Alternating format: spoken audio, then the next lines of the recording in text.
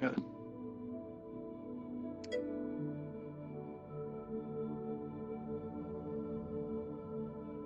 I don't think they Can we hear you? I can't hear you Yes. through.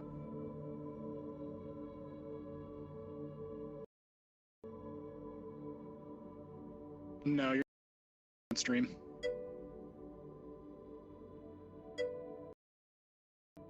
Double audio. Wait. Can you hear me?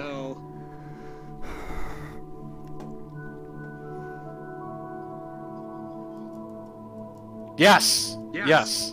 They can hear you. They can hear you.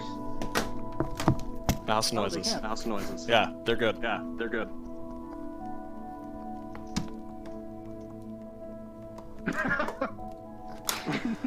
I'm just gonna start it over. Okay, we got. I'm just gonna start it over. Fuck it. You're gonna have the intro again. Kind of just like drop to the ground like fists first. Yeah. You're just gonna get the intro again. I don't care. I don't think they've had the intro yet, so it works. Stream is frozen. Also, I can't record anything. It's not frozen. It's a GoAS only issue.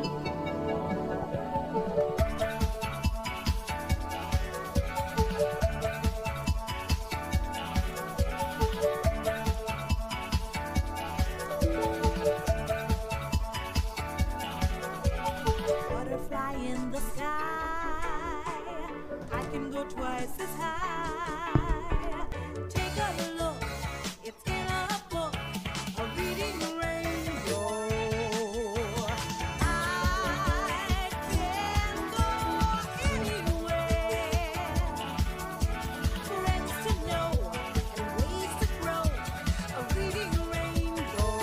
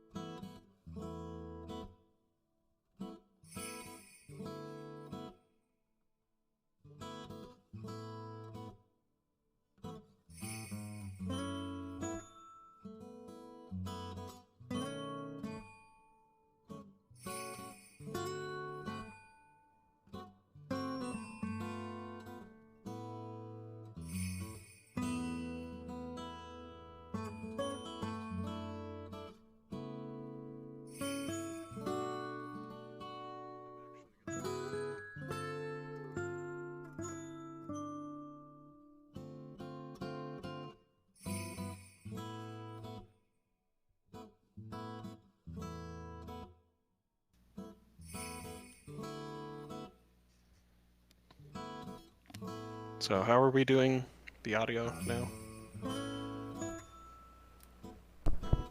We're still doing the intro.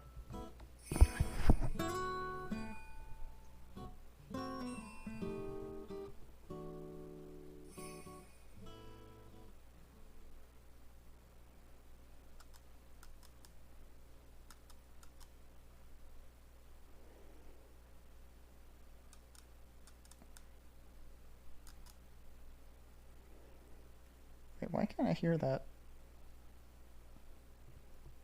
Did you guys hear the school bell ringing this time?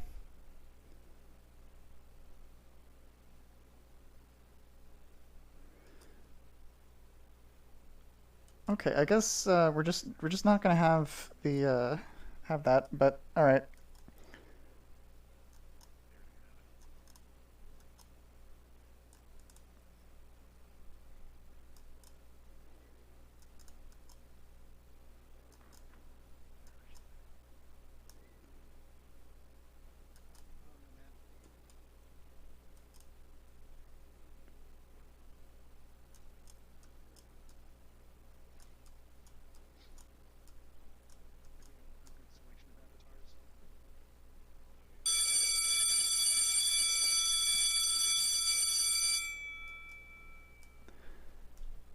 Hello, everyone.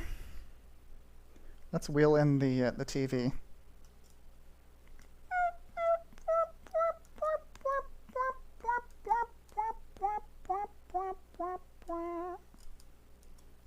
Actually,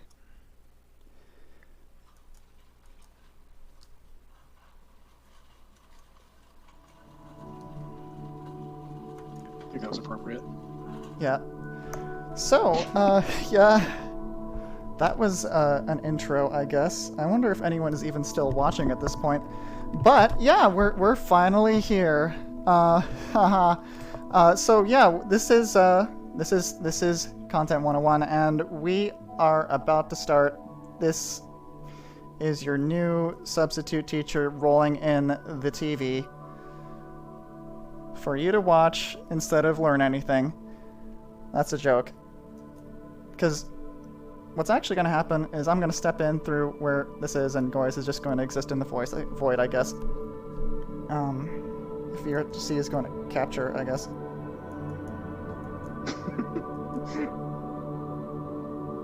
Come on.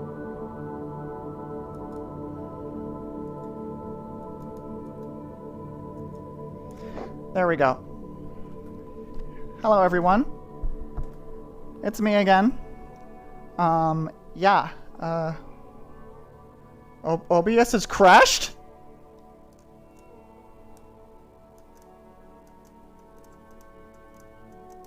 As long as you don't look at it, it's fine. Okay. So that was a traumatizing experience. So I'm here, and I'm also joined by some lovely people. This would be PimpMasterStallion and the lovely HoverSquid. And they're sitting over there. They look a little bit different than you might remember them, but try not to think too hard about that. But yeah, we're here, and we are talking about something that I've been thinking about for a very long time. I've been trying to do this for like 4 months, maybe longer than that. Ever since the first stream that I did with this character that got a weird amount of attention compared to what I was expecting. All of this face tracking was done in the last 2 days. It took a lot of stuff. Yeah, so I am your shitty new substitute teacher, and today we're gonna watch some videos. And these are not just gonna be any videos. So, as I understand it, many people in this community, in this circle of people, a lot of the people in this chat, hi Cybernetic Fish, I haven't seen you in a while. And you know what, I should probably say hi to everyone in the chat before I lose the chance to do that. I noticed Luigi Guy was here, which is amazing. I'm just gonna scroll through the chat and see who's here really quick. I heard Tasha got a sub. This is Cloudburst Sapphire's friend. Okay, there's Captain Conk, you know, Repeat Bot, Governor Explosion, Neptune Evo, Goyas, Cloudburst Sapphire, of course. Got so many people. Sweet Maddie G, which is Indigo. My Anima, Repeat Bot, Nuka Thing, of course. Nuka Thing asked why I turned him into a meme.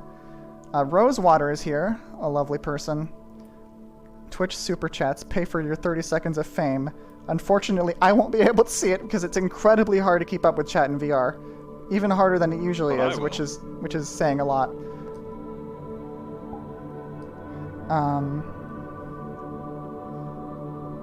School lunch, what is this? Okay, back to the point. So, many of us... I'm not actually here because I'm writing strange letters elsewhere. Well, thank you for offering the world your amazing strange letters, Schmedley. Anyway, so... a lot of people here would consider themselves, in some capacity, a kind of content creator. And so, I felt...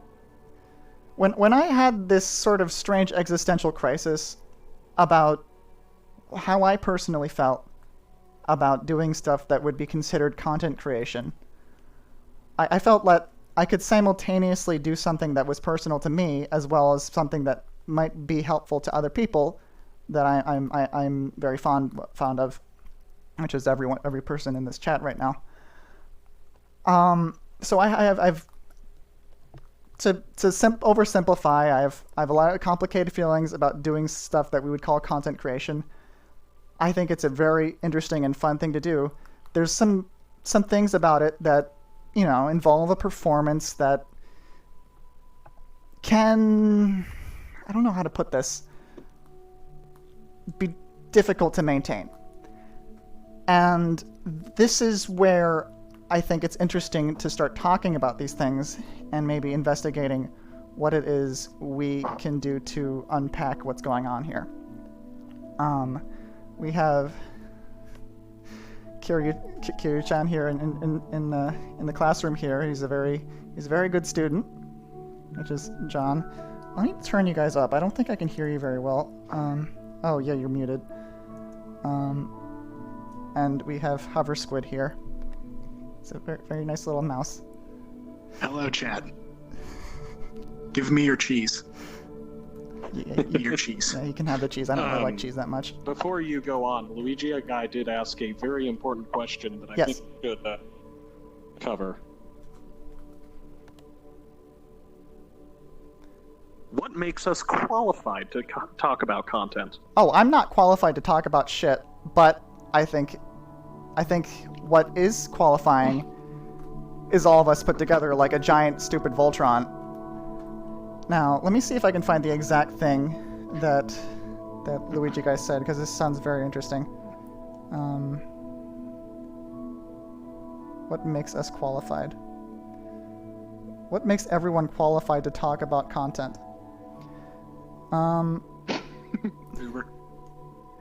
This is a very strange statement now that I've actually heard enter. This is making me realize how white your face is. Yeah.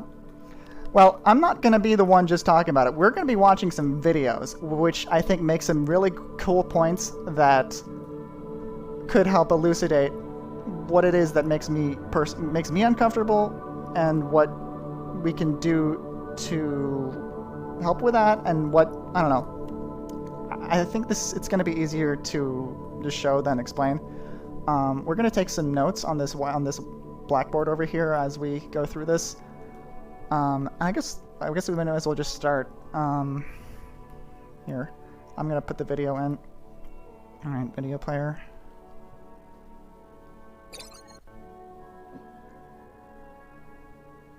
Okay, that's the wrong paste. It got something really weird.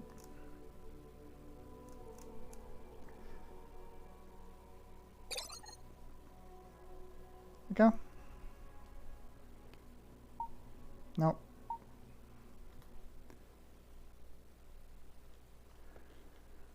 White titanium, titanium white, Disco Elysium cameo. Hey, have I got your attention? Can I hold it? Are you exhausted by content? So, this was a video that I saw somewhere at the time when I started feeling confused about what it was that was making me uncomfortable with doing this whole Twitch thing. And it kind of helped me unpack what it was going on a little bit for me personally. Now, Nomadic Lander subscribed at Tier 1. Thank you. And I'm so sorry for missing all the other subs. I was just kind of having a meltdown. I kind of missed a lot what was happening. But yeah, let's just start talking about this really quick. Let's listen to this video. I'm going to turn the volume up. I'm interested. I'm pretty unwavering in my beliefs of what content creation is meant to be. Well, I'm very interested in hearing what you have to say about that.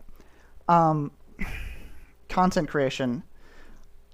One thing that I wanted to say was I had a really interesting opportunity to ask a bunch of people what they felt about how they felt about content creation through Gardic Phone. So I had that. There was a prompt that I left where I basically just asked what they felt about their relationship to content creation. And I remember a lot of people were saying things like they just felt kind of weird about it. There was like this pressure that they felt, and they were putting in so much effort and not getting a lot back. I remember Indigo said that he just hates the term, and that's interesting to me. So like content creation itself is just a bad word, and I want to figure out why that is, right? So let's watch this video, and let's hear what this fellow has to say. Let's get his name. Before we do that though, I'm gonna post this. If you guys want to watch this in your own time at another point, I'm gonna also. Whomst is this content creation? Yeah, whomst is this content creator? I'm going to double check that. I think it was I believe it was Struthless. I don't remember his real name. Yeah, it was Struthless. Thing says, "Am I technically a content creator?" I feel you are. like I mean, in a sense, yes. If you've done anything creative on the internet, celebrity. You are a content creator. Yes. Okay. This is Struthless's video on "This is not content." The thumbnail is "This is not content" with a picture of Mona Lisa, and that's an interesting thesis to make. Let's hear what he has to say. Hey, have I got your attention? Can I hold it? Are you exhausted by content? The fact that there's just so much of it and you can just scroll and scroll and scroll and never hit the bottom? Or the fact that if you're a creative person, there's this weird pressure, this gigantic pressure to make content. And have you noticed that every single creative person, whether you're a filmmaker, a photographer, or an artist, everything that you make is now just called content. And whatever it is that you used to do, now you just call it a content creator. When and why did this happen? Is it good? Is it bad? And what can we do about it? Those are the questions that I'm going to try and answer in this video. What the HECK is going on, baby? That's the series title. Tell me if this sounds like a familiar scene. You're a musician. You got into it because you love making music. You love production, songwriting, and getting lost in your instruments. One day, you make an amazing song, you put it on Spotify, and nobody listens. Meanwhile, you see another muso blowing up because they're jumping on TikTok trends and sticking their songs underneath videos. You take note and decide to do the same thing. And it works! One of your videos pops and your music gets some listeners. Game on. You repeat the process, make a few more videos, and you start building up a following. You are now a musician/content creator. Cool. Until it isn't. One day, you wake up and you want to make music all day, but you feel like you have to make videos to keep up with the algorithm. So you decide to do both. But the music, because you're splitting your time, it's just not that great. And the content, without your heart in it, just flops. Instead of blaming the system, you blame yourself. the spiral begins. You try resurrect your content because you feel like it's the only way that people will hear your music, and meanwhile your music suffers because you are giving so much time to the content. When you do go to finally sit down with your instrument, you end up writing songs to go viral as opposed to songs that are good. One day, you wake up and you realize that you haven't made proper music in months. At some point, you became a full-time content creator and you didn't even mean to. So imagine that scene gets played out millions of times for millions of people. The net result is that every creative person who's posting their work online is now just called a content creator, and their work is now just called content. My thesis is that this is a bad thing. The main reason is that the label content limits creativity. By calling art content, our art is given a very specific purpose. Serve the algorithm set out by a handful of tech companies. Instead of creative exploration, these algorithms reward art that seek and hold attention. This is because this attention is the product that these media companies are selling. It's how they make money. Over time, by very much intentional design, the art becomes formulaic, and it affects the three main groups. I'm the consumer of art and content. I am desensitized and bored, but I will not stop scrolling because these platforms are designed to keep me actually addicted. Genuinely addicted on a neurological level. Why don't we check this with large tech companies? I don't know. I'm an artist. I keep posting stuff to serve the algorithm, and I'm scared to post my actual work because I don't think it will work. I don't think it will go well. This might be a controversial statement. And I'm the technocrats. Any and all money that is being made by this process is going straight into my pockets. Yeah. Okay, let's stop and let's talk about this for a minute. So, I can imagine that some of the things he said, as I saw Goya said that this is not true. None of this really influences what I do personally. Like that's what Goya says. Now, this may be true. However, we do see this sort of happen a lot with, like, you know, large influencers, you know, like people who have like these really massive channels, like those, I don't know, your Markiplier's, your drama channels, you know, on YouTube and Twitch and stuff like that. Now, where might he be wrong in this case? Drama. Governor Explosion says, I admit I do lock some ideas up because I don't want to risk controversy. Now, that's interesting points. Now, let's go back a few minutes. Do you guys want to say anything? John Hover, I am a little bit. Yeah. So you were saying were. I'm very lagged, so this may be difficult to actually communicate. It's okay. But I'm just going to say that, like, it's not what you do, or you know, consider it's what you do, because, like, I mean, this in itself is, like, you know, an inspired piece of work. This came from your worries about, as, you know, what you want to be seen as a content creator, because, you know, you are, like, we all are, like, just being on the internet, we are making content, but how, like, you don't consider it to be, you know, like, vile, like, you know, what is like being explained, like the worst of the worst here, because, like, this came from something very, you know, this came from something, like, very deep within you, rather than, like, trying to meet some sort of, you know, content timetable. Like, that's got to be the worst thing for creators, having to, you know, fit everything into, like, a schedule. Mm-hmm. Now that's a good point. That's yeah, and I mean, also expounding off of what Hover's saying. Yeah. Oh no, go ahead. No, I'm letting you. No, go ahead. Okay, yeah, VR chat has some lag, but I will say that, yeah, we're kind of pushed into these algorithms where it's not really you're doing things because you want to do them anymore. It's more to fit the algorithm. And Unknown brought up a very good point where, you know, he feels like he has to constantly be doing something to entertain chat while nothing of importance is going on stream, and he feels like he's underdoing it. I can agree with that sort of sentiment, especially going towards content creation, because a lot of people will probably not know this. I tried content creation about 5 years ago with streaming. It went okay, but I dropped it. Along with that, I also have been an artist for a very, very long time, about 20-ish years. So then when the art started becoming more about content as opposed to the art itself, I started personally feeling demotivated, as I couldn't hit the niche algorithm points where everybody was like, here's a meme, draw the meme, and then you get tons of followers. Where I'm more like, I want to produce things for me that speak to me, as opposed to kind of, following that algorithm. Right. We do have more stuff in chat. Nuka says, I'm not going to lie, I somewhat disagree with the idea that if I am a content creator, I truly haven't done anything with real creativity. I just played a game and had a fun time. I want to clarify. I'm sure we can expound on that in a moment. No, go ahead. Oh, were you finished?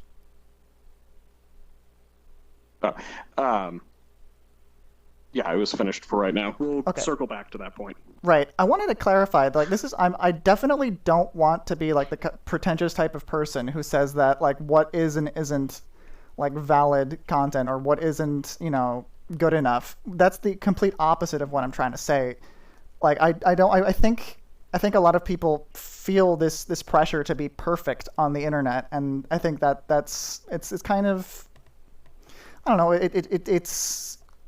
it affects me, and that's why I wanted to talk about it, and that's why. So it was mentioned earlier that someone said that it's not necessarily about just doing as much, like, streaming as possible, or whatnot. I need like background sounds. Let's have like what's that thing that Fred uses, the like walking dog? Walking dog. Walking dog. Mm-hmm. And while you set that up for a second, You bet.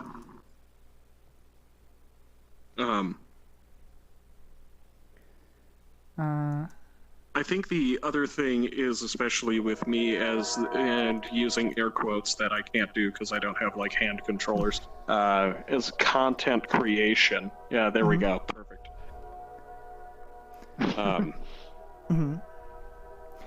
You kind of get a sense that if you're not following the trends, it's not. Oh, go ahead. If you're not following the trends.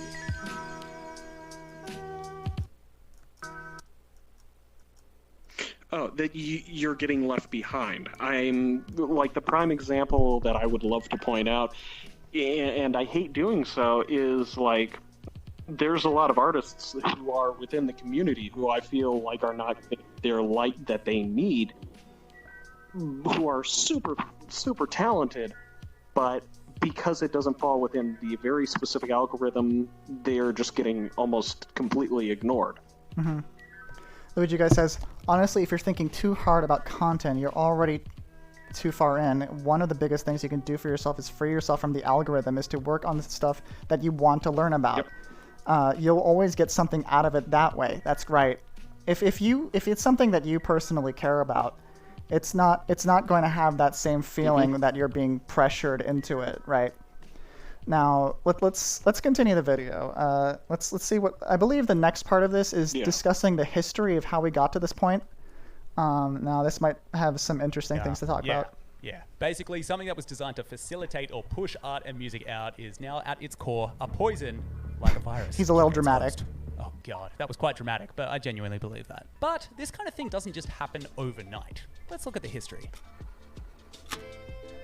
In the 16th century, there was an explosion of creativity called the Renaissance. Cue Shakespeare, Michelangelo, Da Vinci, much later Renaissance fairs. But more interestingly to this subject, cue patrons. A patron was a wealthy person who invested money into art. Typically, this would mean that they would fund an artist's life so the artist could make what they made. As an exchange, the patron would often appear in these artworks, something that was previously unseen in the Middle Ages, and they would also cultivate a large art collection. Thus, it was in their best interest to make their art collection as valuable as possible. By driving up the perceived value that art had, just in general, patrons could increase their personal wealth. Fast forward a few centuries and enter Paul Durand Rual, a name that I am most definitely butchering, a French name. Now this fella Paul, Hi, he Zach. notices that there are a lot of underground artists who are really good, but they're just not getting attention. In 19th century France, this is a bit of a problem for artists, because to be seen, you had to have an in with the French Academy. So Paul sees this and he thinks, nah. And he invents a new system. Decentralized exhibitions. Basically, instead of needing government backing for your art, you could stick your art in a gallery, and if somebody liked it because they went to that gallery, they could buy it. Part of that money would go to the artist, and part of the money would go to the person who owned the gallery. Something that seems super simple right now, but back when Paul pitched it, it was revolutionary. The key impacts of this were that promotion and private selling were now powering the art world. And from this, there was one strange side effect that we would see dominate in the 20th and 21st century. People would value an artwork by the artist who made it, as opposed to just the composition of the artwork. A lot of people could paint like Monet, but only Monet could sign the word Monet. The artist drove up the value of a piece as much as their art did, thus placing an emphasis on branding. Andy Warhol saw this a mile off and took it to its extreme. Theoretically, an artist could bring more value to an artwork just by having painted it than the art on the actual canvas. Warhol's thesis was this meant that an artist no longer needed years of training, they just needed to be popular. If the artist was famous enough, then even art that was cheap and easy and fast to produce could sell for more than art that had taken years and years of dedicated practice. Hence Marilyn Monroe and Campbell Soup, a nickname that I thankfully got all throughout high school. Since Warhol, a lot of artists have invested more time into their branding and their story than their work. Also since Warhol, technology has done a bit of growing up. We've gone from broadcast media to the internet, the key difference being paid distribution. Broadcast media was owned by a company, for example, a television network, somebody that you had to pay money to in order to be distributed by. On the internet though, distribution is relatively free, and if you make something good enough, it can potentially be distributed to millions and millions of people. I'm talking about going viral, but for the early internet, this wasn't really a commonplace thing, and it didn't Governor says that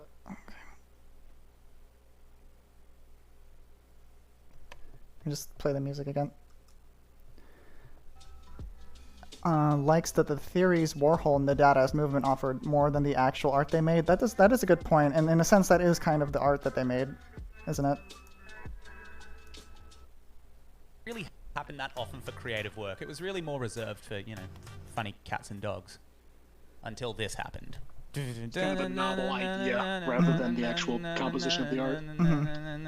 Lyrics. Sorry, if I put the actual music, I'll get a copyright strike, so, you know. An indie band out of nowhere hit the big time on next to no money. OK Go were a hit. All they needed was a decent song, an OK camera, and a brilliant idea, something that most musicians around the world had access to. This kickstarts a wave of indie bands, filmmakers, artists, writers, all trying to go viral. Naturally, the tech companies who are hosting these artworks catch on and start adjusting their platforms and algorithms to suit the market, to suit the growth. They're getting views, so why wouldn't they want to grow the indie creators? The more artists that were trying to go viral, the more users they had, the more eyeballs they had, the more engagement they had, and the longer that people stayed on those platforms, the more money they could get from advertisers. Everyone was winning.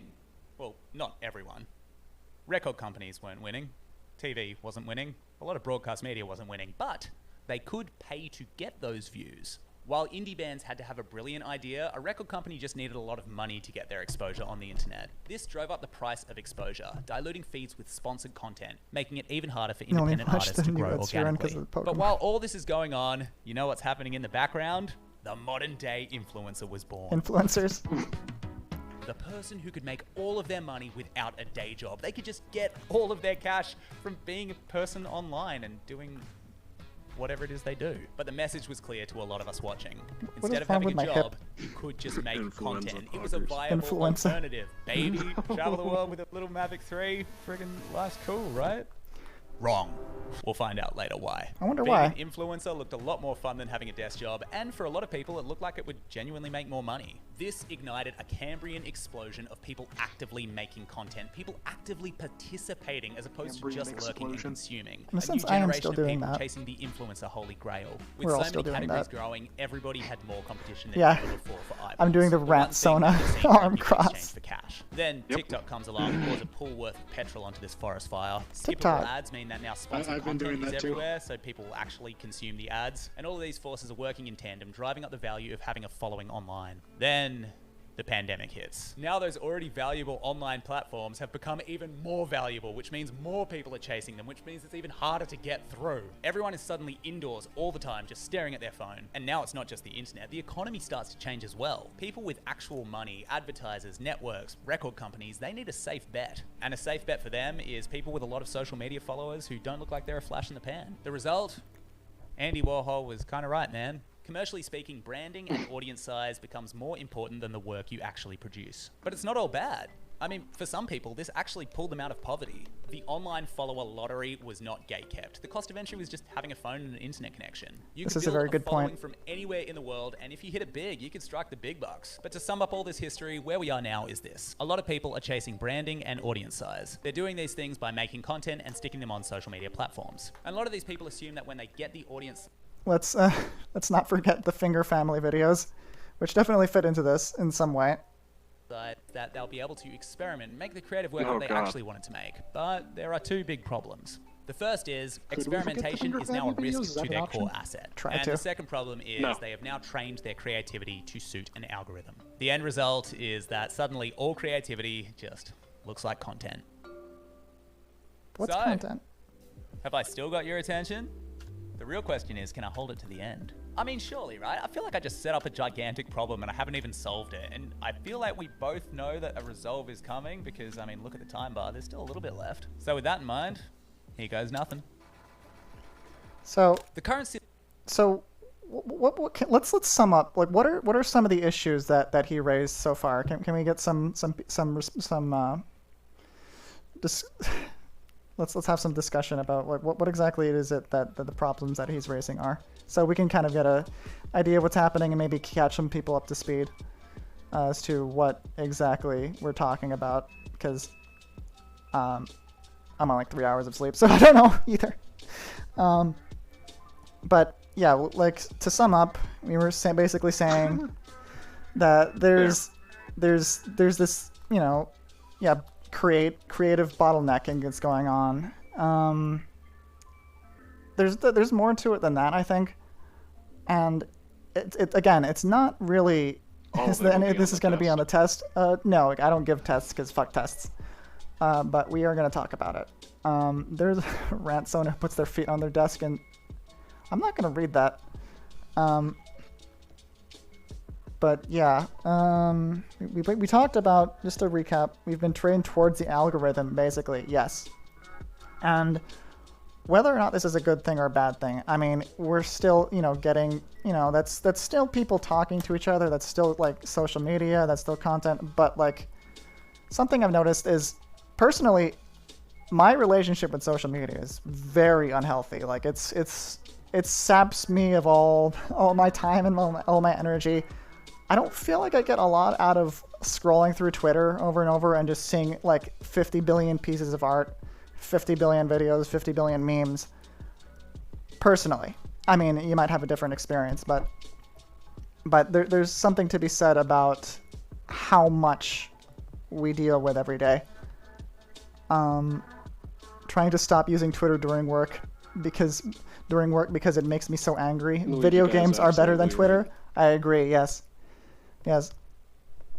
Now, let's keep going. Well, we talked about the history of this and how this came to be. I guess the point of the history. Sorry, what?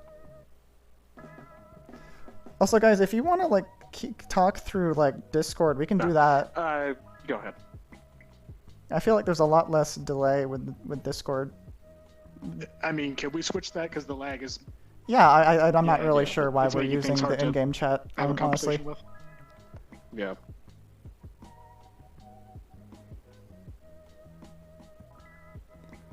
That's why I only follow my friends in certain accounts that make me laugh on Twitter.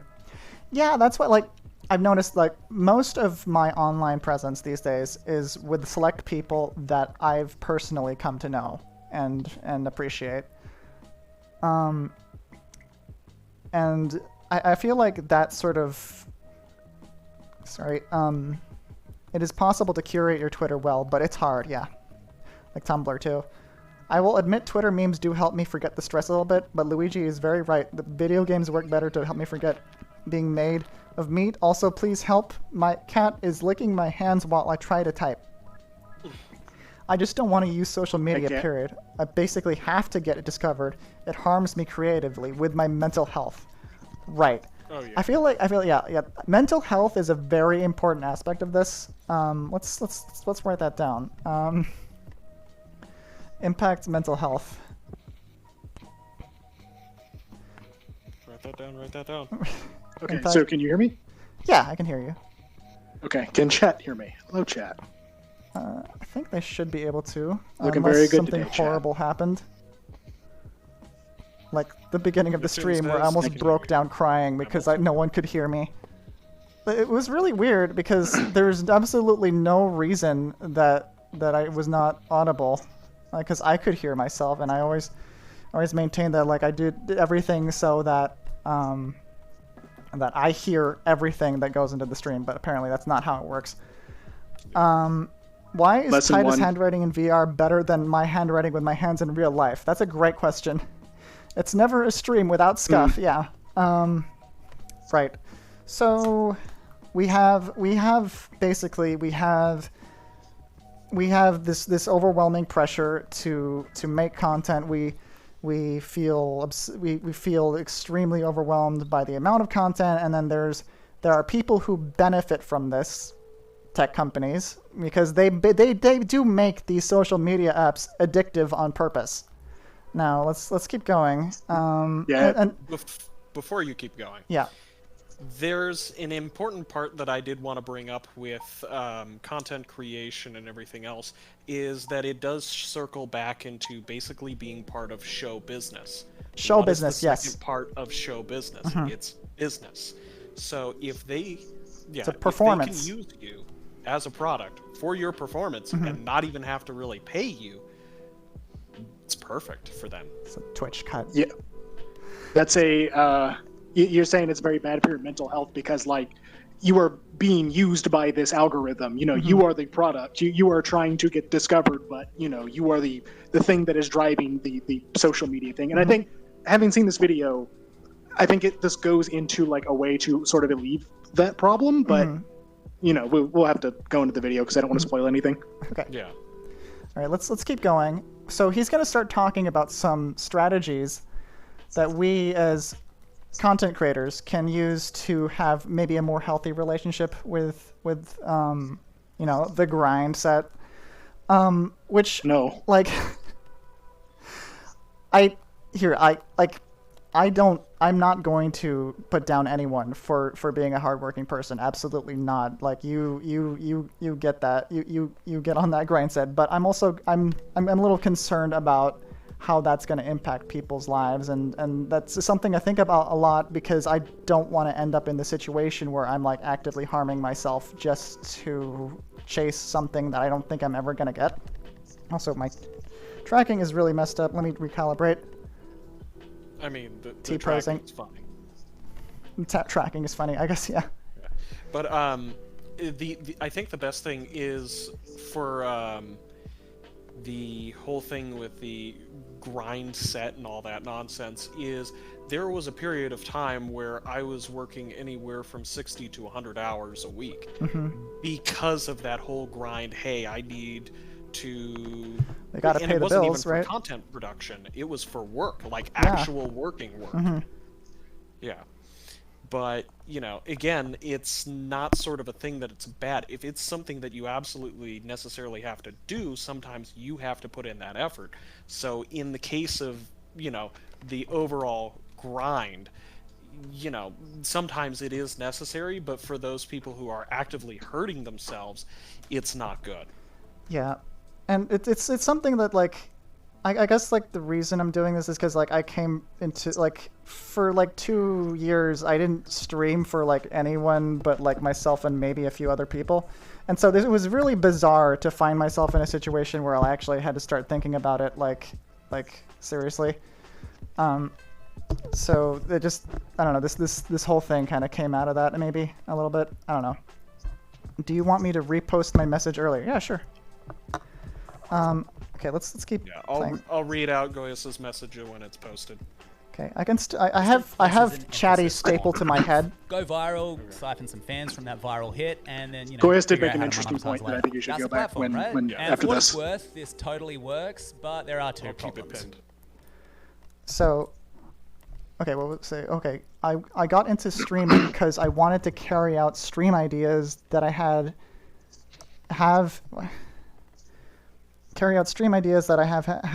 instead of begging other streamers to try them. I feel as if I don't have an important place in many communities, nor can I lead people into a community of my own, almost if my stream ideas are just pipe dreams, right?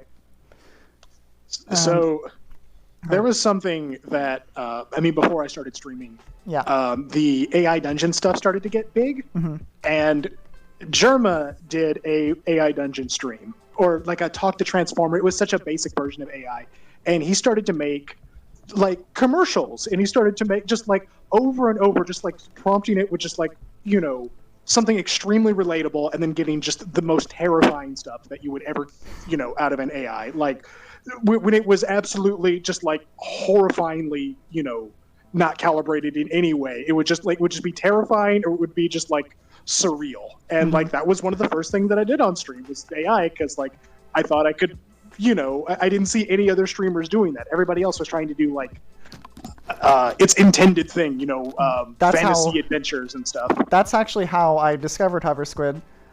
Vinny, it was around the time Vinny was doing the AI dungeon stuff, and I thought that stuff was absolutely hilarious. Like when he did one for like Christmas where Santa Claus became like the Doomslayer and started like forcing the skeletons of elves into replacement reindeer. And I thought the AI dungeon stuff was so funny that like I needed to find more, and so I went into the Twitch and I looked, okay, who's doing this, and I found HoverSquid was messing around with it, and so that's how I know HoverSquid. And I had seen Tida in Mike's chat a bunch. Like, oh, here's that person. Yeah, who's that? Who's that weirdo? Yeah. But yeah. HoverSquid origin story, yeah.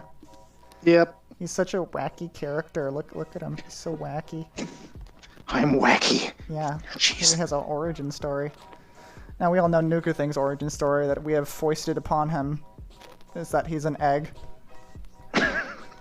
So rich lore. Which lore, yeah. Luigi guy is right. It's very important to be consistent and reliable than always be revolutionary. Consistent and reliable, yeah. Yes. Yeah. Consistent and reliable. This is definitely a good way to maintain It's funny your you audience. say that, guys. I guess there's a sweet spot between following an algorithm and doing your own thing. You're having a perspective a lot of people are waking up to. So he's talking here about the difference between width and depth. So width is, you know, just doing absolutely everything. Still a little bit left. So with that in mind, And like appealing to everyone, you know, like a lot of game developers the current do. system places an emphasis on width. Go viral, siphon some fans from that viral hit, and then, you know, figure out how to monetize later. That's the platform, right? And for what it's worth, this totally works, but there are two problems. The first is that width often leads to 15 minutes of fame. The other thing that Andy Warhol was talking about, viral... So, you know, people who became memes and because of something they did, and then they just kind of faded into obscurity, like the Numa Numa guy. I found that the Numa Numa guy was actually, he just released an album, like a 2-hour, like, concept rock album, like, just a month ago. It was really interesting, but, like, it only had, like, 1,000 views. Attention is pretty unsustainable, and mass attention is really hard to keep. It's just the fact. We've seen this time and time again. And the second problem is that width is often seen like it's the only method that will work in the internet age. It might seem like a viral breakout hit is necessary for a creative online career, but I just don't think this is true. So, the big question, what else works? You guessed it, depth. Depth is the idea that you nurture a smaller group of people for a longer period of time. Instead of focusing on going viral or serving an algorithm, you focus on creating brilliant work, regardless of what the algorithm is serving. It might hit less people, but for the people it does hit, it'll be far more memorable. I mean, think about the last time you got lost in a scroll. How many of those videos do you actually remember? Instead of jumping on trends, it's focusing on creating an actual community. But why does this work? What is the actual reason behind it? The idea here is that going for depth is catering to a need that I believe has been forgotten. Catering to a need that I believe has been forgotten. Legitimate art. That's right, Neptune. Yeah. That's kind of terrifying. Yeah. I think that what he's just described here with the depth thing, I think there's a lot of really successful streamers that can like fall into that category where like they've just nurtured this group community of people. I mean, just look at Jabroni Mike. He like knows most of the people in his like 1,000 viewer chat. Like he remembers their names, and like he's just developed this relationship where he's just created all these absurd memes over the years. And he doesn't really like he's just Mike. He doesn't pretend to be someone else, and he just keeps being himself, which, you know, that's an example, I guess. Yeah. I mean, what are some examples of like of width versus depth that you would imagine? I mean, I feel like if I would have, I felt at a certain point I felt like, okay, like immediately after I did that first stream on the 22nd of February of 2022, I felt like, okay, that first stream was an absurd success. I need to follow up on this. I need to just do this every day. And then I realized I can't do that. That I would go insane. And I started thinking, why do I feel like I need to do this? And is there something else I can do? And why does it make me feel so weird? And yeah, of course, it's impossible to like just do that. Yes, set realistic goals, but also think about why you want to do them in the first place. Like, I don't know. It's very difficult for me to not be authentic. So that's a can of worms. But like, you know, the egg is very wide. There are a lot of deep hole in my skull that has a lot of depth. Yes. Now. Yeah. Let's talk. Let's see. Let's keep going. The market is made of humans, and as humans, we still want to connect to deep, resonant art. But with 99% of people just trying to go viral, a gigantic chunk of that market is now left starving for something good. Now, that's a nice thing to say. Yeah, depth is better than width. Make good art. Blah blah blah. But firstly, does it actually work? And secondly, is there a practical strategy that can help you with this? Yes, and yes. Here it is.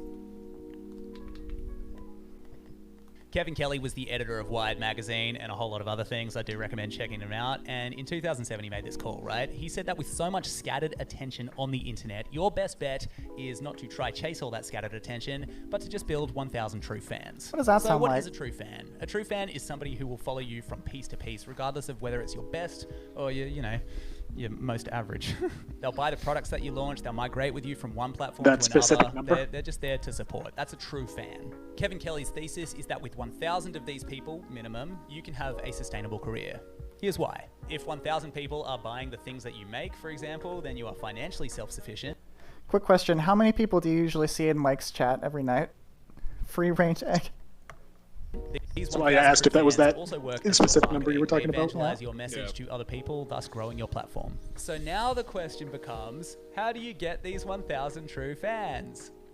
Before I answer this, we just got to take a quick dose of reality. I wish I could just say, hey, ring true to yourself and you'll ring true to the world, kid. But the market and making stuff, it's all just way more complex than that. So here are some practical strategies that I've seen work. Make one for me, one for them. A journalist once asked John Mayer about how he crafts an album. The journalist asked, how many of the songs are for you and how many of the songs are for your audience? Assuming that the ones for him might be slightly more indulgent or a bit weirder, and the ones for the audience might have a bit more of a crowd-pleasing aesthetic to them. And John replies, I make one for me, one for them. 50-50. And that seems like a pretty good idea. So if you think 50 to get new people and then 50 for, I don't know, creative expression and also for the true fans who actually want to see what resonates with you, that seems to be a pretty good number. The second strategy is serve the people who serve you. Goya says, I never really wanted fame, I just wanted friends. That's a valid thing to pursue. Though yep. I guess there are a lot of different ways that one can find friends. But like, just hang out with people. Like, that's how I'd make friends, at least. Instead of trying to chase new people, it's cultivating a community around the people who've already said yes to you. It's writing back to DMs or making memorable one-on-one interactions with people. The third strategy is Mycicle, no. It's pretty tempting. Mycicle, no. Just get yourself a Falco macro guy. Making an album or a comic book or a full stand-up special has a far higher chance of converting somebody for life as opposed to just converting somebody for the day. It all comes from him. So how do you conclude a video like this?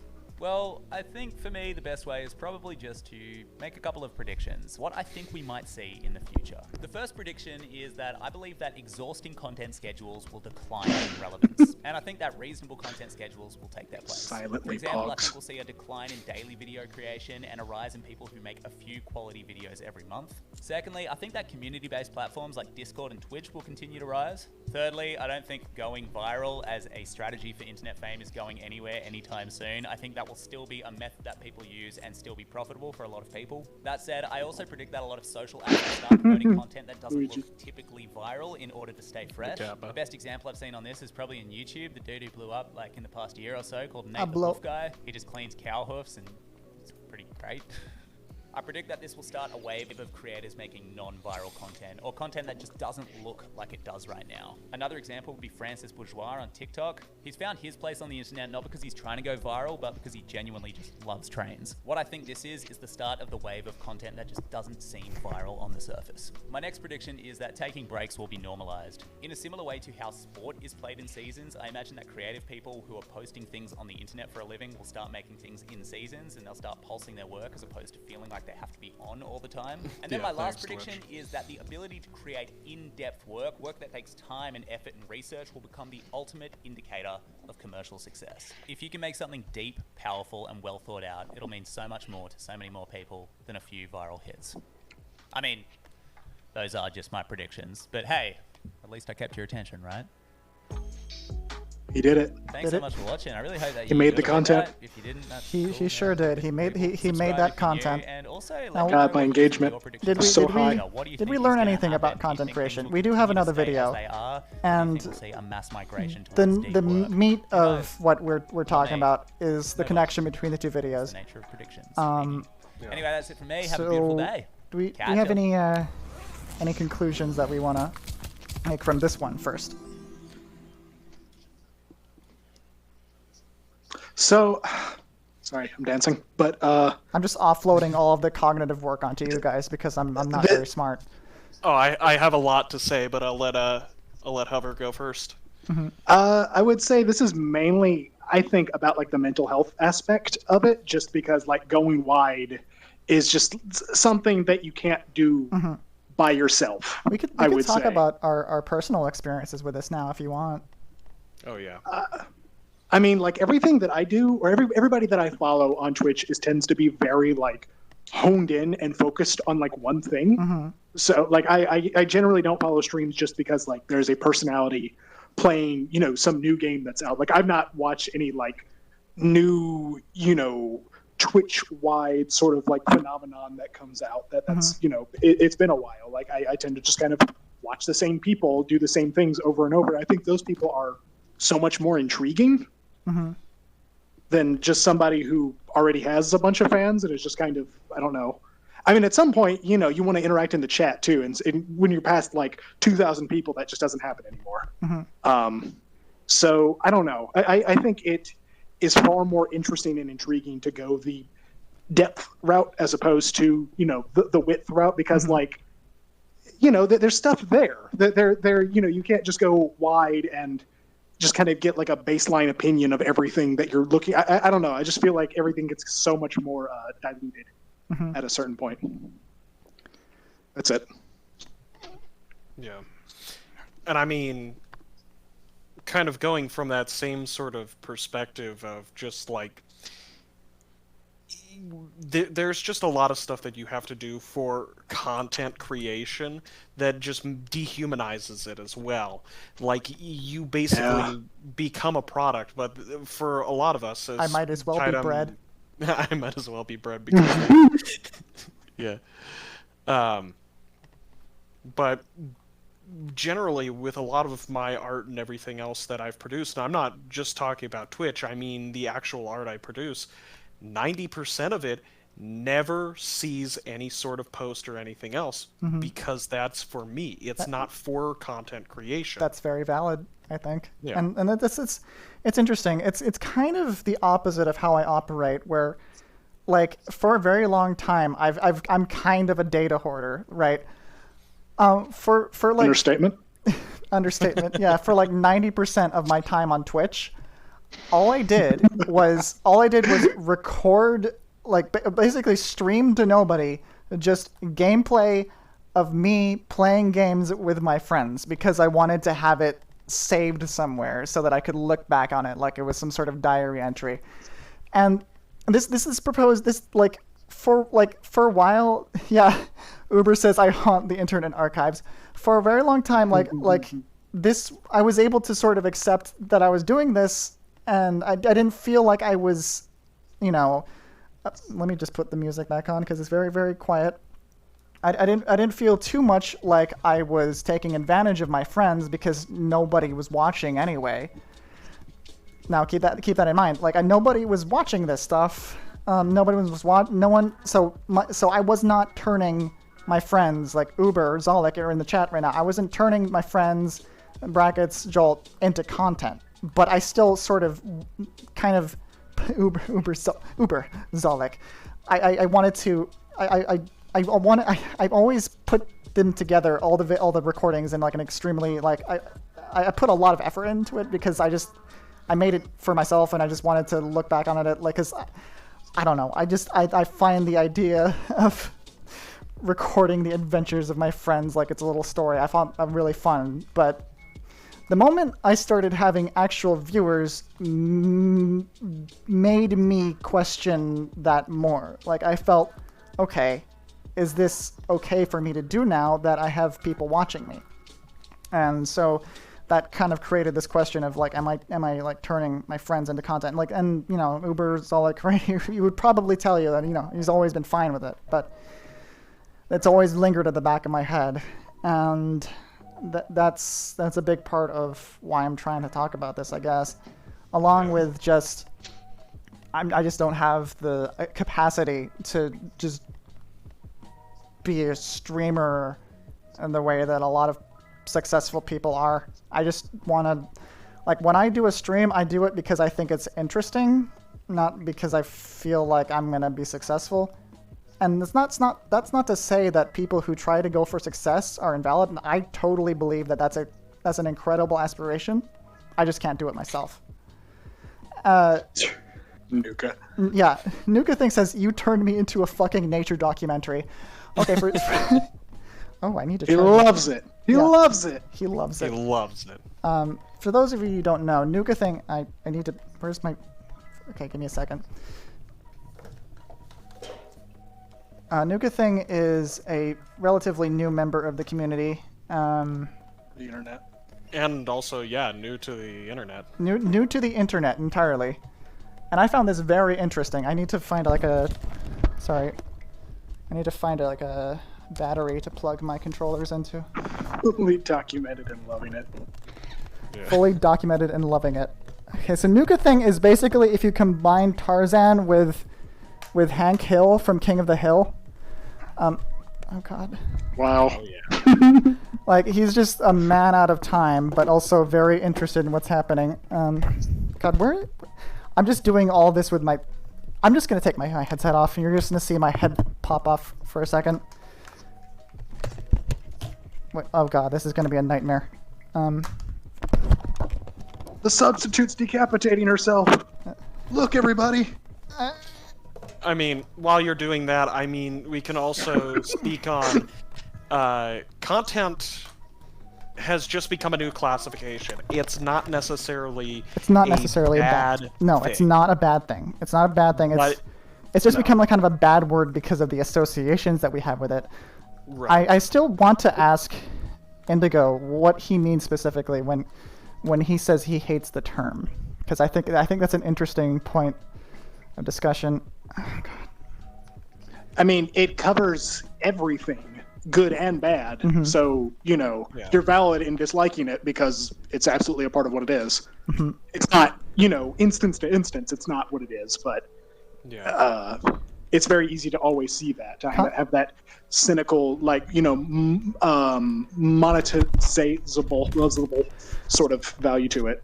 I think personally, one thing that drew my attention to the word content is the way Mike, as we were talking about Mike being this really great example of someone who mastered this 1,000 true fans formula. but also he the way he talks about content is I mean, I think he does it on purpose, but like he talks about it in this very aggressive way where, like, you know, people ask him like, why did you just gaslight the entire chat for like 3 hours? And he's like, I just did it because it's content. Otherwise, no one's gonna listen to me or pay attention. And like that anxiety, that like I know that's a bit, but it just got me thinking of like people who actually have these anxieties, like what they're going through. Like maybe that's not how it has to be, you know. And so I mean that's why whenever Mike takes a break, everyone cheers, because we all need breaks. We all need a healthier like schedule. I mean, I don't get enough sleep. I don't know if you guys know this. I sleep like 3 hours a night because I'm just fucking stuck doing shit on the internet, or I don't know. No, it's very addicting. The social media is super addicting. I've never been this addicted to social media in my life. Like I'm waning away from it, and like when I do that, I feel so much better. If any of you have like problems going to bed early, like I'm not gonna assign any homework, but I will assign one kind of homework, and that's to go to fuck to bed early. Like don't go fuck to bed. Go to bed before it's midnight. All right. Get those. I don't know how early you guys can wake up, but try and get at least like 7 hours of sleep. I will try to do that homework. Lol. It's the time for me to go to bed at 6 a.m. Social media is designed to be addictive. That's right. That's something that Strithless himself said in the video. This stuff was created by the powers that be. They were created by, you know, these tech companies that only care about maximizing profit. And since that's the motive, since maximizing profit is the motive, that trickle downs like a wave of piss onto everyone involved. Even without doing content yes, this is interesting. Even without doing content creation myself, it's still hard to get away from the internet and social media. You're right. Yes, this is a great point. And like, I think one thing I just want to advocate is like, and I'm not going to claim, and again, like Luigi said, I know I am not qualified to talk about this. I don't have a degree in this sort of things. I have never researched this. I barely researched this entire thing, even though I've spent weeks trying to get off my ass and try to like go through the video and think about points to talk about. It's been very difficult because I have kind of been avoiding thinking about this stream because it's been very scary. Like the subject matter, you know, it's hard to talk about without seeming pretentious or like I'm just saying nonsense. Though I strongly believe that I have something personal to talk about, and that's the angle I'm going at. Like when I feel like there is something, I just feel deeply that there is something about this that I personally relate to, and that's why I wanted to do it. If that makes any sense. And that's also it also ties into why I wanted to try and put so much effort into it, because like in the video, you know, and like a lot of people say, like Luigi says, like if you care about what you're doing, it's not gonna feel like this weird pressure from the world to telling you to do things. I'm the kind of person who can't stand, just like Mike, I can't stand anyone telling me what to do, right? I can only do things that I care about. And that's the whole ADHD thing. Can confirm. Yeah. Yep. You guys know me very well. Oh my god. Yeah. You good there, Hover? I'm good. How are you doing, Tida? Lounging rat. Lounging. I am literally sitting. But like, I don't feel like I'm more qualified than either of you because all three of us have been streaming for a similar amount of time. I think Hover's been doing it for a while. he's just sprawled. And an interesting thing about Hover and streaming, like very similar to how I feel like I've involved my friends in content against their will. Like very similarly, like I'm very involved with a lot of the streams Hover does, and oftentimes I've encouraged him to like pursue like some aspect of the stream and make it more robust in a way that I guess wouldn't be necessary otherwise. Like, in a way that I am making it to be some kind of performance or content, like, you know, with the barotrauma streams. Remember ever, like you had like, I suggested it would be interesting if everyone in the stream had like a what were those called? Those things called the just like little the reactive reactive images. Yeah. And then this is spiraled into this thing where he had to make multiple scenes where they were arranged in a way so that the primary person talking is on the left side, and he had to like duplicate this over and over. And like I don't know, I feel like I put people in situations where they have to put more effort than is necessary. I mean, I think we kind of both came up with that. I think you suggested the images. I mean, I'm not because saying that was an issue. It's the best part of the stream. I'm not necessarily saying that what I'm saying is completely true, but it feels like that, right? Like I always feel like I'm making people do things that they don't have to do, and that kind of ties into the whole, you know, pressure to do content. And I don't know. I just don't know how to This is just an open question. I don't have an answer for it, and I guess I'm just retroactively explaining why I'm doing this again. But okay, so the next video, we have a second video. The next video is a video called "Is Nathan Fielder Acting?" Now, who here is familiar with Nathan For You? Or who here is not familiar with Nathan For You?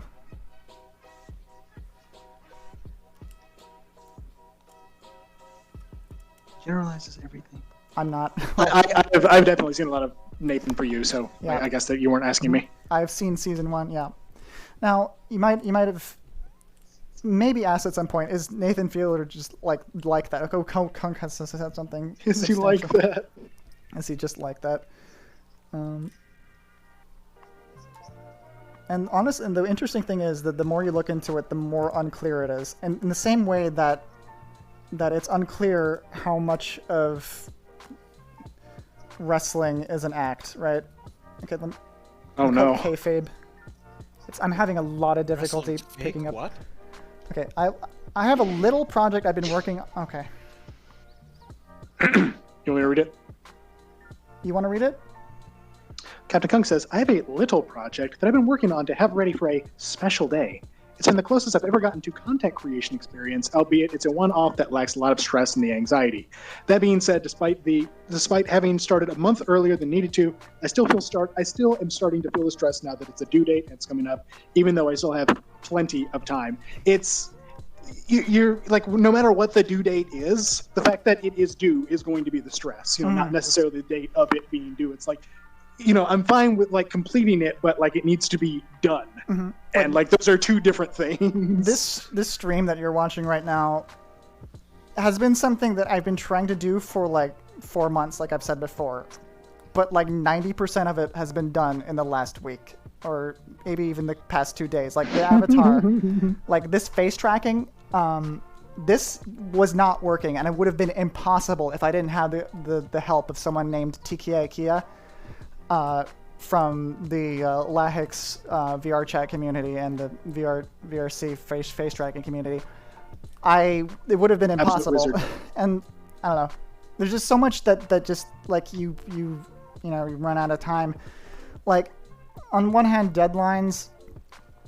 That it's a very common ADHD experience to not be able to really comprehend deadlines until they're like tomorrow. Yeah, and that's also happened to me. The face tracking is great. I'm glad. You want to see something kind of cursed? Actually, I fixed it. Let me switch the avatar where I didn't fix this. Okay. Because that's content. That's content, yes. Well, I mean, is it content, or am I just showing something funny to some people I like? That's the question. Okay, guys, are you ready for the best expression you've ever seen? This is great. All right, can someone redeem a Poggers really quick? This is important. Okay. Neptune Evo has redeemed the Poggers. Poggers! Ugh. You like that? I originally had the blend shape just fucked up. The absolute pog. I just The quintessential pog. yeah, The cursed pog. the cursed The pog. cursed. It's like a Dark Souls boss pog. Bring back PS1 Taita. Oh god. Bring back PS1 Taita, maybe one day. Scrungle. Scrungle. Yeah, I wanted there was a cooldown for the poggers. I wanted to have an avalanche of pogs. Okay, so this next video, it's talking about Nathan Fielder and the question of whether or not he's acting. And that's the original emphasis of it. But what it's actually about, and I guess this is kind of a spoiler, but it's important that we know this beforehand. It's about how, what the real question is, what kind of performances do we all participate in every day? And not in a negative way, necessarily. Like, this is just a necessary part of our existence, is performance. And, like, I did theater when I was a kid. I did a lot of theater, as you could probably tell. I mean, everything we do is a kind of performance, like just going to the grocery store and talking to people outside, and talking to people we don't know. That is a performance because we want to be seen in a certain way. I pretend I don't want to murder customers. Exactly. Exactly. Now I thought this was an interesting video to pair with this discussion of content, because content is inherently a performance, right? Like everything that we do in order to create, you know, if you are someone who is an online creative, you're doing like some sort of creation. It's a performance. Like even a painting I could consider maybe a kind of performance because you're expressing yourself in some way, right? It's a performative art. Well, that's one way to put it, right? Performative. I mean, but like when we say something is performative, it sounds bad, but I think this video is interesting to pair with this because, Indigo's back. Okay, so my deal with the word content is it generalizes everything creative and makes language less specific and like ultra commodifies it. Like instead of I'm going to work on a new video, it's I need to work on new content. Content is like meant to be consumed and forgotten perpetuity. Always new stuff, all the time, no returns. Now this is very... Oh. That exploded. Whoa. They phased out. Oh, okay. I got sucked into the table. Sorry. Yeah, that was so funny. A black hole just kind of... Taken by content. The content police. He sent us to the Among Us dimension. Oh, fuck. Whoa, I unplugged my controller. I had to plug my controller in. It was getting pissy. What? It was getting angry. It wasn't tracking properly. Oh, by the way, John was going to use another avatar tonight, but this one also works pretty well. But if any point you want to use it, you know what I'm talking about, John. Feel free to switch to it. Oh God, which one are you referring to? Well, it's well. Let me just put on a song that might. You have to turn on the stream music. Hopefully I don't lag to death because of my browser.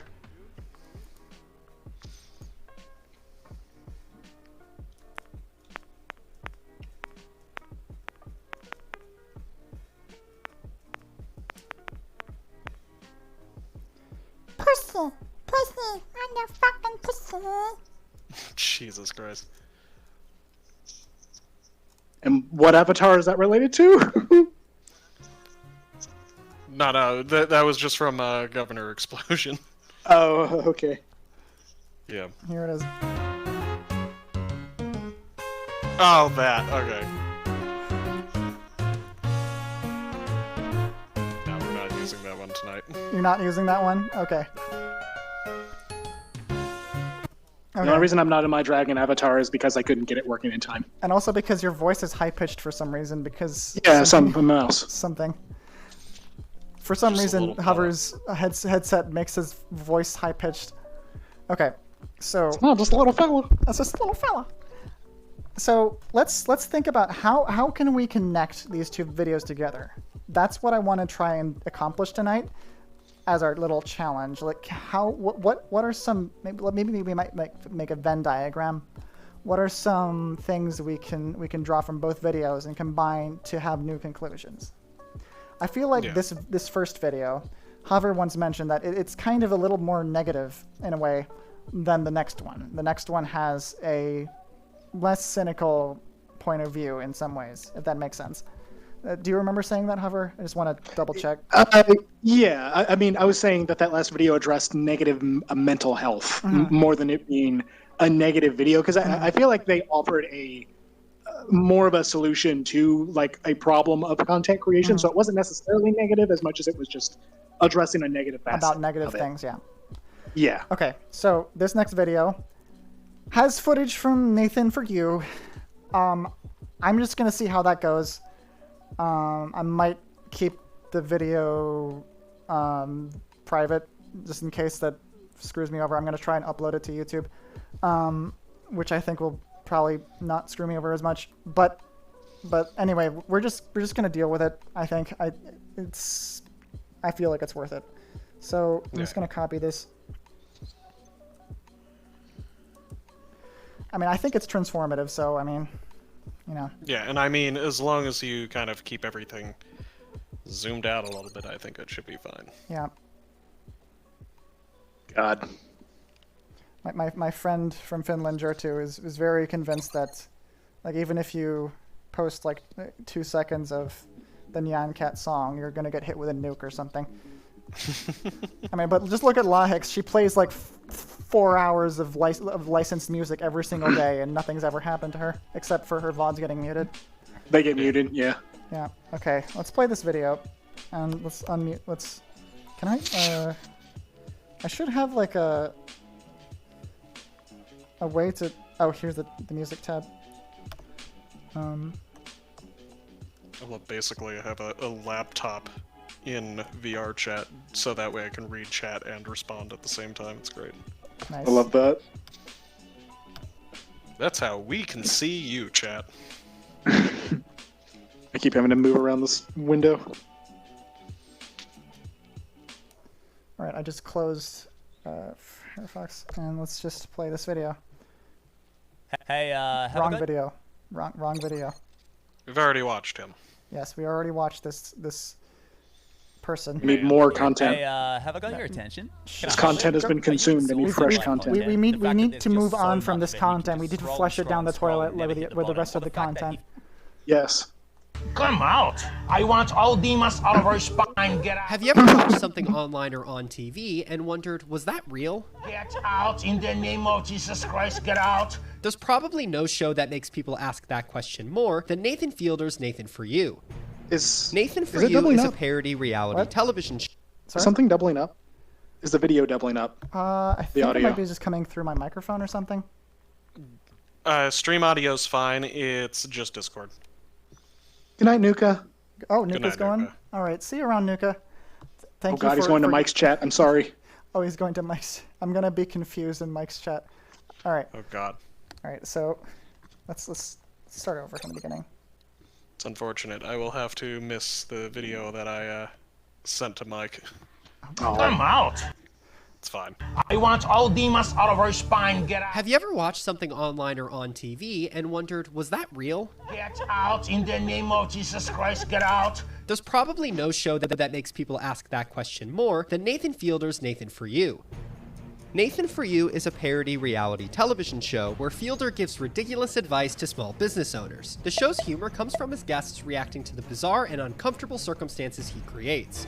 The plan? Ship smoke detectors tax-free by rebranding them as musical instruments.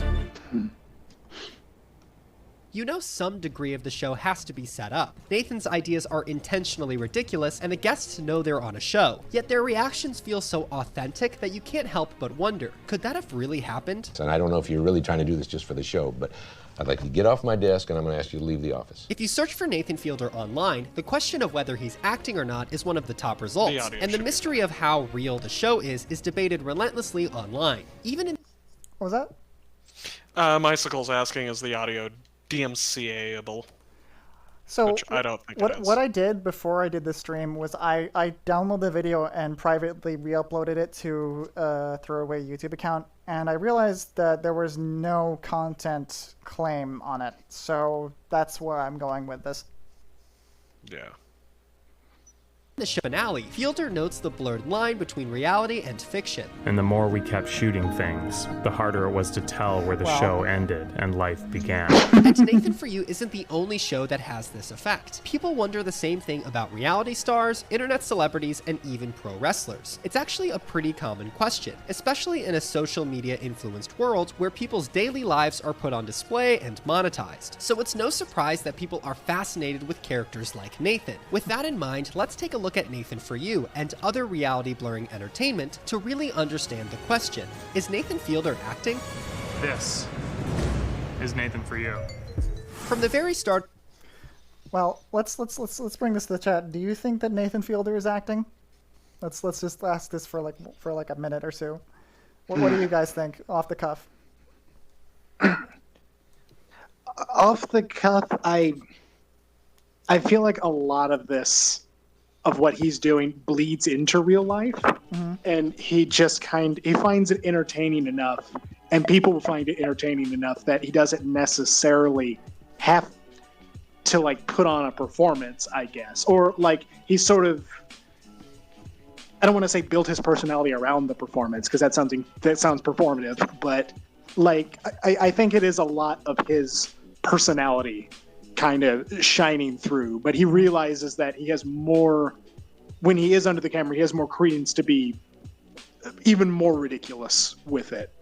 Like, I do feel like that is a lot of him. Just because, I don't know, the mannerisms and everything are so relatable that I can't help but not see that. So, I don't know. Maybe that's more of a bias that I'm coming to grips with. Governor says you could say the same about Eric Andre, probably.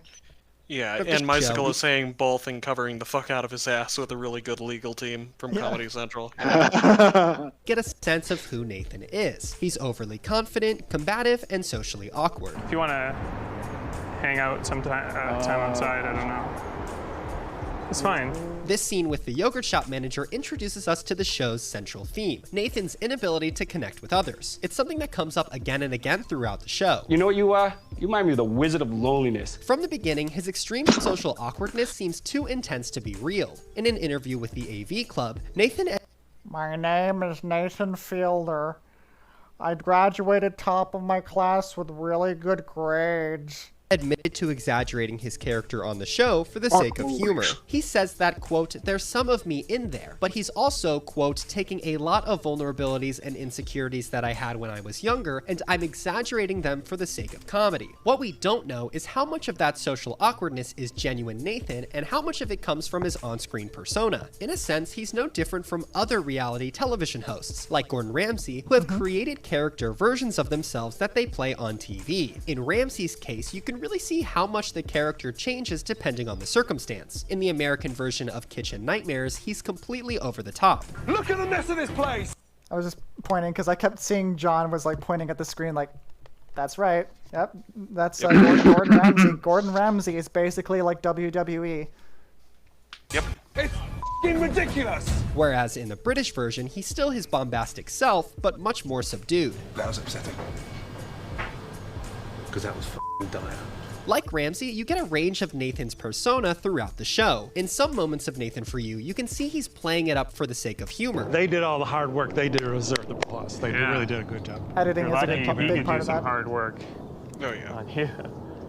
But in others, like the Ghost Realtor Exorcism, he seems genuinely shocked and concerned for her safety. Are you okay, Yeah. Sue? The obvious reason for comparing Nathan For You with reality television is that the show itself is a direct parody of business improvement reality shows like Kitchen Nightmares and Undercover Boss. And if it wasn't for the dominance of reality television in today's entertainment, neither Nathan For You nor Nathan's character would exist. Reality television.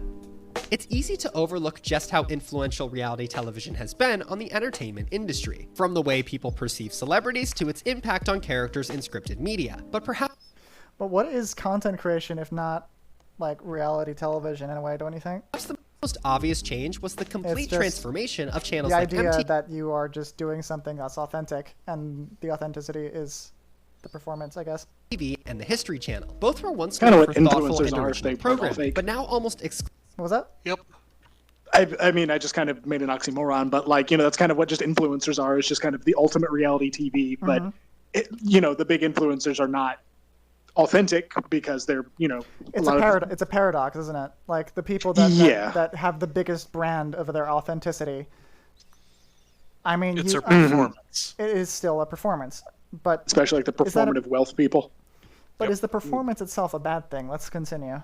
Oh God, I'm lagging. Exclusively show reality television. This dramatic change can be traced back to one MTV show from the early 90s, The Real World. Ironically, the creators of The Real World originally set out to write a scripted drama in the style of Beverly Hills 90210 and Melrose Place, to capitalize on the allure of the glamorous Hollywood lifestyle. They ultimately scrapped the idea after realizing that writing a script and casting real actors would be too expensive. Instead, they devised a way to capture that same glamorized lifestyle but on a much lower budget. Inspired by the 1973 PBS drama An American Family, they cast 7 real 20-somethings, put them in a duplex in Soho, and filmed them 24/7. The producers told the cast to act as naturally as possible, with the goal of editing all that footage down into a coherent story of their everyday lives. Find out what happens. What? When people stop being polite. Could you get the phone? And start getting real. The real world. The show worked. It was a cheap way to give people the same kick they would have gotten from a scripted drama. It spawned countless other shows looking to generate entertainment while keeping costs low, like Big Brother and Survivor, and led to MTV cutting their music videos and the History Channel ending its big-budget documentaries. The reality television genre continues to expand today, adding countless subgenres from dating shows to court shows to business improvement. These shows all work the same way: film lots of unscripted footage and use fast-paced editing to construct a story in post-production. Nathan For You parodies these shows by subverting many of their common tropes. Reality television shows a stylized portrayal of real events. Shows like The Bachelor use rapid editing, voiceover, and intense music cues to steer the narrative of the show. I'm gonna give you these to hold on to. That's kind of dominatrix. But Nathan For You clues you into the facade. If you compare Nathan For You to conventional reality television shows, you'll notice that Nathan For You has much fewer cuts because it keeps so in hard the to do. imperfections. Editing. Exciting. Yeah, it is, huh? Yeah.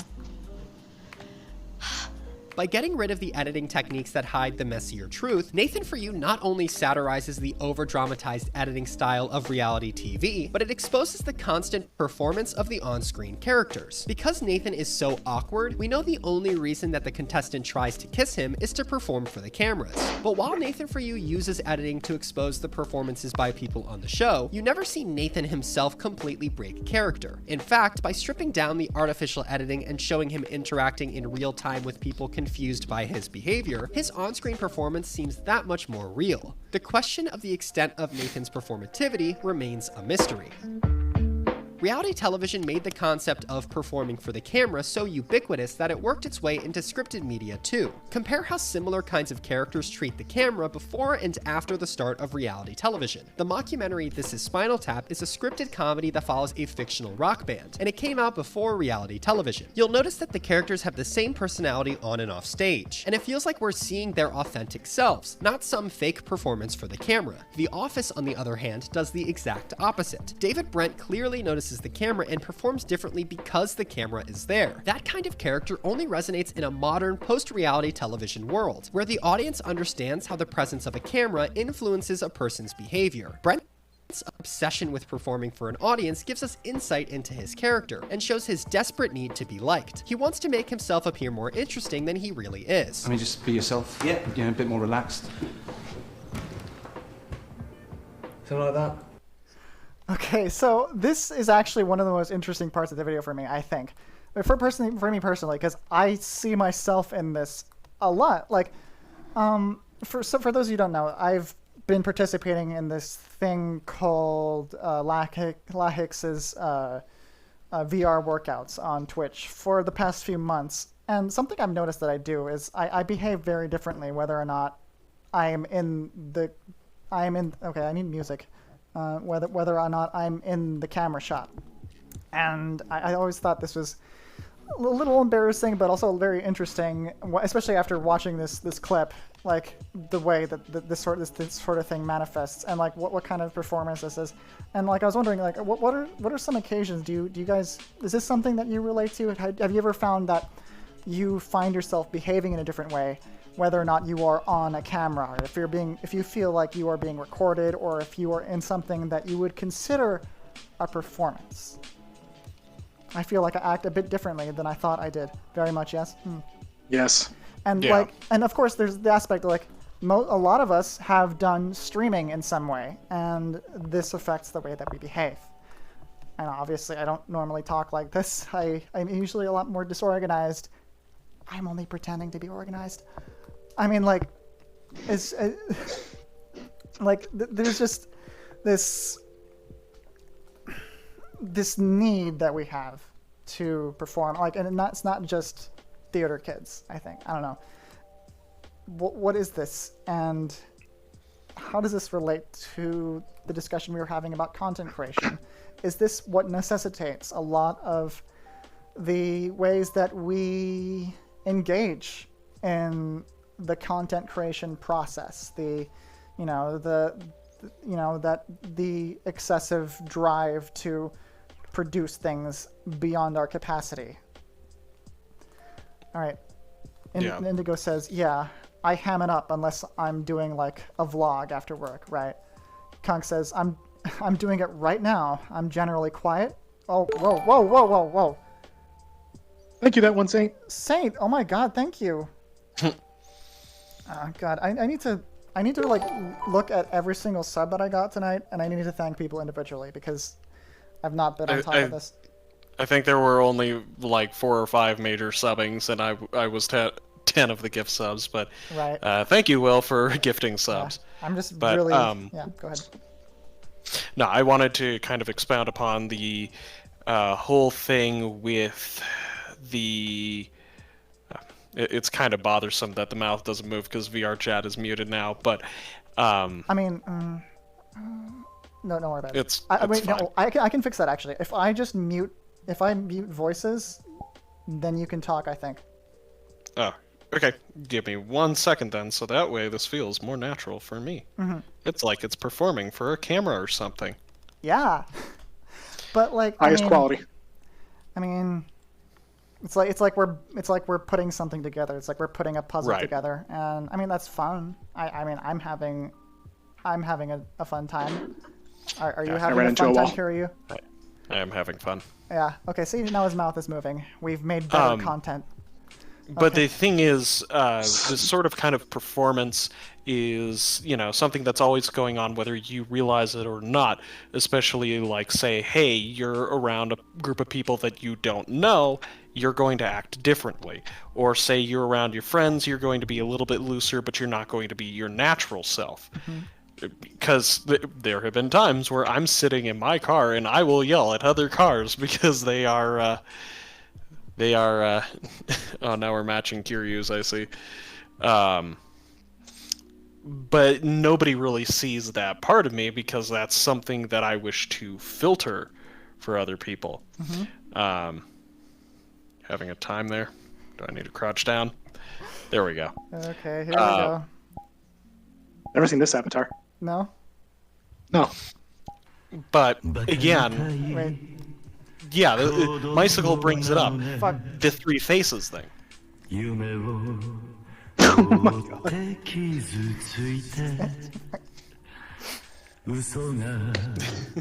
Wow. Atticus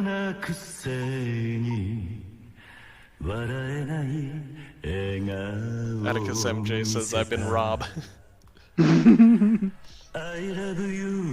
Okay, I'm done with this bit. Okay. But, yeah, Bicycle brings up a very important point that we brought up before. You might be wondering, where did you bring it up before? No, don't worry about it. But it's something that we've brought up before, that you kind of have these layers to your own personality in which you present to people.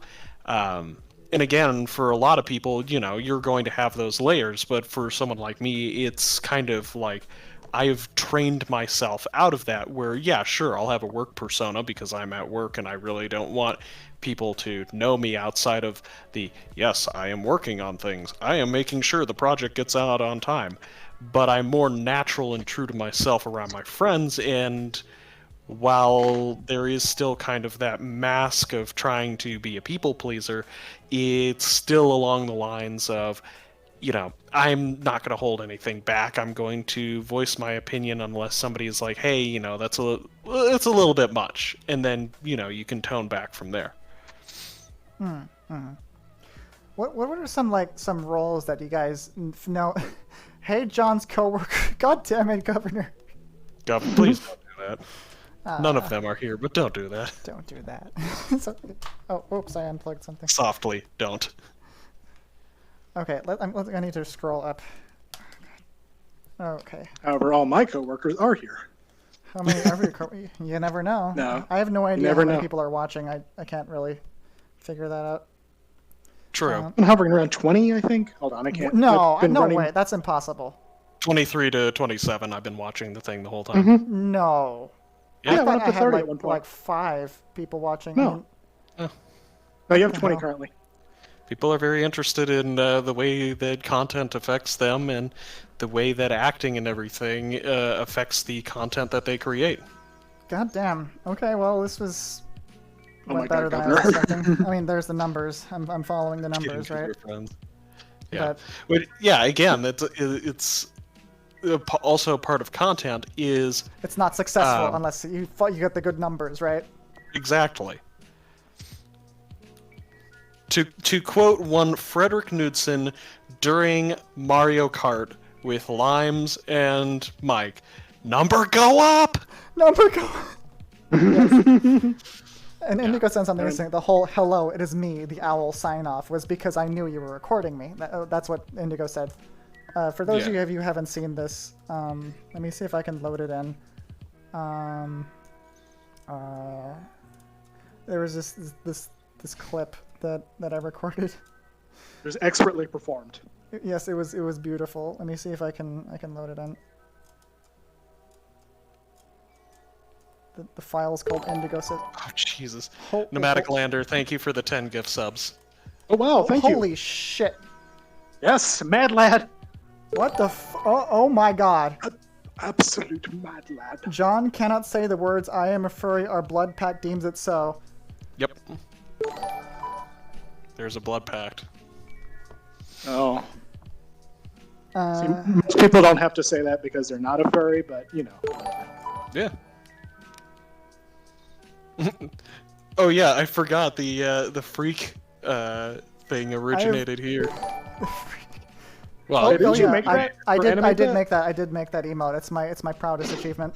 fuck this stream. My favorite thing I've ever done is the fucking Yoda crawling on the ground with the ass in front of it. That emote, fucking amazing. Man, It's a fucking someone legendary really dumpy. Caliban here. No. Caliban is here? No, someone is really doing their best Caliban here. Oh, no, someone's doing their best Caliban. That would be PimpMasterStallion here. That's John. I guess. I'm glad did it. Similar tone of baritone of voice, and then yeah. Hover is unfortunately much more high pitched than he usually is. As in, Atticus. Atticus is meaning something specific. Atticus is referring to the one saint. Keeps calling everyone a furry. Yeah. Okay, I'm gonna play the clip. Let me see. I don't know if you're gonna be able to hear it, but let's go ahead. I'm gonna end the stream in front of Indy's eyeballs. Say hello, chat. Okay. Are you still able to hear it? Yeah. Say good night. Say good night. The owl. Good night.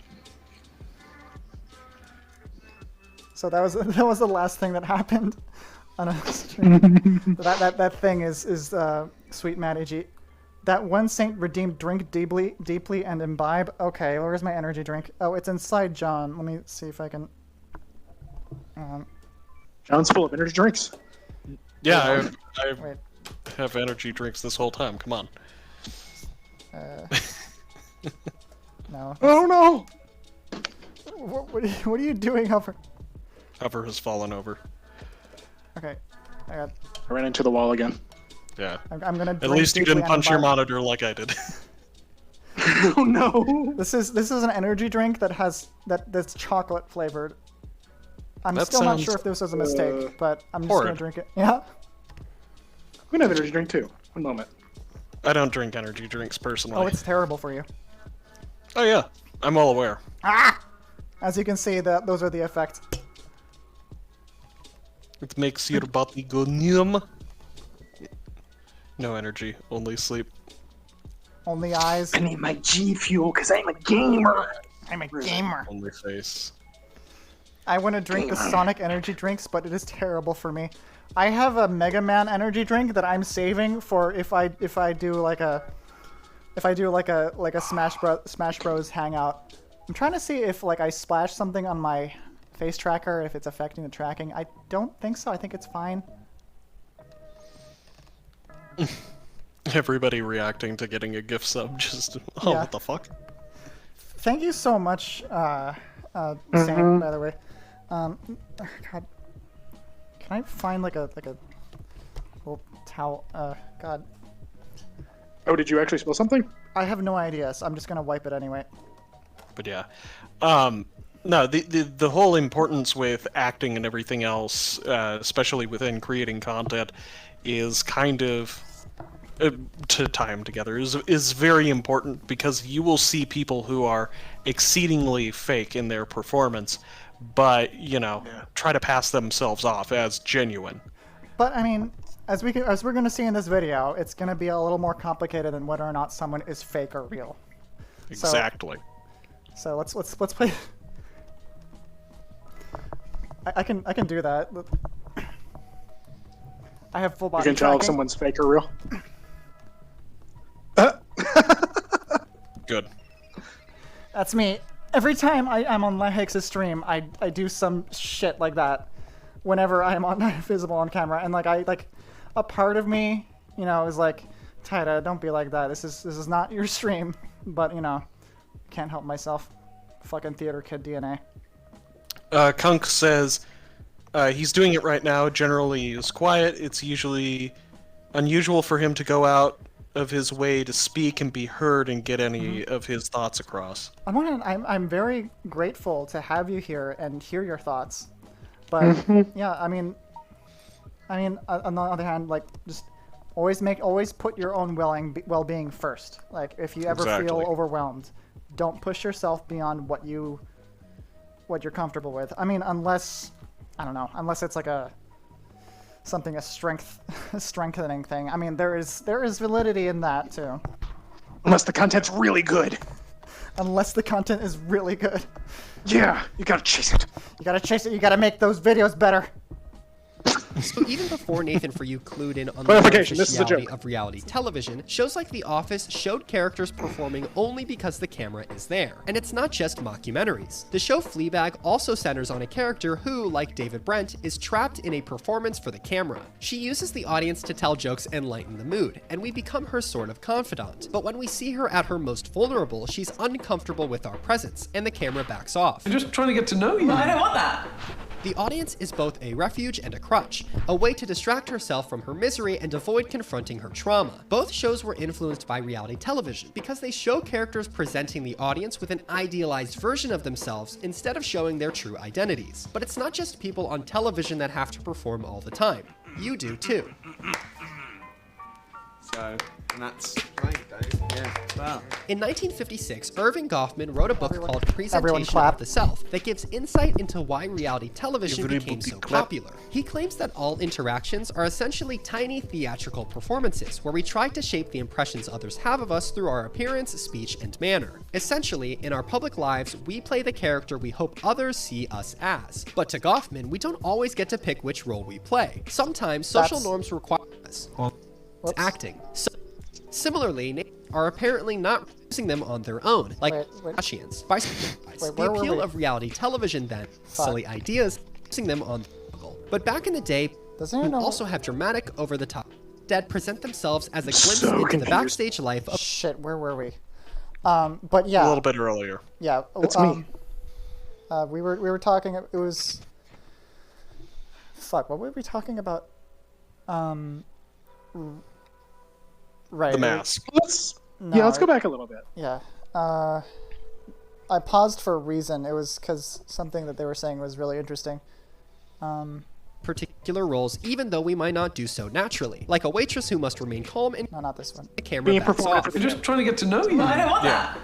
The audience is both a refuge and a crutch, a way to distract herself from her misery and avoid confronting her trauma. Both shows were influenced by reality television because they show characters presenting the audience with an idealized version of themselves instead of showing their true identities. But it's not just people on television that have to perform all the time.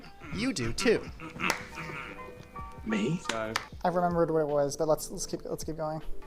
And that's right, Dave. Yeah. Wow. In 1956, Irving Goffman wrote a book called Presentation of the Self that gives insight into why reality television became so popular. He claims that all interactions are essentially tiny theatrical performances where we try to shape the impressions others have of us through our appearance, speech, and manner. Essentially, in our public lives, we play the character we hope others see us as. But to Goffman, I mean, I'm a fucking VTuber. But also, there's another aspect of it where he says... We don't always get to pick which role we play. We don't always get to pick which role we play. And that's where it gets interesting, I think. Like, there's a lot of things that we specifically, we seek out these performances, but the difference is which ones we get to pick.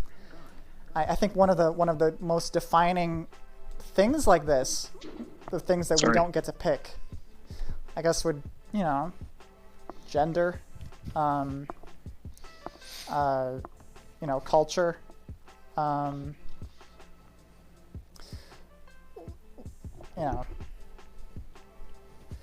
anything else? Just really gender, culture, and just overall personality turns into kind of that sort of performance. But what are these things that we don't get to pick, and how are they different from the performances we choose? And I feel like gender is like the thing that comes to my mind the most. And if anyone in the chat has any personal experiences with that, I mean, feel free to talk about that. I think that's just an interesting subject. Yeah. Why move around in the video? Why not just press play? Because I lost my place. Everybody count the amount of pauses Tyler does. Yeah. We should remind her. It's going to be a mic stream soon. To add on to what I said. Why is it? Saint says, why is it we always seem to turn into the reliable one in our jobs? Yeah. Especially, that performance of having to be, you're supposed to be the reliable worker. That's why they hired you. You put on a performance for them to hire you. So then it becomes a continuing performance of, oh, I need to keep up being that sort of reliable person that they hired. I need to keep up being this person, even if, you have off days as a person where you're like, oh yeah, today I feel like crap. I can probably do half of the work that I would be able to normally, and now I just, can't output, but I need to... the whole thing of fake it to make it fake it comes to make into it. play. It's a big one. I've always found fake it to make it very difficult. Like, I couldn't handle that idea, because I always had a lot of trouble lying. Like, I am very bad at lying, and I don't like doing it. But not to change the subject too much, but I saw Mycicle said something very interesting. I debate on all of these because I purposely remain ambiguous on all these: race, gender, ethnicity, expression, etc. Yeah. I can relate to that a lot. I personally, I have NB in my stream tag, but it's a little more complicated than that for me. Like, I think the best way I can describe myself is like gender anonymous. I don't know if that makes any sense. Anonymous. Anonymous. Gender ambiguous. Yeah, it's more like it's more like I'm most comfortable just going with the interpretations that people have of me than telling people what to think. I definitely do not ever try to define myself in any way because I know I'm just going to get proven wrong in some way. Or one, that, or two, I get a lot more like I'm afraid of being associated with everything that one definition, incurs on you. So I'm fine with, people making their own interpretations about me before I like give somebody like a list of like the genres of person that I am, This kind of reminds me of when I was a kid, I wasn't really a kid, I was like a teenager. I was obsessed with this webcomic called Homestuck. And in that comic, there is the characters all live in this sort of like very symbolic and okay, I'll get to the point quickly, I promise. So all the characters have like a RPG role that they're given that defines their entire character arc. And a lot of people in the fandom would like give themselves one of these roles. Like, I'm the Knight of Blood. I'm the Heir of Rage. I'm the Seer of Void. I'm the Rogue of Light, or something like that. And all of these aspects had a lot of like narrative things, and there's a lot of people do like analyses of these things. When I was younger, I was so obsessed with fitting myself into one little slot that I would define myself as an entire person, and this drove me. Nomadic Lander with 10 more gift subs. Thank you. Fucking mad lad. What the hell? Absolute mad lad. Jesus Christ. I think this is the most subs. I think this is the most subs I've ever gotten in my life in one stream. I'm not entirely sure about that. I haven't been able to pay. Not yet. Oh, what do you mean yet? What do you mean yet? Not yet. Not yet. What do you have planned? Fuck, carry you. Don't worry about it. I have nothing planned. Don't worry about it. No, the first stream had 44, so we're Hi, Loopy. Hey, Loopy. Hi, John Loopy. Yakuza. Oh, oops, no, sorry. There's a monitor here that basically I'm keeping an eye on chat and everything else. I've experienced this. I usually have my stream. There's something called OVR Toolkit where you can put up windows from your computer onto like in front of you or on your wrist. I usually have them attached to my wrist, and this usually makes me like look like I'm staring at people's asses. Yeah. Taira, you will become big streamer who will get 40 more billion subs per stream. Big stream, please. And I would not have been able to live with myself if I didn't put any effort into trying to do this. And, you could say that what I'm doing, this is complete bullshit and pretentious as hell. And you'd be right, but at least I'm trying, I think. The other thing is you're putting in effort for you. Yeah. Not necessarily for everyone else. It's because you feel like you need to put in the effort to make a quality product. Eventually, after a certain point, I do know in some cases with some people, you get to a point where you're like, fuck it. If people are really here and really entertained by me, they will show up for me. Which, again, with this stream, my own stream, have to gesture to hover stream, people still show up. They come to experience the person who is putting out the content, and not always because the content is there. The most amazing thing about this stream so far is that we have any viewers after that traumatizing beginning. I think you gained viewers. I was on the ground and nearly crying because I couldn't figure out why. It's true. OBS was not capturing any audio. I was forced to use voice mod again in order to get my fucking audio into the stream. I am shackled to voice mod like a fucking concubine. Oh. No. No. That's one way to put it. No cry. No cry. We're Mike fans. We love technical difficulties. Mike has an emote for that reason. Yeah. I need to show you how to use VB cables. I feel virtual cables... That's not going to complicate things at all. It will. Oh, yeah. Yeah. I wish I had Neptune says, Neptune, yeah. Taida, if I had a nickel for every time I started a stream with no audio, I'd have a lot of nickels. Yeah. Wait, what's a VB cable? Anyway. Virtual.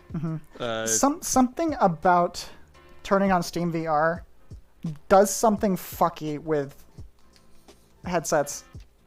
Yeah. Can confirm. Like I'm specifically I'm not using my Vive's microphone because the Vive microphone is terrible. I'm wearing like a big heavy duty, not very expensive or very high quality, but it's a very big like headphone set with the microphone attached, and I'm forcing Steam VR to let me use that instead. But apparently the beginning of the stream was ruined because of that. I don't know how I could have tested that. I could have sworn it was working before. We did test it and it was working. That's the problem. Were you recording it in OBS though? Yes. Yes. And that did you have the same ruined headset? My content. What? Were you using the exact same audio setup? Yeah, I think so. During that. I think so. It's just OBS is bad. It's bad. Well, it's time to draw this Taida hover meme. Also, Atticus says, that why don't talk during the workouts. Yeah. No, the reason I don't talk during the workouts, it's kind of, I guess you could say it's part of the performance. I kind of separate myself between the workouts and here because in the workouts, I've already established that I'm mute, and I don't know. I feel like my voice impacts the way people perceive me. Like we were talking about before here with gender and with performance and with, wanting to be seen in a certain way. I feel like when people can hear me, it will drastically affect how they perceive me. Right.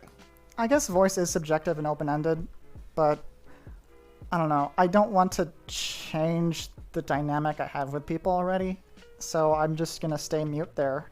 Even though people can just come over here and hear how I sound. I mean, and which some people have done that. Lahix, TK, Nomad, and Atticus have all come over here and have heard you now. It's a more public arena, though, and like there are plenty of people who are just not comfortable speaking in, I don't want to say crowds, but in more like public areas. Like, you want somebody to make the impetus to come to you first. There is, I don't know. I would say it's more of a privacy thing. Yeah. That's how I saw it as. I don't know. I can't speak for that because I can't shut up anywhere I go. I don't know if I have a more masculine or feminine voice, but I think the way I don't know, express myself in my body language leans it into a direction that, is more specific.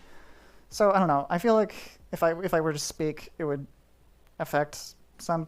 I don't know. Like I don't know. People already have this mental image of me in the streams, so I don't want to like.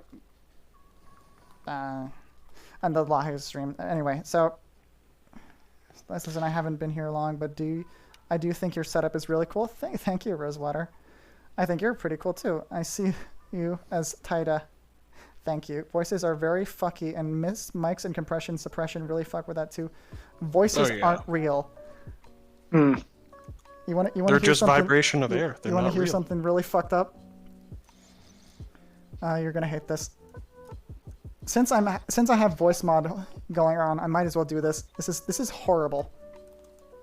Oh no, is it the Alice one? Yes. The Alice one is horrible. Oh fuck. What the fuck? Oh my god. I hate this. Why does it sound like this? I can only hear a little bit of the... We are never using that again. I couldn't hear too much of that through Discord. It doesn't usually sound like that, but Yeah, it turned crunchy, but I think a lot of your computer is fighting for resources right now. Yeah, let's see. It's fighting to survive. Yeah, my CPU is at 97%. I'm surprised that my frames aren't super terrible.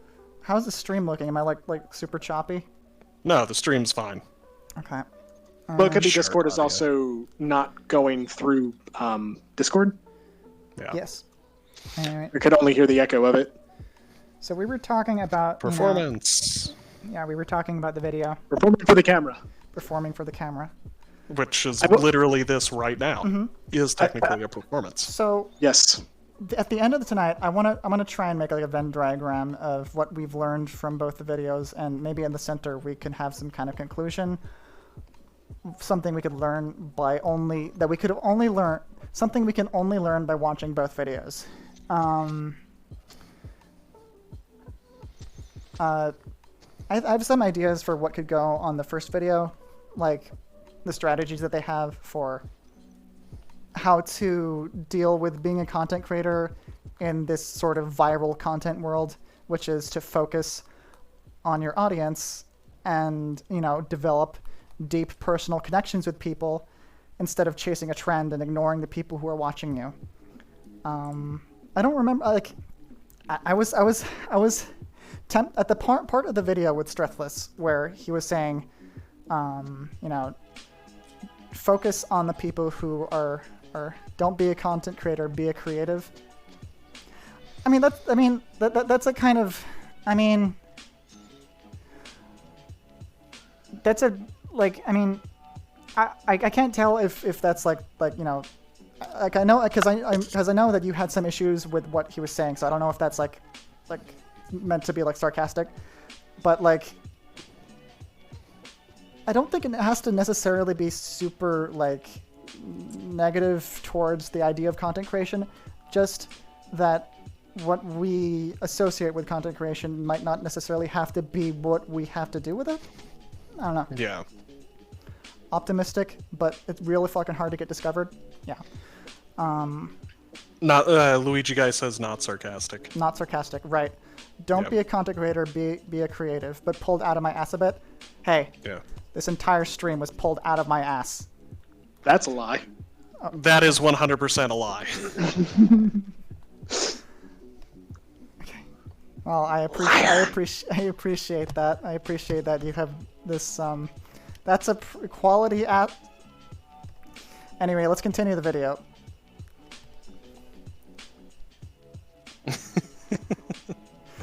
Oh, I wanted to say. Okay, yeah, on the Venn diagram. Okay. That's a good Mysicle. No, that's me. With the a lot of people. What jiggle? There was jiggle. Loopy. What jiggle? I don't have any jiggle here. I specifically deleted the jiggle here. You know what was funny? Early version of this had jiggle that was going inside my body that I had to remove because it just looked weird. You were made out of gelatin. Yeah. Yeah. Rat jello. I do have jiggle here.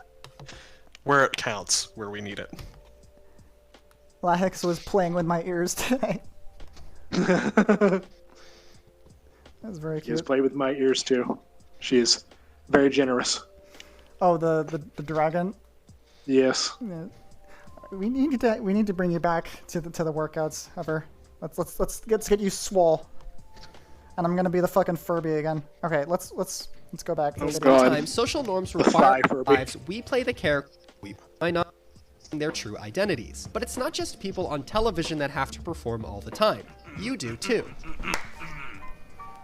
So, and that's playing, yeah, well. In 1956, Irving Goffman wrote a book called Presentation of the Self that gives insight into why reality television became so popular. He claims that all interactions are essentially tiny theatrical performances where we try to shape the impressions others have of us through our appearance, speech, and manner. Essentially, in our public lives, we play the character we hope others see us as. But to Goffman, we don't always get to pick which role we play. Sometimes, social norms require us to play particular roles even though we might not do so naturally, like a waitress who must remain calm and courteous to a rude patron. The last 4 times we've come here, the food was awful.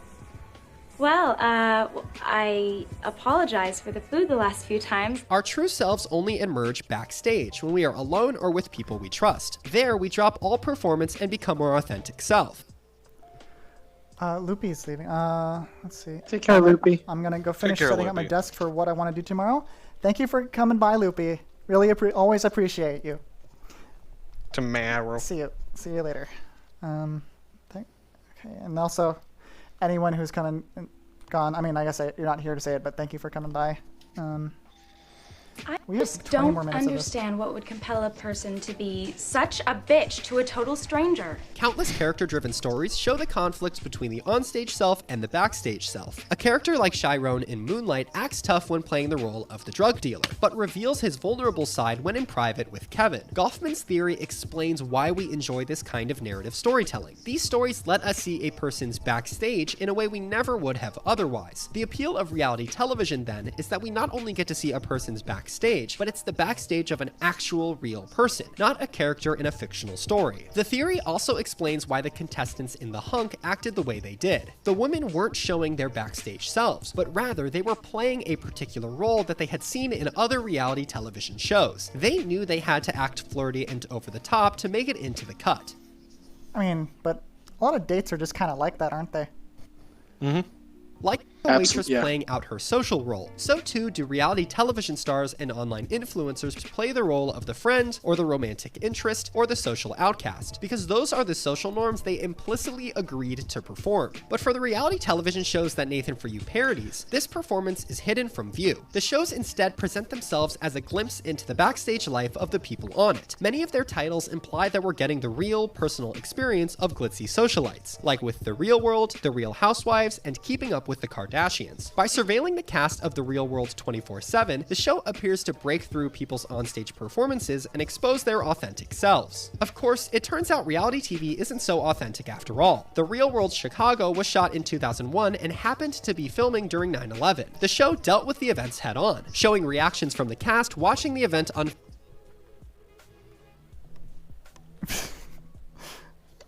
on live TV. It's a compelling scene that still circulates on the internet to this day because it captures the shock people felt watching 9/11 unfold in an authentic manner. But in reality, the scene was staged. The cast later admitted they were at Wrigley Field for a photo shoot when they learned of the attacks. Only afterwards did they shoot a scene of their supposed initial reaction. There are numerous examples of the fabrication behind reality television. That's right. So, yep, that is pretty fucked, isn't it? Yeah, like, hide VTuber? Oh, okay, bye. I forgot about that routine. That was for like a stream where I wasn't sure whether I wanted to have the VTuber on screen, but I guess we're just... This is the VR tuber, though. It's completely different. VR tuber, yes. No, come back. How can I respond to this meme? Oh, I know. I know what to do. I know what I must do. God.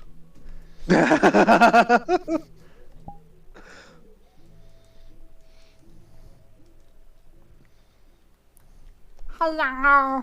Hello. The VTuber is gone. Okay, let's just give it here. The extreme makeover home edition renovations are apparently not really built to last. Bachelor relationships often break down off camera, and the Kardashians tend to keep their family drama, like Kim and Kanye's divorce, private until it airs on their show. Go back, and it turns out that oh Nathan God. For You similarly stages events on the show. The actress from the Hero episode said producers told her she was on an MTV dating show, and she knew that the person she was on a date with was in disguise. And in an AMA on Reddit, Nathan said he made sure he could get out of the handcuffs in the Claw of Shame episode. But despite some deception on the show, some events are not only completely real, but they actually go on to have a real-world impact. Fielder's clothing line Summit Ice became a real successful brand, and some of his guests ended up embracing his silly ideas and using them on their own, like the Ghost Realtor. Similarly, Nathan's personality extends beyond the show itself. He keeps up his deadpan, awkward persona in moments where celebrities normally seem more genuine. Sorry about that. We lose every year. Nathan's personality some deception on the show, some events are not only completely real, but they actually go on to have a real-world impact. Fielder's clothing line Summit Ice became a real successful brand. No, this was Some fine. events are not only completely real, but they actually go on to have a real-world impact. Fielder's clothing line Summit Ice became a real successful brand, and some of his guests ended up embracing his silly ideas and using them on their own, like the Ghost Realtor. Similarly, Nathan's personality extends beyond the show itself. He keeps up his deadpan, awkward persona in moments where celebrities normally seem more genuine. We lose every year to Saturday Night Live, so I didn't prepare anything. He even did an entire episode about faking a story for a talk show, a type of show that presents itself as authentic, but like many things on TV, is just a performance. But what you could never guess is that this seemingly effortless appearance was one of the most calculated events in human history. Nathan is far from the only actor staying in a character all the time. In professional wrestling, this behavior is encoded in a law that governs the entire industry, kayfabe. Kayfabe is the act of staying in character and maintaining a suspension of disbelief, pretending that all the fights, feuds, and other narrative plot lines are real. It's an open secret that pro wrestling is staged and match outcomes are pre-written. But everyone from the wrestlers to the industry professionals must maintain the ruse. Like the reality star, pro wrestlers don't get to have a backstage. If it's on YouTube, maybe we can watch it after we're all done with here. To be fair, for WWE, that shit is contracted. Yeah. So it's like, it's your performative lifestyle is your contract. Imagine living like that. Perform all the time. Wait. Do we I live feel like like it's that? what an influencer is.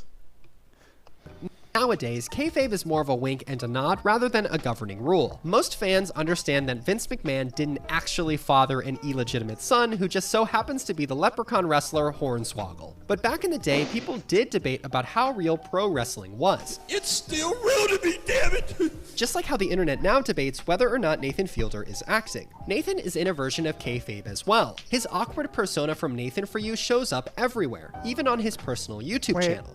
Half of it is here. Half of it's back. Hey, Half-a-Bit, how are you doing? Kayfabe has been dead for 30 plus years. Well, huh. Well, I wish it was. Yeah, I wish it was. But in a sense, it's a useful concept to have for things like what we're discussing tonight. All right, let's continue the video. It's just the idea that we perform without stopping. Videos basically resemble something a socially unaware person would post unironically, down to the low-quality webcam.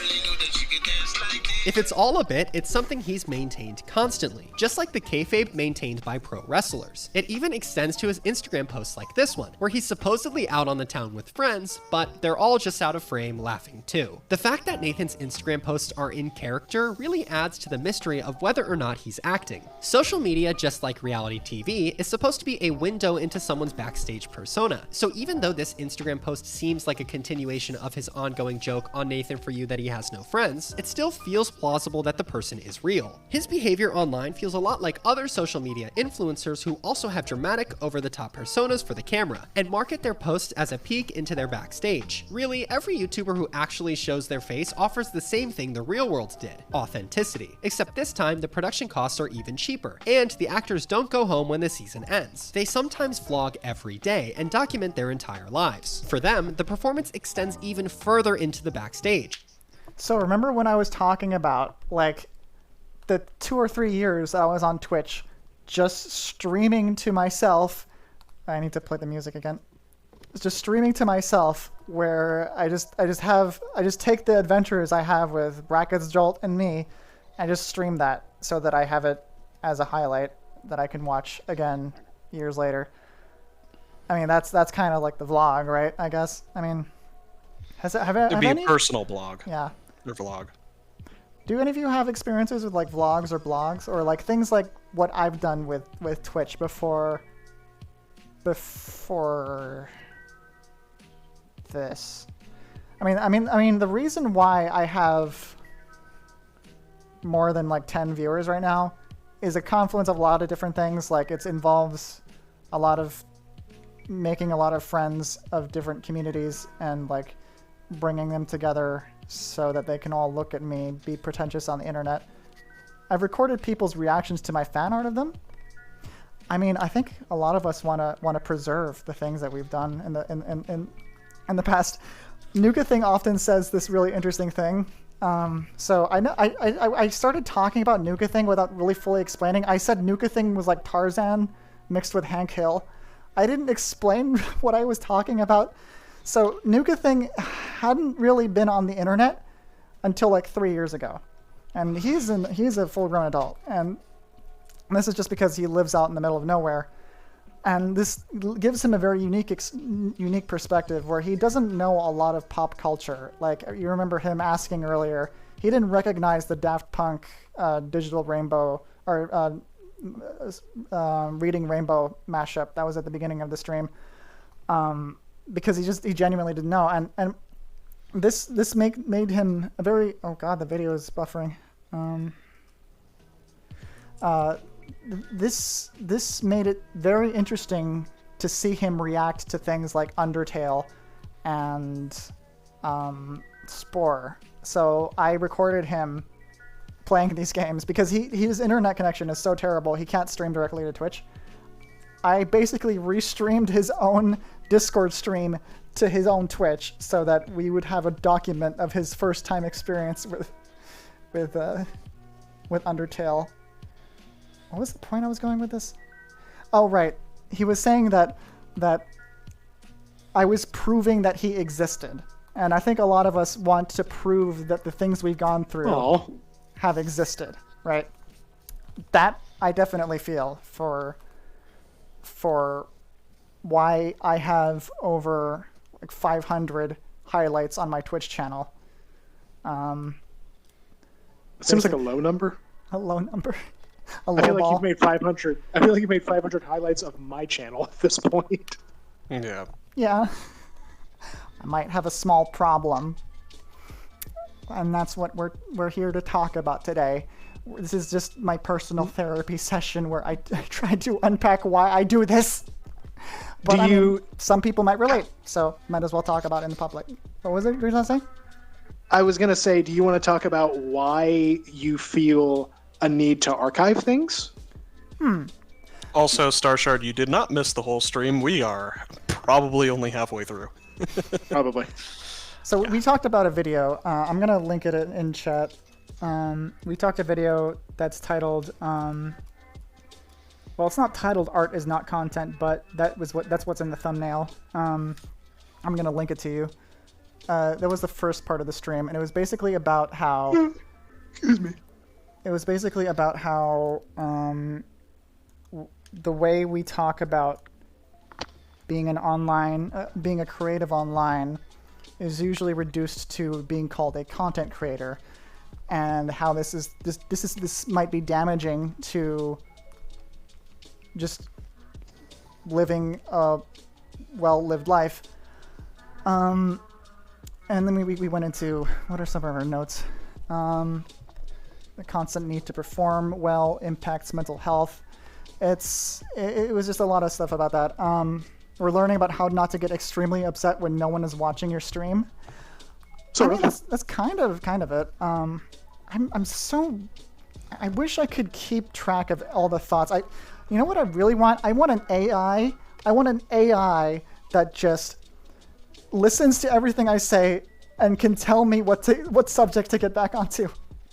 I mean, isn't that why I'm here? Yes, you're my AI. Yeah. Turn into the robot, Shinji. Oh, I will become the robot. Yep. Stop generating dystopias, Taito.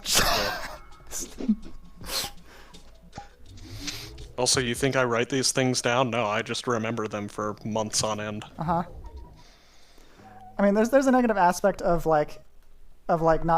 recording everything is like nothing gets committed to memory, right?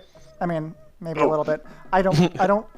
I mean, part of it. Okay, so Hover asked. I just remembered. Hover asked, why do I have this obsession with archiving? Why do I have this obsession with archiving? There's a multitude of reasons. One of them is genuinely, I would say, related to the whole ADHD, which is something that I kind of present as like this huge part of my personality and makeup as a human being. more so than is probably necessary. But I have a genuine point because ADHD makes organization of memory and just knowing what's going on very difficult. Oftentimes like in the middle of a conversation, if I can't remember something, I go back and I try to trace back to something that I had thought about. Also, I hate losing things. Now, I have several actual experiences that led to this obsession with archiving, and that has a lot to do with my history of being on the internet. Also, if this jiggling of the camera is an issue, I can turn on smoothing, but let me know if that's something I should do. Camera smoothing. Right. Also, Mycicle makes a very valid point that humans for the longest time have always basically done so-and-so was here. You're trying to leave an impact. And even they covered it more or less in a joke as part of Futurama with Bender's thing of remember me. Yeah. Remember me. There's also like remember me. But there's also like a healthy way and an unhealthy way to go about it. I might be on the slightly unhealthy side of it, but slightly. I have a reason. I have reasons for doing it. It's because I've seen so many entire communities of the internet just completely vanish without so much as a trace. I saw one of the first community I was in was something called the Falling Sand Forums, which was a game that you might if you've ever played something called Dan Ball, which was a lot more popular. It's a lot like that. It was the progenitor to that. It was a game where you can just draw on something that looks like MS Paint, but the pixels move around and have physics. Like the blue pixels are water, the green ones are plants, fire, etc. And there's the Namakuji, which is the slug, which reacts to water and salt by growing and shrinking. There was a huge community around this because there were a bunch of like moddable clients of the game that ranged from simulating like the biology of a human being to basically having civilization simulators that were created with simple interactions of A touches B and then B becomes C or B becomes A. And these would create these incredibly complex, like it's almost like it's kind of like if you've ever heard of the life sim. Yeah. So there was a lot of these, and I was a big part of this community, and I actually did a lot of modding myself. I was like 11 years old. I made like a 9,000 line code for something related to like a Halo related thing. I don't know, but like there is no trace almost of this thing on the internet at all. Like the only thing you can find are some pages on Internet Archive. There's nothing left. That's not the only one. Homestuck used to have a forum, the MSPA forum. I'm just looking at Hover, just like turn around. This forum one day was just completely deleted by some rogue actor. I still don't know what really happened, but everything from thousands and thousands of threads of discussions to fan art to their own adventures, their own stories, everything was just one day completely deleted. And it's things like this that make me kind of obsessed with making sure that as time goes on, I still have something to look back on. If that makes sense. Yeah. No, and that's completely valid, because especially during my really early parts of the internet, I mean, even before I met Will, I was part of a sprite forum, like creating and modifying and putting together sprite sheets and stuff like that. I went back years later, it's gone. There's no archive of it. Nobody stayed in touch with anybody else. All that's there is basically just memories of what was once that whole community and everything else. So what once was is now lost. Yeah, like tears in rain. I was yeah, plus, a lot of things, but yeah. Mycicle also gives a good point. Plus, shit's getting DMCA'd now, which That's you why I have some very strong. Fucking hate copyright so much. I mean, I guess things would be worse if we didn't have copyright, but oh my god, I'm very much in like the Vinny camp of this, because like he's just like, fuck you, record companies. I'm just so like, I'm anarchistic when it comes to that shit. Like, oh my god, I hate like. I once wrote on my blog, "The internet is a perpetually burning library of Alexandria," and I've seen this quoted like several times in like other people's things. I said it first, but like other people have added, "The internet is a perpetually burning library of Alexandria," and it's always corporations that are very clearly visible with the match, right? Yeah. Yeah, video games. Yeah. Yeah, you'll see that a lot with, like you were going to say, the video game forums and everything else, where people were expressing their interests or providing, like, oh, hey, here's how you get through this section of the game. A lot of those forums, bar like IGN and some of the other ones like that, are now gone. Yep. Mainly because these corporations came in and bought them. Or, like, say, I'm trying to remember because I had a point for a second. There was a lot of, again, that's the point I was going to make. The Minecraft, like, 4x4 door system, where that was just being developed, and it was huge in Minecraft. I was there. I was helping develop that. Is my name on anything? Fuck no. Is it, forever recorded? Oh yeah, people know about it, but the original forums where it was all written down, all taking place, all put together, is gone. The fact that a lot of our internet history is like it's like tribal, like, what is it? What do we call it when like history is recorded by mouth? Like. Yeah, I know what you mean. I can't think of the word off the top of my head right now. But one thing I always thought, maybe this is a little too much, but I feel like corporations like gentrified the internet. Oral history. Thank you. Like it just reminds me a lot of like just large money interest oral history. Yes. Yeah. Just thanks, Starshard.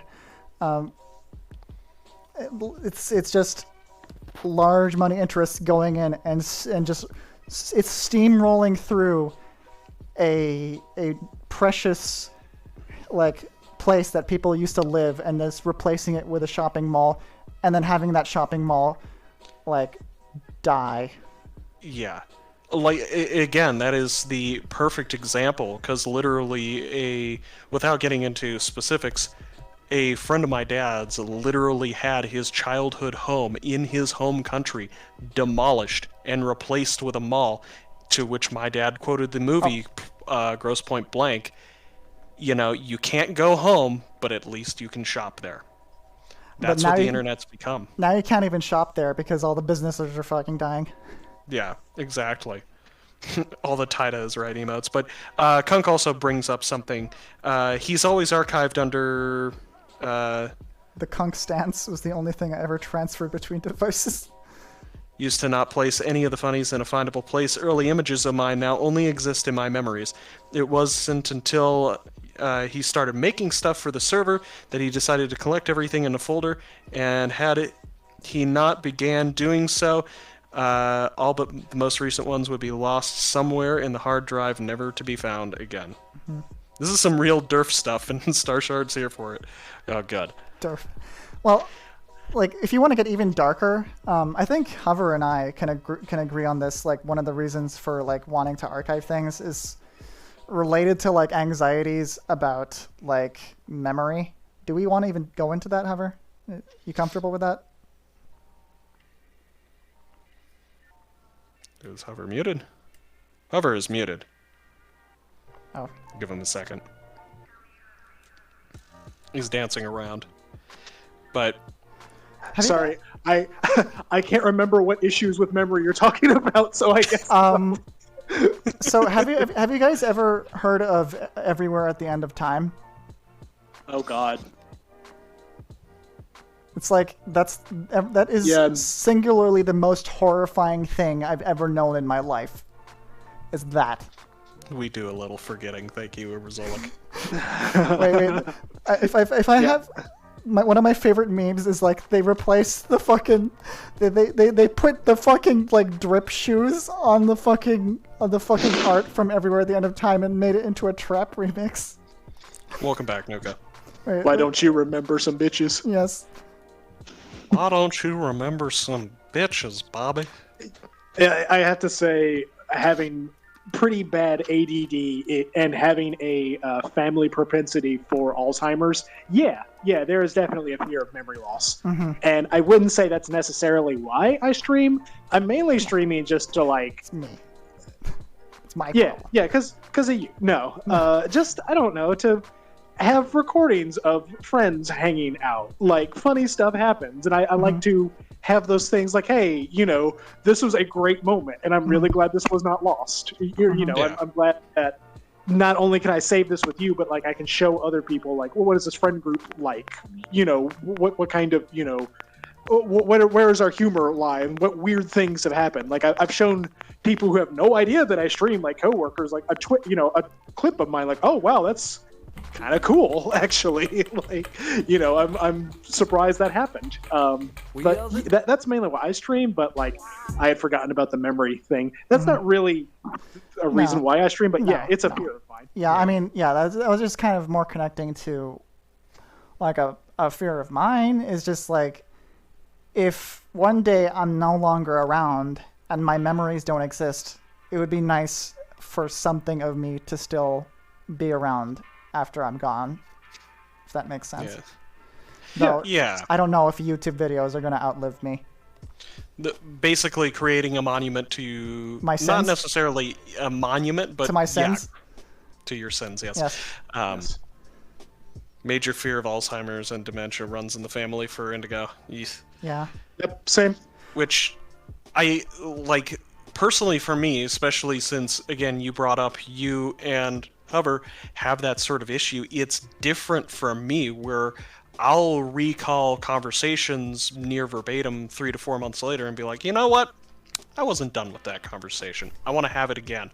Or, like, I remember an image or something else, and I'm just like, oh yeah, I remember this image. It looks like this, this, this, and this, but hey, I can't physically find it, but I can remember exactly what it looks like. So, sort of, I don't feel the same need to archive it for memory purpose, but I do understand the need to archive it for those sort of moments, like photographs, kind of remembering, oh hey, we went to Disneyland at one point, and here's a picture of that day, but it doesn't encompass everything. So I'm gonna play the fucking Why Don't You Remember Some Bitches music. Why don't you remember some bitches? Also, Gov says, don't die, Tata. I won't. Don't die, Tata. Anytime soon. Not before me. I'm older than you. Yeah.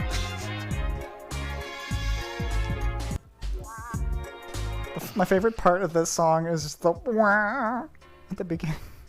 It goes so hard. It has no right to. Okay, let's I'm going to despawn first. Thank you, Uber. Can I be contrarian here for a minute? Because I try to forget a lot of things on purpose. That's something I've noticed a lot. Like, a lot of people don't share my obsession with making sure everything's recorded because, a lot of people go through traumatic things. They don't want to relive them. And, like, that I totally relate to that. I haven't really gone through things of that degree, but I can understand that.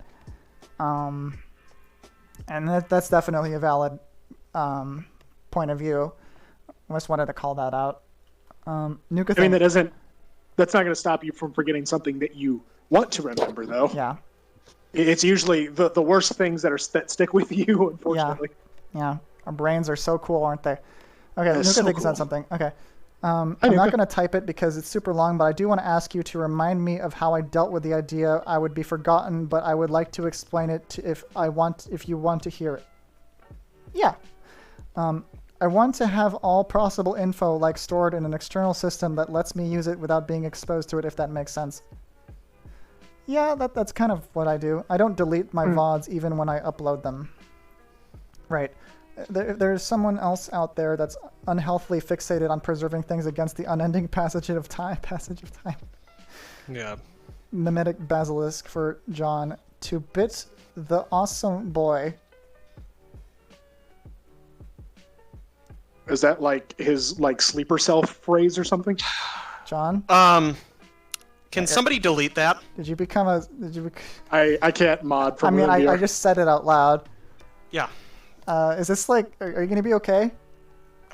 Yeah, no, it's going to be fine. You're not like the Winter Soldier? You're not going to kill us? No. Are you sure? It's just... Again, well, that's reminded me to do something after stream. It's fine. One saint. Be nice to John. He's doing me doing all of us a big favor being here to just help discuss this shit and make good content. Later. My dad used to be like that, John. Now he can barely remember Dick and stresses over every little detail of what he's about to do, to the point details are equivalent of the sky is blue, of self-evident, but is still a crisis if he doesn't say them out loud to remind someone else.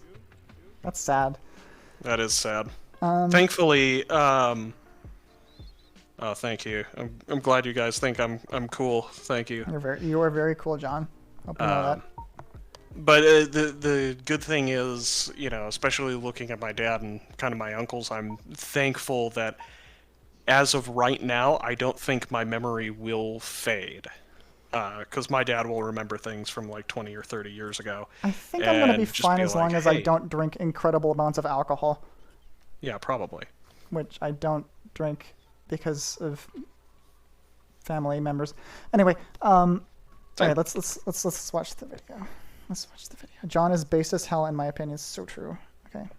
Your life is content, and the line between backstage and onstage becomes even more blurred. Remember when I was like, we need to find out how to connect these two videos together?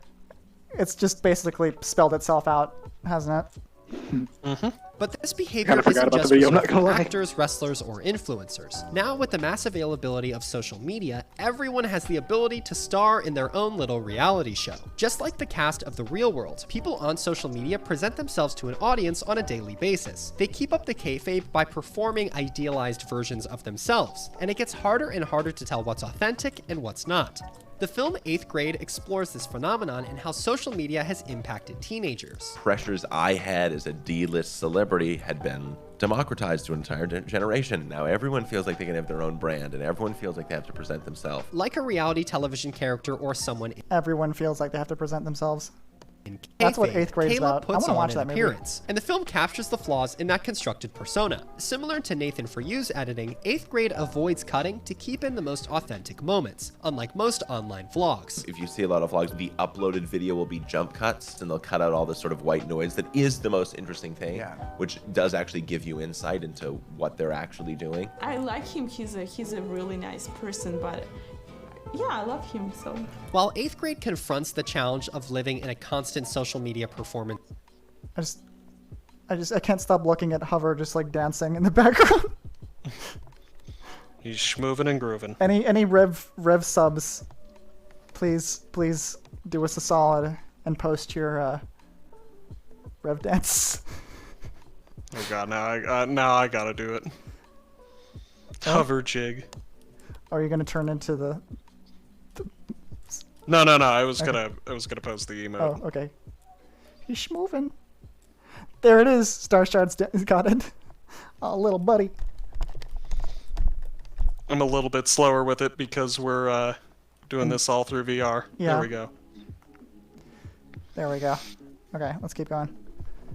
It's head on. Plenty of other stories deal with that same anxiety. The character Fleabag reflects the anxiety that... What? Sorry for being distracting. No, you're fine. I thought it would be good content. Some of you may be familiar with a GIF I've made. I'm not going to spell it out by name, but some of you have seen the GIF I've made. I think it's a very funny GIF. But anyway, I'm gonna try and mitigate my extreme ADHD for just 5 seconds. With constantly performing and not having a distinction between the onstage self and the backstage self. The show regularly shows her inability to know what is just a performance and what is her true self. Is that a joke? I don't know.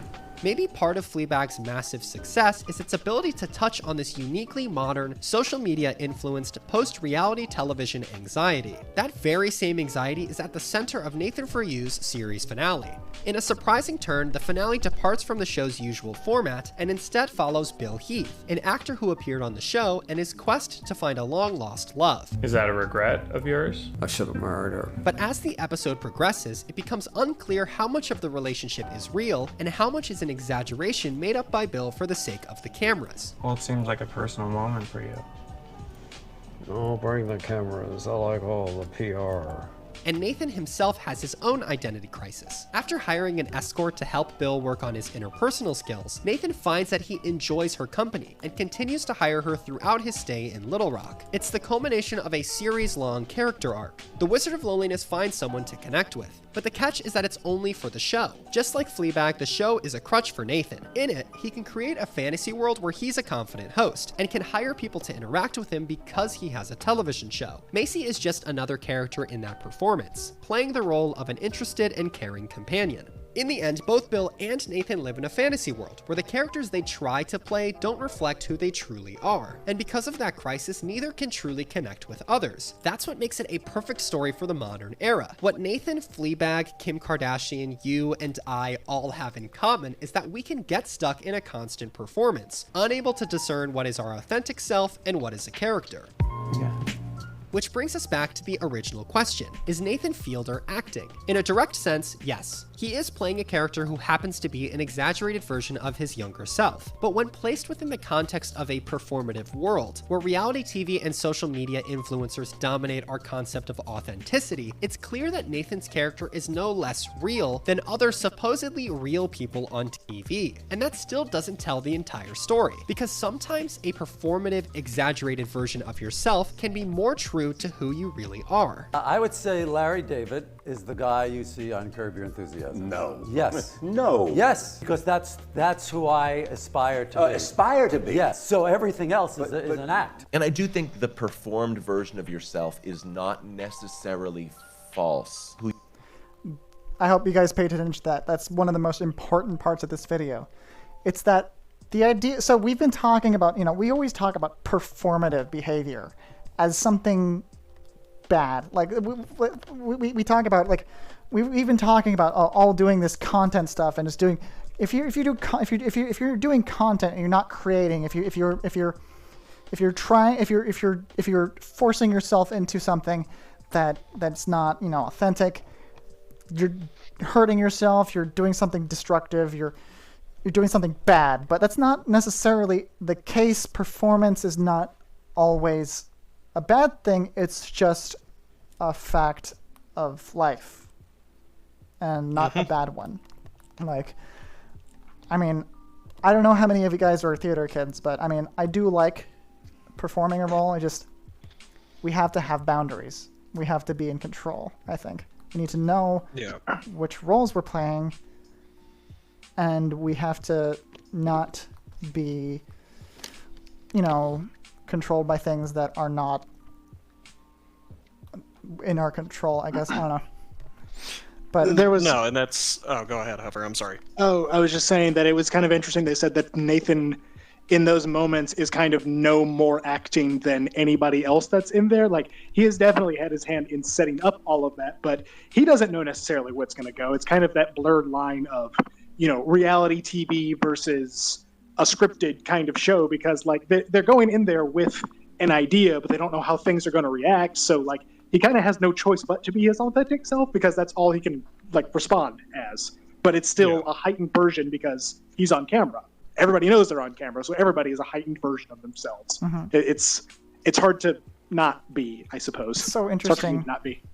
Yeah, and kind of the same also goes for those people who do like voice acting. It's still a performance of acting, and you're still having to put yourself into it. I mean, you can even take, say, Mark Hamill's Joker for the very easiest instance, he's still putting himself into the performance. He's expressing himself through the character and kind of giving into, not really giving into, but he's presenting a more twisted identity that, you know, he's crafted. A lot of these voice actors, if they're really putting themselves into the craft, which any craft, you put some amount of yourself, either, you know, anywhere from like 5% to 100%, you can see it in the way that they're voice acting, especially with, like, again, Hamill or really anybody else who's been in that sort of industry. They have to put themselves into it in order to give an experience that is good enough for them. I mean, personally, as somebody who has wanted to voice act and has done, you know, limited amount of voice acting stuff, you have to get into character. You have to become and perform that character and understand it. It's sort of like a motivation thing. So you said Joker? Don't. I know what you're gonna do. I'm the Joker, baby. How are you able to set this up in VR? I'm the fucking Joker. I make fucking cool jokes. I'm the Joker, baby. I'm the fucking Joker. I make fucking cool jokes. Piano. Cybernetic cuttlefish apparently knows. If I do another stream in VR, we're gonna watch that entire series. That's a series? Oh yeah. It's a series. What is it? It's called Hobo Funny. Okay. The channel is called Hobo Animations or something. It's nothing to do with hobos. That's just the name of the channel. Oh, right. There was a. Have you ever heard of the YouTube animation The Reward? I posted it on my stream. The Reward. No, I don't recall that. It's like 8 to 10 years old. It is a beautiful animation, and it was, I don't know, so popular that they ended up making a series out of it. Oh wow! And there's no speaking. Like everybody just kind of grunts I love that. at one another. I like that. Yeah, it's very interestingly done. I think it's a French animation, but like, you know, it passes all language barriers, and it's very, very good. I love that. I love things without language, like games by that game company. But okay, let's I don't know what it is, but yeah, I'm done. They made Journey and Flower and Sky. Gotcha. If you're familiar with that. Okay. He has hot dead energy.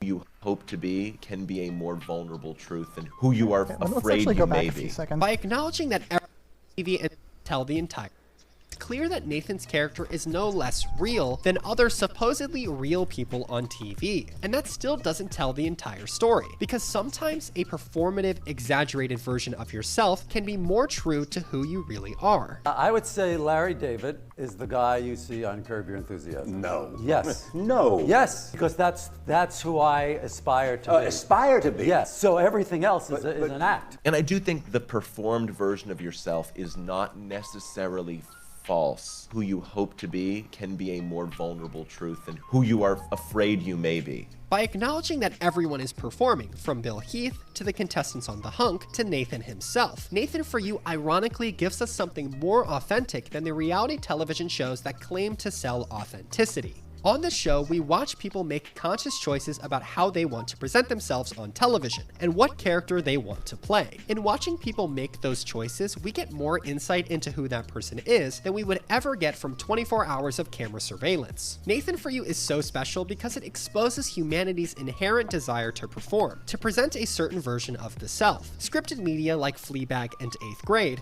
follow characters who have to deal with that dilemma, but Nathan For You shows it in real life. The blurring of the line between acting and sincerity is exactly the point of the show. It's in the not knowing that we get the most authentic reactions, and it's in the not knowing that we catch a glimpse of ourselves. So, is Nathan Fielder acting? I think a much more interesting question is, when you're on a group call or posting on social media or even commenting on this video, are you? This is Nathan For You.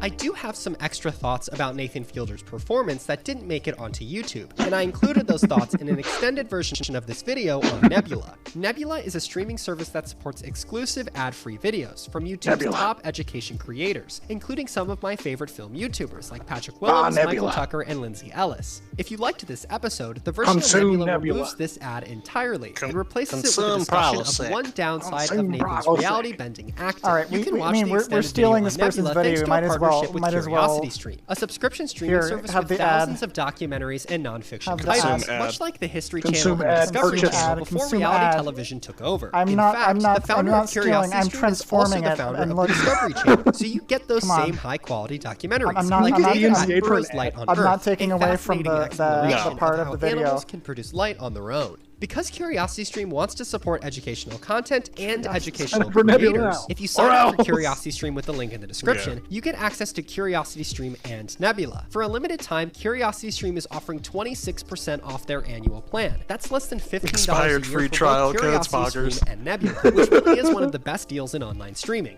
Clicking on that link in the description is a great way to support me and this channel, as well as educational content as a whole. Along with Nebula, Patreon supporters also got an extended edition. A big thanks to them for helping out the channel. Avabit has redeemed a Poggers. All right, I'm gonna switch into the cursed avatar then. God. Imagine having multiple working avatars. I can never imagine.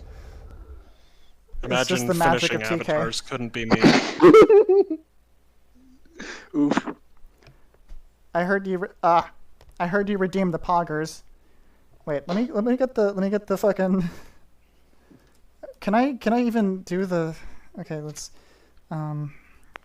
It's a medication, Nuka. Don't worry about it.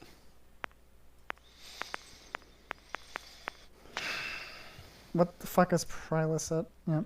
It's an anti-acid thing. Antacid, I believe. Like a really powerful one. Consume Prilosec. Consume Prilosec. God. Poggers!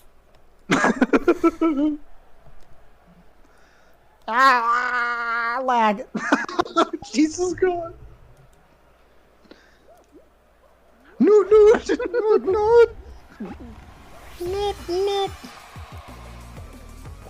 Okay. Every day is a Tums Festival. Tums Festival. Okay. Stop try, they didn't say Tums Festival. All right, let's turn off the video play. Oh. I can turn down the exposure in this room. Ah. Oh, it's so much less bright. Oh my god. I can't see anything. Someone. Oh wow. Why is it so dark on your screen? Oh wow. Yeah.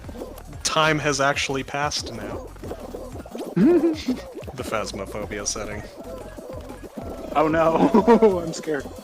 I am hearing Fall Guy noises still. Really? Okay. Generate more funny. No, we need to generate meaningful things. The passage of time, sad bungle. Fucking mood. Same. I have to say, looking over to the left and seeing this bright sunny sky, and then like looking at the clock on my computer, like that's messing with me. Oh yeah. It's like I'm in Alaska or something. Antalaska. Antalaska. That's where they make antacids. They make antacids in Alaska. More content, please. More content, please. We're trying. But no, I mean the overall kind of, and not necessarily my overall takeaway, because everybody's going to have their own takeaways from this and their own sort of ideas.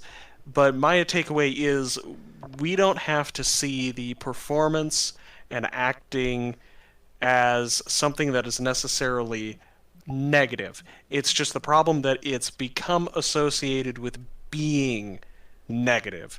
And that's something that, you know, has to be kind of explored in these sort of open-ended conversations, and it's not necessarily a conversation that's going to change how you feel about it, but it's going to give you insight on maybe an angle that you haven't thought about before, and maybe you'll maybe the takeaway from this is now you do associate content as a sort of negative thing, or now you kind of have a different understanding as where you're like, okay, I understand that, videos and art and documentaries and all this other stuff has now been lumped under content, and what the industry does with content is bad, but the overall being of content without it being bastardized for profit is... I'm the content creature. Good. No, that's me. I am the content We're creature. all the content creature, and we're all the performing content creature. Larry. Okay.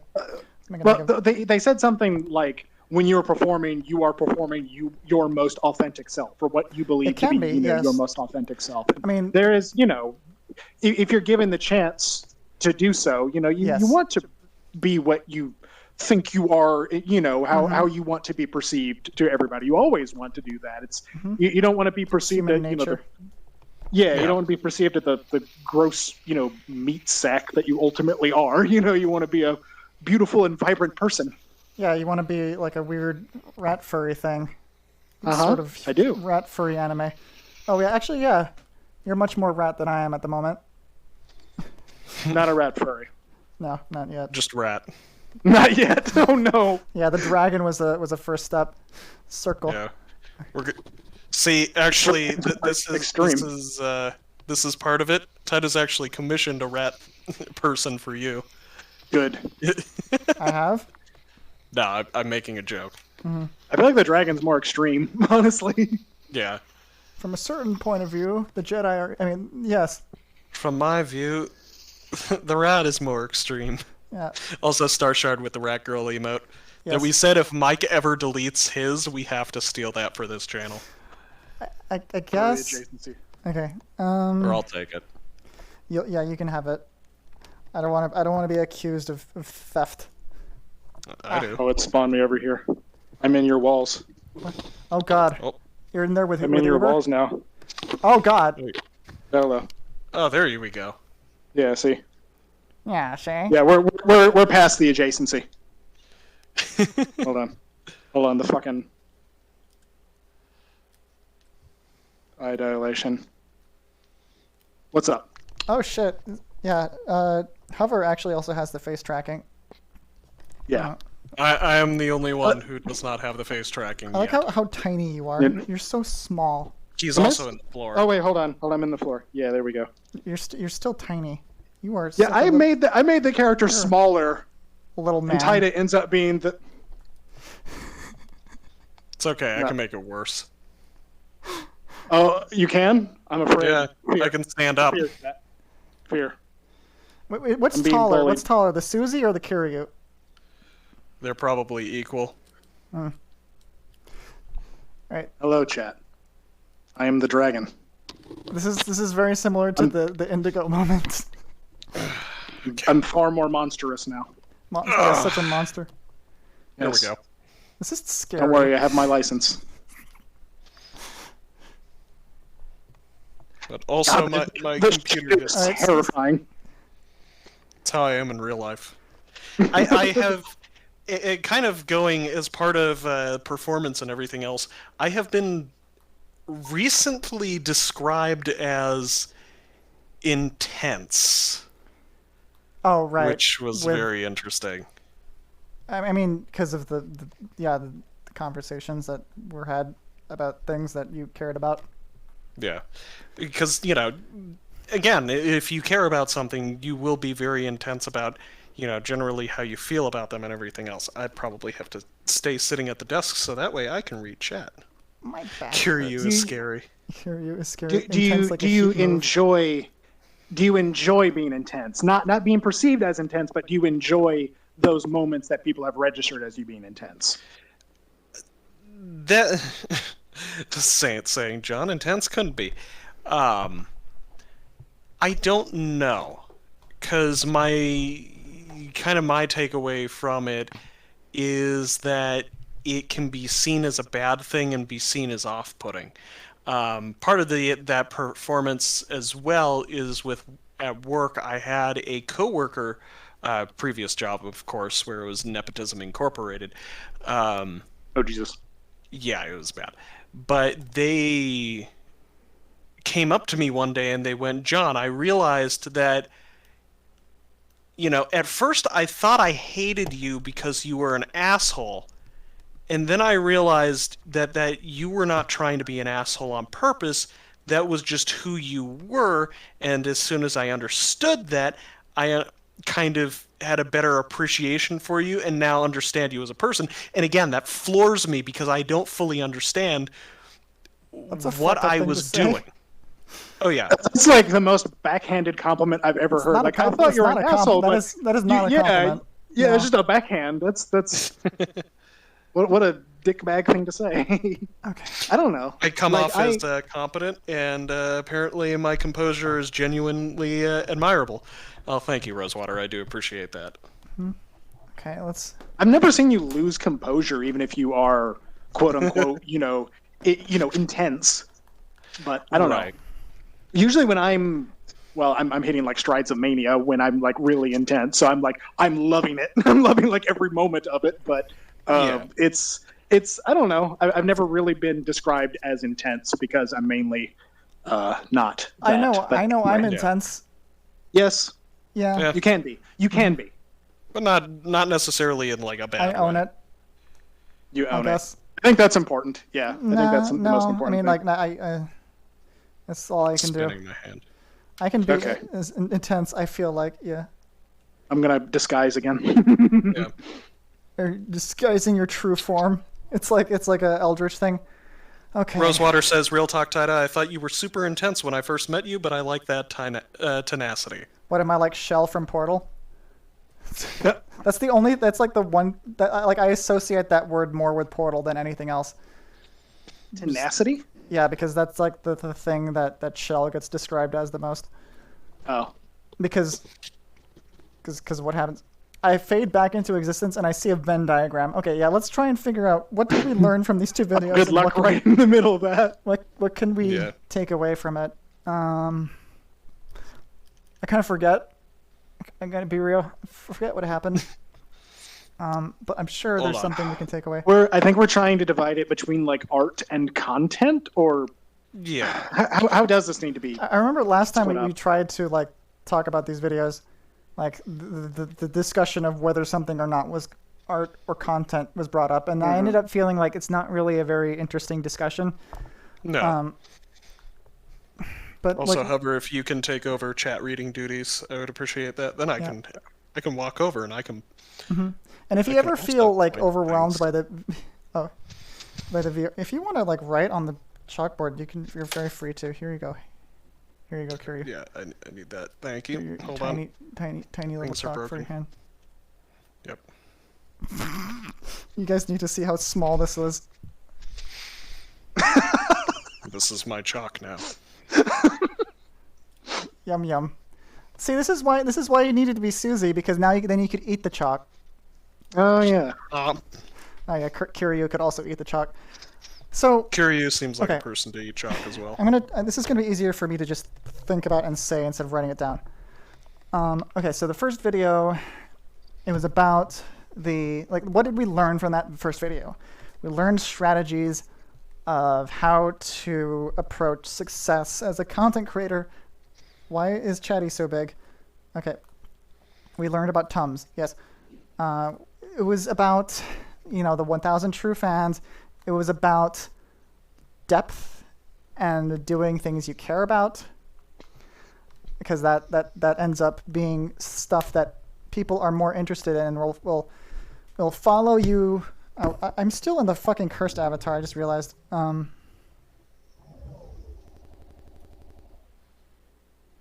Okay, there we go. We learned about a cool show about a guy whose name I've already forgotten. Well, no, that was the second video. The second video was about Nathan Fielder. First video was about Strethless talking about... Also, I need music. Have a good night, Luigi Guy. He's headed off. Oh, Luigi Guy is still Have a good night, Luigi Guy. Oh, thank you so much. Luigi Guy, thank you so much for stopping by. You are awesome, and you are a gift to everyone here. I think that the way that you you dedicate yourself to lifting up the little guy is super admirable. I think you are a super cool person. Everyone, go follow Luigi Guy, because he does a lot of cool stuff. He absolutely deserves it. And creates a whole bunch of his own stuff, yeah, too. he does a lot of his own art, and the stuff that he's done is really cool. But yeah, make sure to follow Luigi Guy. He's awesome. That's a person to ascribe the word tenacious to. Oh yeah, that's. Thank you so much for coming by and also like offering your thoughts. That I really appreciate that. Like plus Luigi Guy holds nothing back with kind of just his input as well. Admirable. Luigi puts so much effort into his streams. It breaks my heart to see anything fewer than triple-digit viewers there. Absolutely. Triple-digit, quadruple digits. Come on now. Thanks. I gotta pop around your spheres here. I try to just make it so that I'm just in everyone else's spheres. Like I don't know. Okay, so. Whoa! Why is my desktop so small now? Okay. Okay, so. Stay healthy, everyone. God, I need water. Yeah, go but hydrate. I don't want to screw up the tracking by leaving.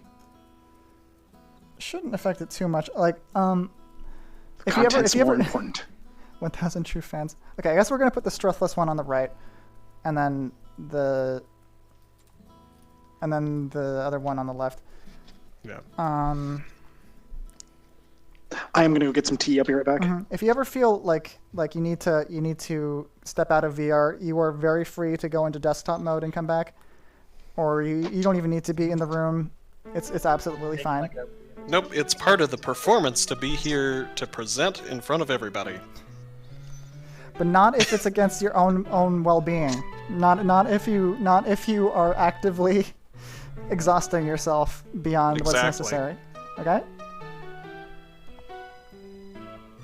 Okay.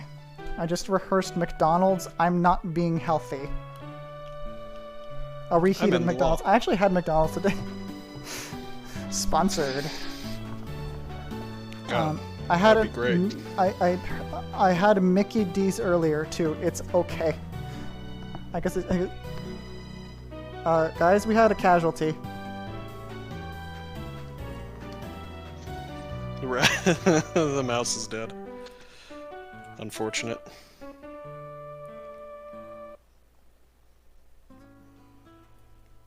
Homer, no!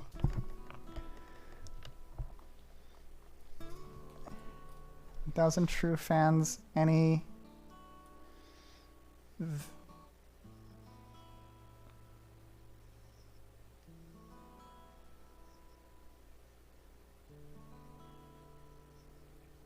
Art versus content.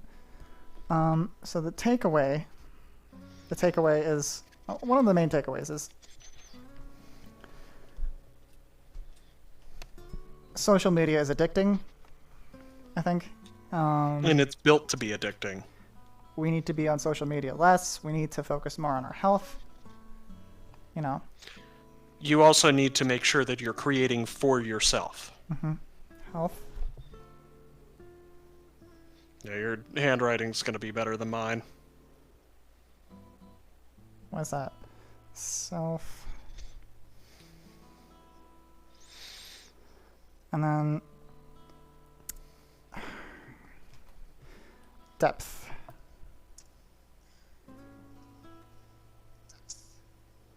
I heard myself.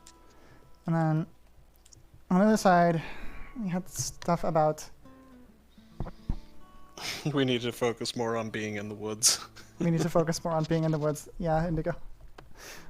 Well, you have to you have to like make that.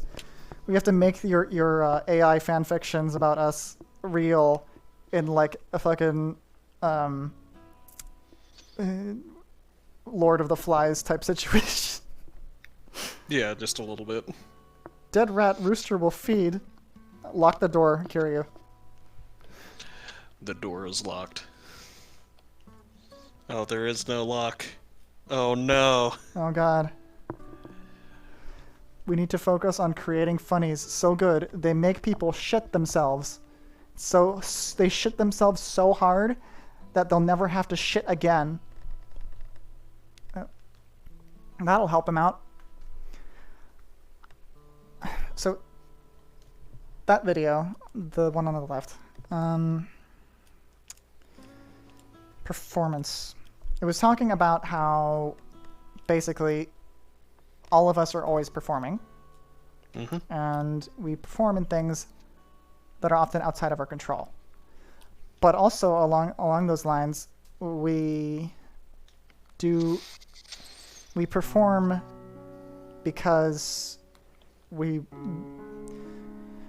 it's something that we aspire to, and it's not just something. Just because it's not natural doesn't mean it's not authentic.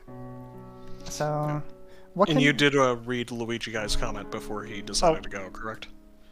Oh, or do you before want I me go, to do that? actually, I'll give one more thought that didn't really fit anywhere else. You always got to remember that everyone's situation at home is different, and that leads to more or less time motivation to do things. If you're comparing yourself to someone, then it's a 100% chance that there's a difference there. Comparisons don't work well and don't make sense because of that. Absolutely true. And the only person really to compare yourself to is yourself. Comparing yourself to others is extremely unhealthy. That's why, I don't know, I feel like look inward to see how you're doing relates to how you're doing. That's not a great way to put that. Like, the only way to figure out what is healthy for you is to look in yourself and see how you're doing without comparing yourself to other people. Everyone always said not to compare myself to others, but only really clicked when I started considering the environment. That's true, Luigi. That is a good point. I am back. Welcome back. Hi, Hover. Have you hydrated? Yes. Oh gosh. Good. Drowned in tea. I was gonna say maybe you could compare, if you're wanting to compare like how you're doing to another person, you could compare yourself to your past self. Yep. And if what has changed from there, and like how you're doing, in what you're trying to do. I guess like I was a very, very different person 2 or 3 years ago. Like so much has changed, and I may not be in the best place right now, but my God, like I'm so blessed. I feel just tremendous, tremendously blessed that I am. Things could have been very bad, and that I will leave it at that. Same. Yeah. It's good. Yes. How are we doing the Venn diagram? I'm struggling a little bit. What we talked about doesn't really fit too well into Venn diagram, but the ultimate takeaway, well... There are overlaps with the overall message of the videos. My CPU right, usage is at 11%. My CPU usage is at 98%. You're at 11%, Sean? My gosh. Oh yeah, this computer's a monster. GPU's at 56% though. My GPU's at 93%. Jeez. Your 3090s at I'm not 50%. wearing very much. Because 3080. Because this room is a fucking furnace. Same. 10 by 10 room. I usually like crank up the AC whenever I do VR because it gets so hot. Right. But I mean, we could start with the center and kind of work outwards, because there is an overlapping theme of needing to make sure that though you are performing, you're performing for you. A lot of this all circles back to making sure that you are doing this for you. I'll look at chat for a second.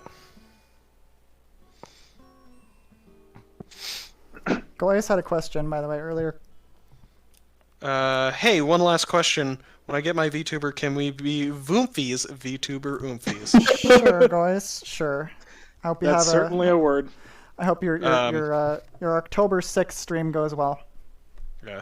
Also, Mycicle, real quick. It's a 3080 Founders Edition, 16 gigabytes of 5600 megahertz RAM, and an i9 12900K CPU. It's a stream monster.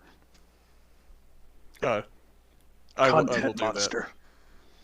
Eat up, Susie. I'll eat the chalk.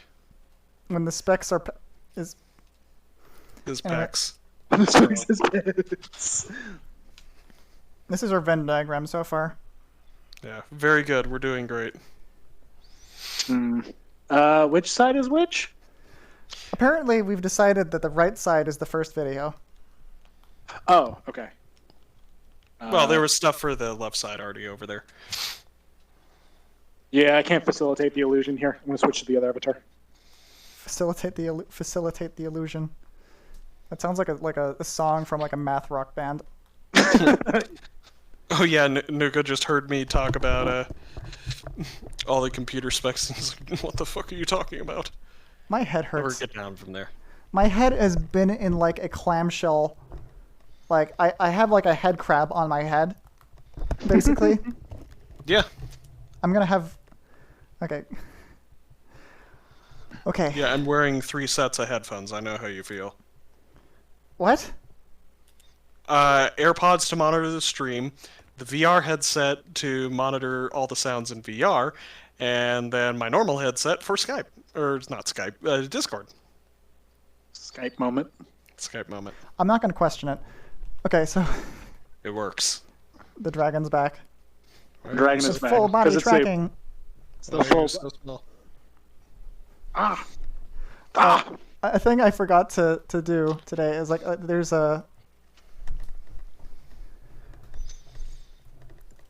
some things in this room.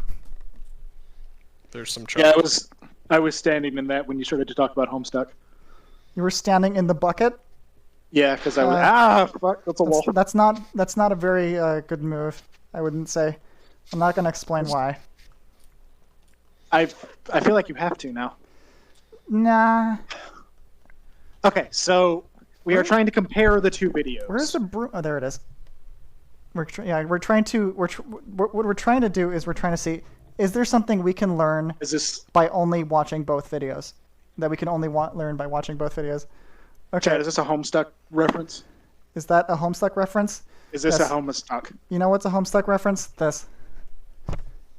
Oh, it didn't. That was just violence. That was just violence. Sapphire knows. Now, if anyone had misbehaved during the stream, this is what I would have fucking done. Hit them with the shuffleboard broom. No, it's a stick. No, I'm not in Titus chat. I'm not misbehaving this time. I'm misbehaving outside of chat. I can't think of what to put here. That's yeah. Why is it taking so Whoops. Is my face working, by the way? Yes. Yeah, your tongue is sticking out though. It's fine. okay. It's okay. The tongue is blue. Is it? It's back inside. My tongue is blue. Your tongue is back inside. Wonderful. Okay. So. Oh God, there's no music. One was more about why content is less authentic, and then the other one was more of how it is more authentic. Like one was like one for them, one for you, and the other one was like all content is some kind of authenticity because you're always trying to be your most authentic self. So I'll put that. Okay, that's a good point. That's the contrast, right? The contrast is that one is saying that content is inauthentic. One is saying that performance is authentic, right? Yeah. Okay, how about not authentic? Okay. Okay. It's hard to write. It's hard to write with the oh god, the hot authentic. I love that stuff. Hot authentic. So yeah, there was a little bit of a technique. You want to draw very slowly like this. I certainly do. Maybe it's like the lag or something. Maybe it's going through me or something. I don't know. Yeah. That is a good word for it, yeah.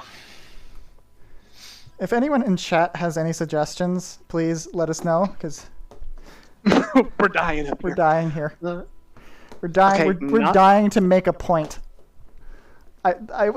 This whole stream was trying to figure out if I could even come up with a point to any of this.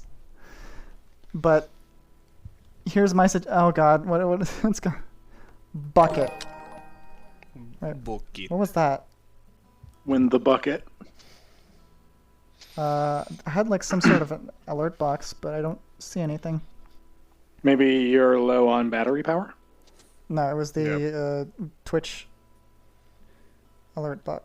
Oh god, I see why. What happened? I put the fucking VRC capture above the alert box. Okay. That's interesting. That's annoying. Yeah. Okay, so not authentic on one. Did the second point make any like point about, I don't know, chasing trends? I feel like it didn't. No, it did not. I'm gonna put that on the right side. Okay. Chasing trends. Okay, so the video is okay. I'm gonna write this Nathan Fielder.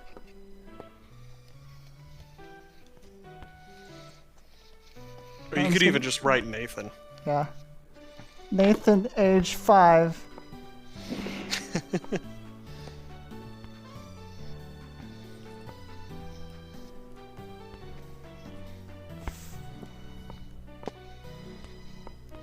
Oh no, CPU is at 13%. Whatever. My god. Someone in Madagascar is coughing. What? Shut down everything. I think that was an old... What was that game called? Was that Plague Incorporated? Nathan's when it was Hot like Dogs. still Okay, so authenticity. Okay. Oh gosh.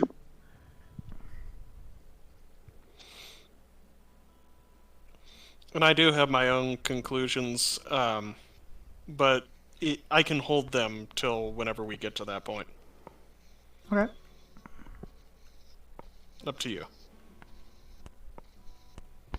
Nathan, fuck. Nathan, fuck. Almost. Okay. Not.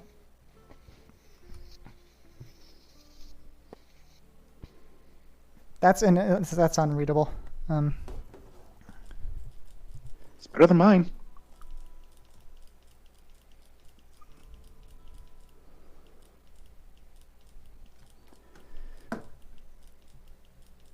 I'm just gonna write authentic. I wonder what that was. Whoa. Okay, Kiryu is a crab now. Look what they're doing with the chalk. You're gonna have some huge hey, ones. Lex. Whoa, Hello, whoa, Lex. whoa, whoa. Okay. Hi, Lex. Hi. Hello. Remember Hover. me? I'm the dragon again. This is Hover. And here's Yes. my friend PimpMasterStallion, who has chosen to be Kiryu from Yakuza. We just watched a bunch of videos, and I mean, I could just briefly put them on and skim through them. Or you could just recap them quickly. I guess. I just want kind of like to give a general impression of what we've been doing. I was only going to be brief. I promise.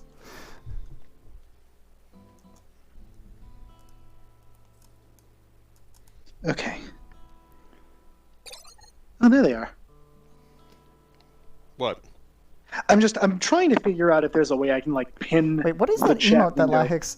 Is this is that our That's narwhal? the Is it I think it's a Pegasus or Pegasus? a pony of some sort. And There's there's a an little- egg. Yeah. So we Oh, want- it's the Pride Wave. Yeah, it's a it's like a global emote. Can I hold Yeah. it? Are you exhausted? Welcome back, Unknown. Welcome back. He notices that there are a lot of underground artists who are really good, but they're just not getting attention. In 19th century France, this is a bit of a problem for artists. I'll just sit here at Cash, the from being a person online infotainment computer. Resolved it, and I feel like we both know that a resolve is coming because, I mean, look at the time bar, there's still Meanwhile, you see, you notice that every single creative and content pressures. Hey, have I got your attention? Can I hold it? Are you exhausted Have a good by night, content? guys. The fact that there's just Good so night. much of it and you can just scroll and scroll and scroll and never hit the bottom. Or the fact that if you're a creative person, there's this weird pressure, this gigantic pressure to make content. And have you noticed that every single creative person, whether you're a filmmaker, a photographer, or an artist, everything that you make is now just called content. And whatever it is that you used to do, now you just call it a content creator. When and why did this happen? Is it good? Is it bad? And what can we do about it? Those are the questions that I'm going to try and answer in this video. So we're discussing this as well as another video called Is Nathan Fielder Acting? Nathan Fielder being from the show Nathan For You. And which is actually not really about Nathan Fielder. It's more about the fact that everyone performs in a way. Let me just... Yeah.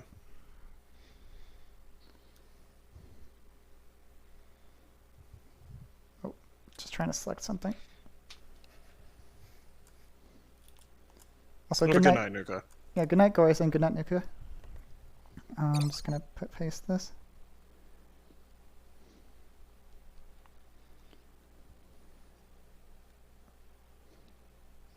I don't know if Lahek is still here. I want all demons out of her spine. Get out. Have you ever watched something online or on TV and wondered, was that real? Get out in the name of Jesus Christ. Get out. There's probably no show that makes people ask that question more than Nathan Fielder's Nathan For You. Nathan For You is a parody reality television show where Fielder gives ridiculous advice to small business owners. The show's humor comes from his guests reacting to the bizarre and uncomfortable circumstances he creates. It's younger, and I'm exaggerating them for the sake of comedy, and concerned for cutting their music videos style of reality on screen. This showed characters on the artificiality of reality television. Shows like The Office showed characters performing only because the camera is there. And it's not just mockumentaries. The show Fleabag also centers on a character who, like David Brent, is trapped in a performance for the camera. She used I kind of raised this, and if Lahex, if you're still here, I kind of raised an interesting thing where, like, I talked about how when I'm on your stream, I have this tendency to, like, act different depending on whether I'm in front of the camera, and we just kind of discussed how this ties into, like, what it means to be a content creator and the psychology of content creation and what we can learn from these two things. So the first video kind of posits that content creation, the idea that artists are now just called content creators, this is a bad thing. Go time cameras live. Yeah. So it posits that this thing that's happened where anyone who is creative is just a content creator, just kind of pushing things out, just churning things out, being a part of the algorithm. He's basically arguing this is a bad thing. What are things we can do to change, and how a lot of online stuff is probably going to move into a direction where people take more breaks and where people basically get more interested in things that aren't really typically considered viral. And this one is kind of going in it, and as opposed to just like inauthentic, like you know, influencer type stuff. This video, it kind of goes in a different direction, where it eventually comes to the conclusion that while many of us are put in a position where we often are forced to perform in roles that we never asked for, like say you're a waitress in a restaurant and you have to deal with a crappy customer, and that you have to perform this role where you just kind of have to pretend that you don't want to rip their head off. Like that's performing. That's a performance. But on the other hand, like you know, like on The Office, when the main characters, he's constantly changing how he acts depending on whether the camera is facing towards him. There's also like what's his name? I forgot like the actor, but he was saying that that's the real him is the one that is on the show. Larry David. Larry David. Curb Your Enthusiasm. The reason this is associated with Nathan Fielder is because people question whether or not his absurd character is real because he acts the same off camera, and so people. Nope. Thank you for the raid. Hey guys. Thank you, Noop. Welcome. Thank you. We're talking about content creation. We're talking about Nathan Fielder, and we're talking about the relationship between authenticity, performance, and what it means to be a content creator. We're kind of at the end of it, but we're trying to kind of come to a conclusion of what we can learn from these two things, which are kind of at odds with each other. Because the first video is saying that content creation, the things we associate with this bad word that's become a bad word, content creator, content has become kind of a bad word. So in the first video, it's kind of positioning like this sort of, shallow, like very wide net approach to, internet content creation as kind of a bad thing, and that's going to like recede in favor of like more in-depth, long form things. Yeah, as opposed to the puddle not being as deep but more widespread. It's a much deeper body of water, but it's a lot smaller because there's a lot less of it, but it's got more depth and more engagement.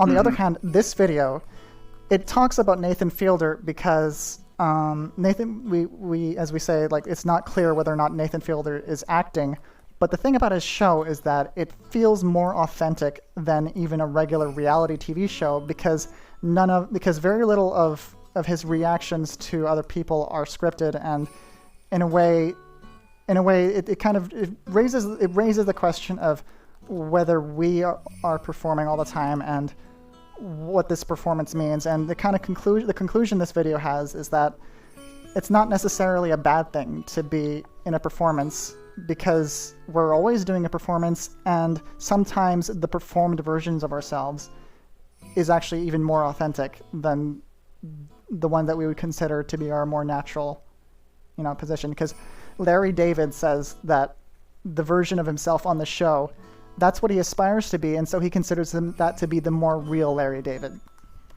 And so we're trying to kind of connect these two together.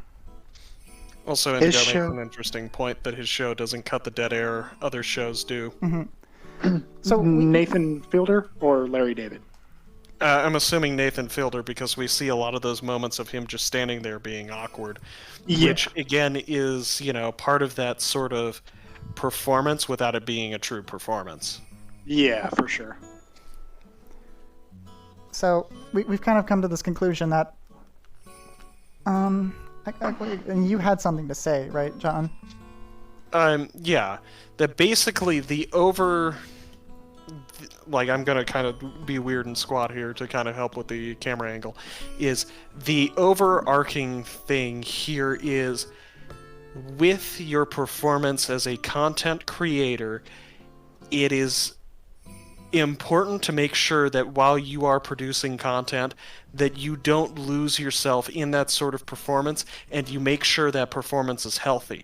Because you'll have a lot of people who go in and they become their personalities for the content and lose themselves as part of that performance, as opposed to, just maybe putting on a slightly more presentable face as a content creator of, oh, hey, I'm, not going to get overly angry or something, as an example, and, still perform as themselves instead of this hyper idealized version that people have created for themselves in terms of content creation. Because, and again, it's not a bad thing, but we all know those YouTubers who always open the videos of, hey guys, it's blank here, and today we're going to be doing this thing and doing 4 minutes of nothing that really has anything to pertain to the video. And they weren't always like that. Like, that just kind of developed over time.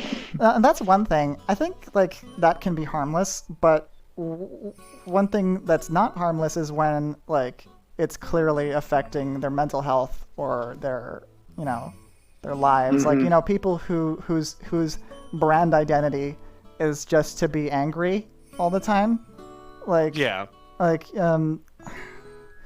I don't really want to specify, like, but there are like some really old YouTubers who all they did was scream and get angry, and it's obviously not making their lives any better. Like that for example, that's not a situation a lot of people are going to wind up in, but it's kind of an extreme that kind of makes clear what we're trying to go for, I guess, is that you want to make sure that your health is the number one thing to focus on when you are making anything.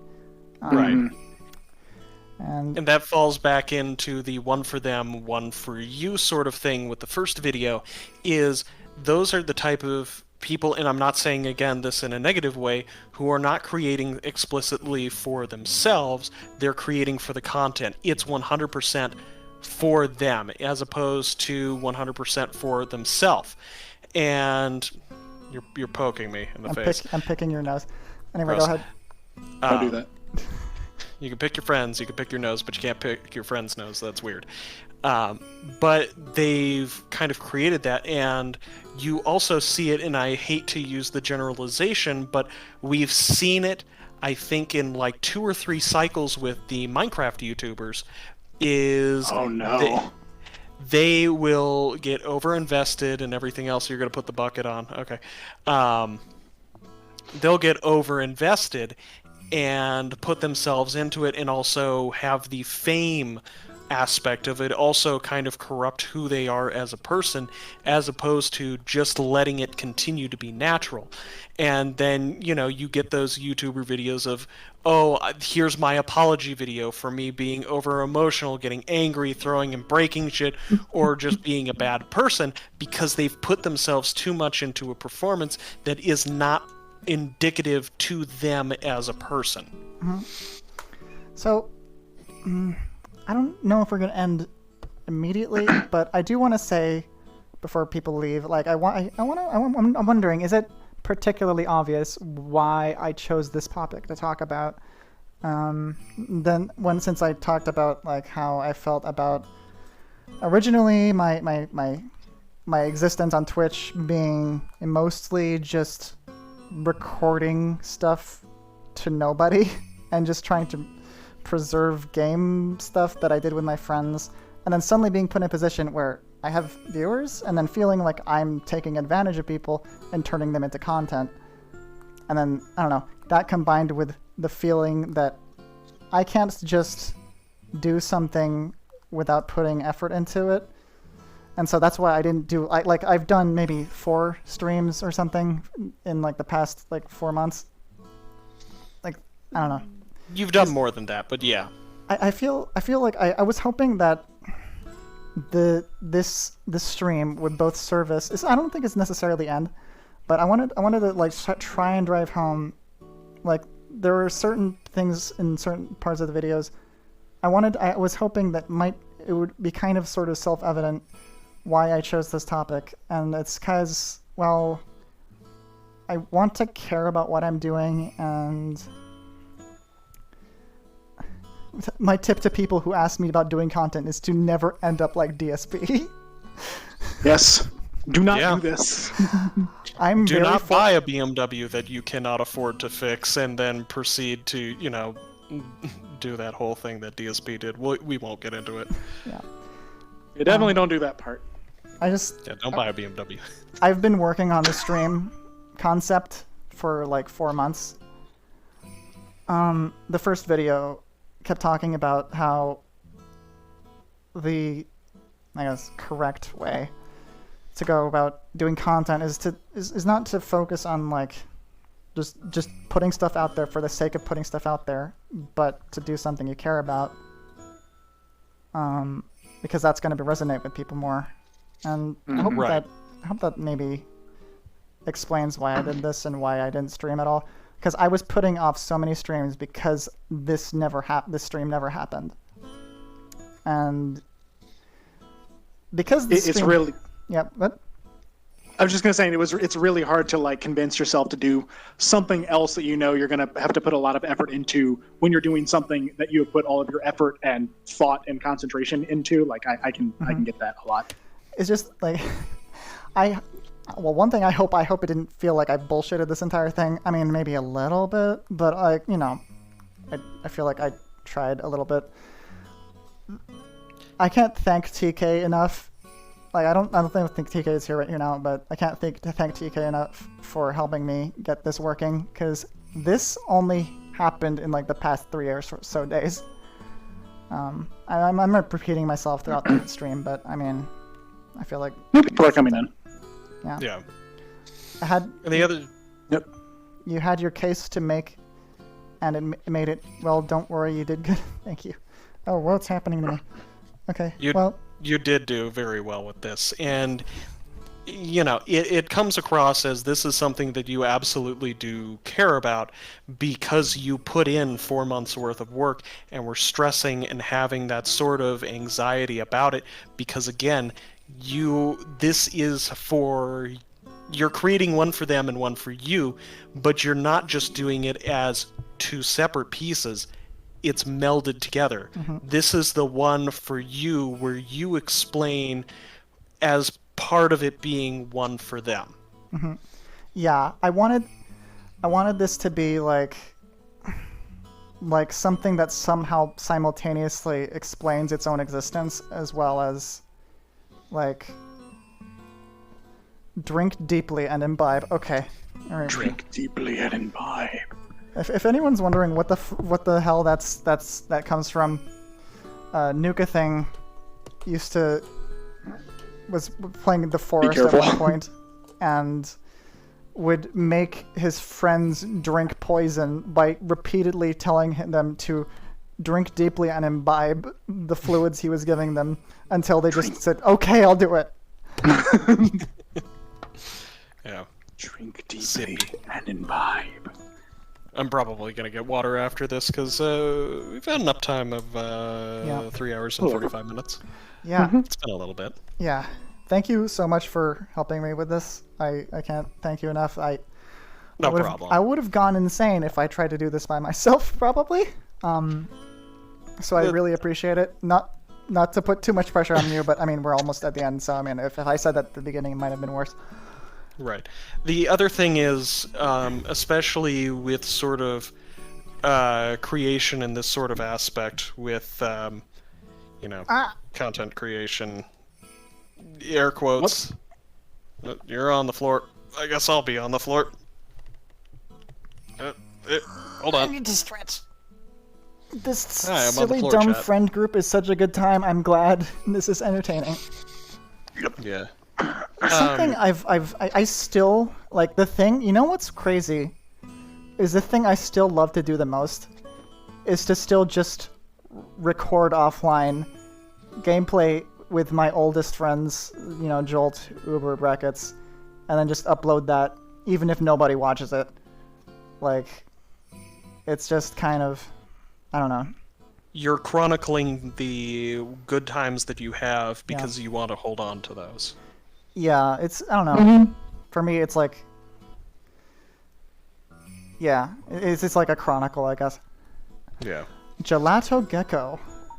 Hello, Gelato Gecko. It's been a while. Wow. Hope you're doing okay. Hey, how you doing? I think we're almost at the end, but I mean, I don't want to end immediately. Nah, we're just kind of. We've probably got another 15 minutes. I'm gonna be real. Yeah, we're relaxing. We just came to the conclusion that be healthy. Yeah. I mean,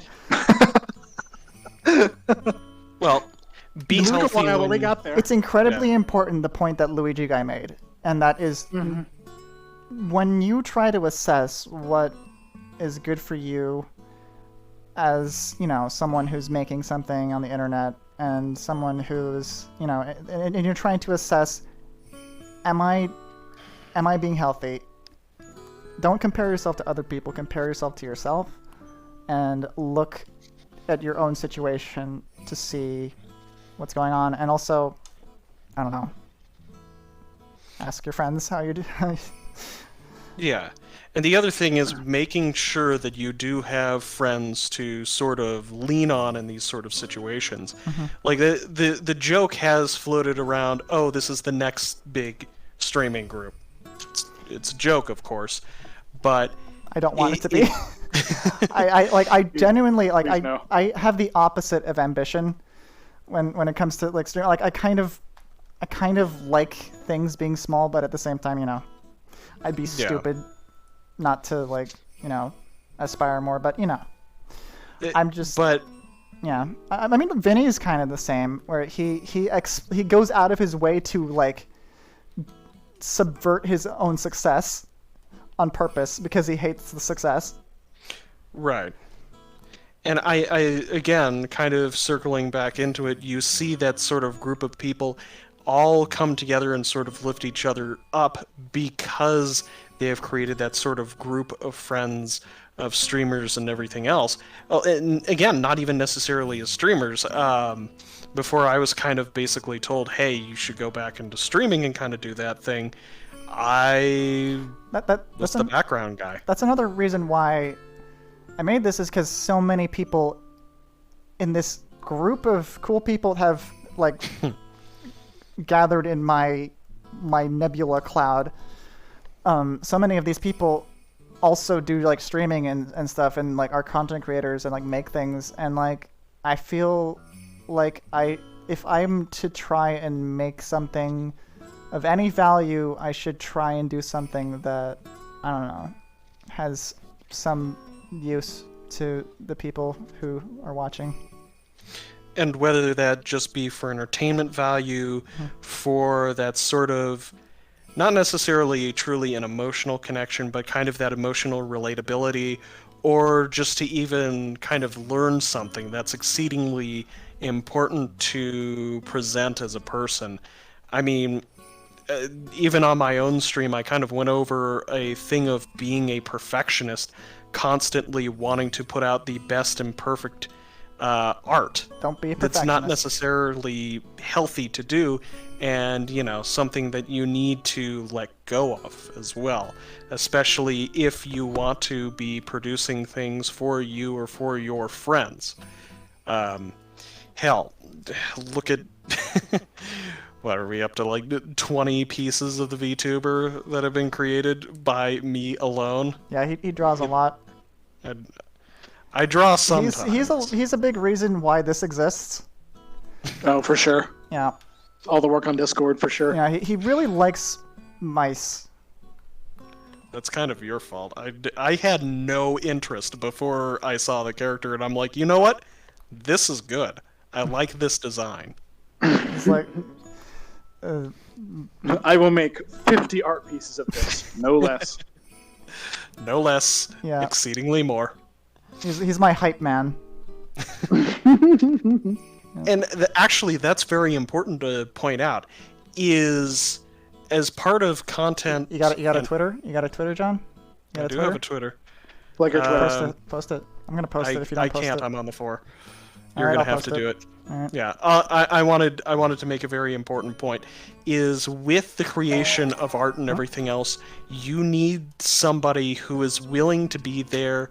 Not necessarily willing, but somebody who wants to be there, who sees your art and is like, I love what this person is doing. I want to continue to hype them up because I don't want them to stop.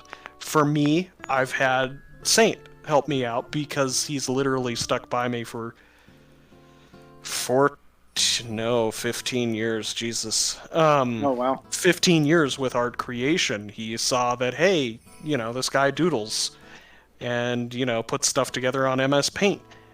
I want to join him on that journey. Speaking of the one Saint, he just followed me. Thank you for the follow, one Saint. I've been missing a lot of the notifications lately because I covered it up with the stream source. Oh, well. Oh. Yeah, I can't see it because my screen's up here now, and I can't drag it down. I'm watching the stream, and I saw the notification that he followed. That's because I fixed it. Oh, okay. Yeah. And the other thing that I also want to keep there's a shelf right here. The other thing I wanted to bring up is because I had that sort of experience, I wanted to make sure that other people continue to create. That's why with a lot of my artist friends, I not necessarily push them, but when I see their content, I like it, I tell those people what I like about it, and, you know, if there's anything that they're asking for, like, oh, hey, can I get a helpful little bit of criticism on what I've created, whether it's a video, it's a stream, it's something, you know, that they've drawn or anything else, I want to provide it to them, but not in a way that makes them feel like they're not doing the most. I want them to continue to explore themselves as a person and push themselves as a person. And I've luckily also had that with Taida, who has also taken an interest in the art and me being an artist and has wanted me to continue to push that sort of boundary. And I thank you for that. A true fan, one might say. You just need 1,000 of these. That's true. Yeah, that's all you need. Forehead. That number. Yeah, I hate commodifying that number, but I think there is something to say, like, it's very awkward making things for people who do not know you. Yeah. Or, like, trying to, you know, capture their attention, but then, like, if you do get their attention, like, you have some person that, like, doesn't know you, like, what is this? You know, that's like, you know, that's like, this is fantastic, or, like, who is this and what are you? You know, I think since we're talking about, we said you need to get, like, you need to have someone who lifts you up and, you know, like, you know, encourages you to improve more than you are. I mean, that also, like, there's a lot of ways that you can, like, help that happen, and that's, like, I guess, I don't know, you can... A lot of people have difficulty making friends, and I think there's a lot of ways that can be, that you can get help with that. You can you know get not necessarily remedy, but remedy that almost. Yeah, like there's a lot of things that people can learn that, I mean, people who don't have a lot of social skills can learn about, like, you know, I don't like the word networking, but like you know, just developing the skills to make people interested in listening to you and, like, talking to you, and, you know, it just there's a lot of, like, basic skills that people can benefit from just to you know, make friends, I guess. I don't know if that makes any sense. And I think the most important part of that is remaining genuine to yourself with what you want to create with your friends. Mm-hmm. I mean, don't pretend to be someone else, but also realize that there's always room to improve when it comes to, like, social skills, I guess. Yeah. Mm-hmm. There's always the ability to improve, and that kind of goes with, like, anything. But of course, like, you know, like, not everyone's in the same situation. Like, I know I personally, I don't have a lot of time or energy to, like, you know, study on how to socialize with people. Right. But, like, my God, I can definitely, like, just preach something that I don't practice. Yeah. You can't, but, I mean, study social skill, or, you know, you can't, like, study that. You just kind of have to experience it, I would say. Yeah. I mean, I feel like you can learn it through, like, you know, parasocial relationships, and I hate to use that word, but, you know, like, that just sounds like something you would hear, like a nerd say, like, I will study how to, you know, have a social skills or something. You just kind of have to, like, be awkward among people. The first step to, you know, developing those social skills is to first admit that there's some difficulty there, and I think it's a good thing to acknowledge. Are we Awkwards Anonymous? Yeah, Gecko was the one who pointed that out 100%. Guys, what's the best way to grind your social stat? Yeah, I mean, hanging out with people that are similar to yourself always helps. Yeah. But also understanding that sometimes you need to go out of your comfort zone and maybe go talk to a person that you normally wouldn't, because having those sort of outside perspectives do help you grow in that sort of sense. Yeah, Rosewater says practice is more important than theory when it comes to being socially adept. Yep. Yeah, 100%.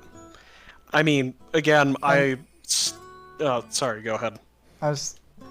No, go ahead. Like, kind of, it's funny. I see myself as an anomaly because I just see it so normal with how many people I interact on a day-to-day basis. It's, 10 to 20 to 30 people, either through emails, through messages, through face-to-face interaction, what have you. And just that sort of amount of constant practice and everything else has kind of provided a very interesting take on these sort of social skills and everything else. On the other hand, like if you're someone like me who is extremely introverted and has a very limited like social battery, it's always important to, keep in mind your boundaries and like make sure you don't push yourself to a point where you're just exhausted to the point where you can't talk to people anymore for long periods of time. Always do things in moderation. Be aware of how you're feeling. Because, like, I know if I went, much too many hours more than this, I would be completely wrecked. That's another reason why, I made this thing, is because I want to drive home how important, because, I've always been finding myself in these situations where, for the content, I have been basically sacrificing my health and my sanity just to socialize with people. And it's more important to take care of I'm trying to make a point. It's more important to take care of myself. It's more important for people to take care of themselves, because I notice sometimes I feel like I put other people in a similar situation because I am technically, I'm not at the helm of, but I'm I do a lot of organizing of social gatherings with these. What just happened? Gelato Gecko just subscribed. Thank you. Gelato Gecko. I really appreciate that. Thank you so much. It is right. But I always often feel like I put people in situations like that they, I'd have no idea what the social battery of other people are, but I know if it was me, I would get very exhausted by the things that I make people involved with. And that's the reason why I did this, is because I want to drive home how important it is to be aware of your health and to take care of yourself. Right. And Rosewater puts it best, you are more important than your endeavors. Mm-hmm. So remembering to take care of yourself, to sleep in order to, make sure that you're putting forward your best self for yourself is truly important. Mm-hmm. I'm thinking of maybe starting a channel in the Discord that's dedicated to I don't know, not health, because I don't want to be is this just a channel where people tell each other to go to bed and they don't listen to each other, or I mean, it could be more like people sharing the things that they do, that they've done to, self-advocate, or, just a way for people to share those kind of things. Maybe I think that's something that I've been thinking of doing. I'm very hesitant when it comes to adding new channels, because I never plan on deleting any of them. But yeah, you just kind of take a wrecking ball to one and make it something else, though. I definitely want to make sure that my impact when it comes to other people isn't one that has a negative health impact. Mm-hmm. And that's why I love Lahix's streams so much, is because everything it's about is so focused on the health of people, because it's about working out, getting up at the same time every day, and just making staying healthy, being aware of yourself, being aware of what's happening, and just kind of just chilling out, I guess.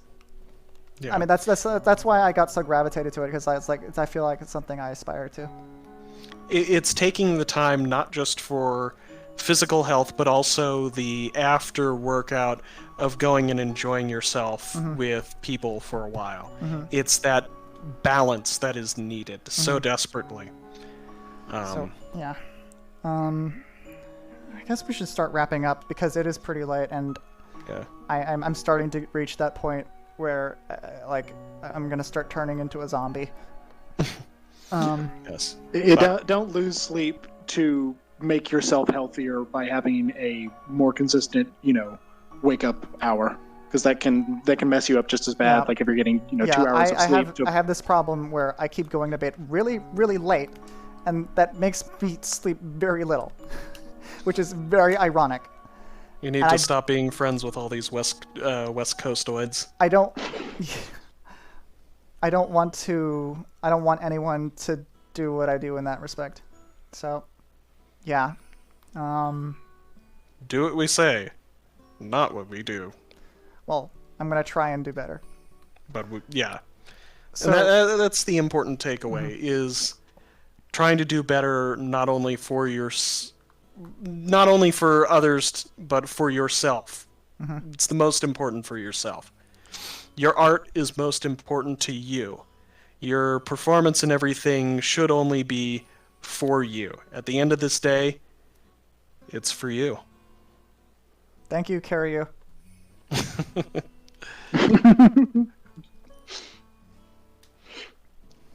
You're not going to turn into Susie at any point tonight, are you?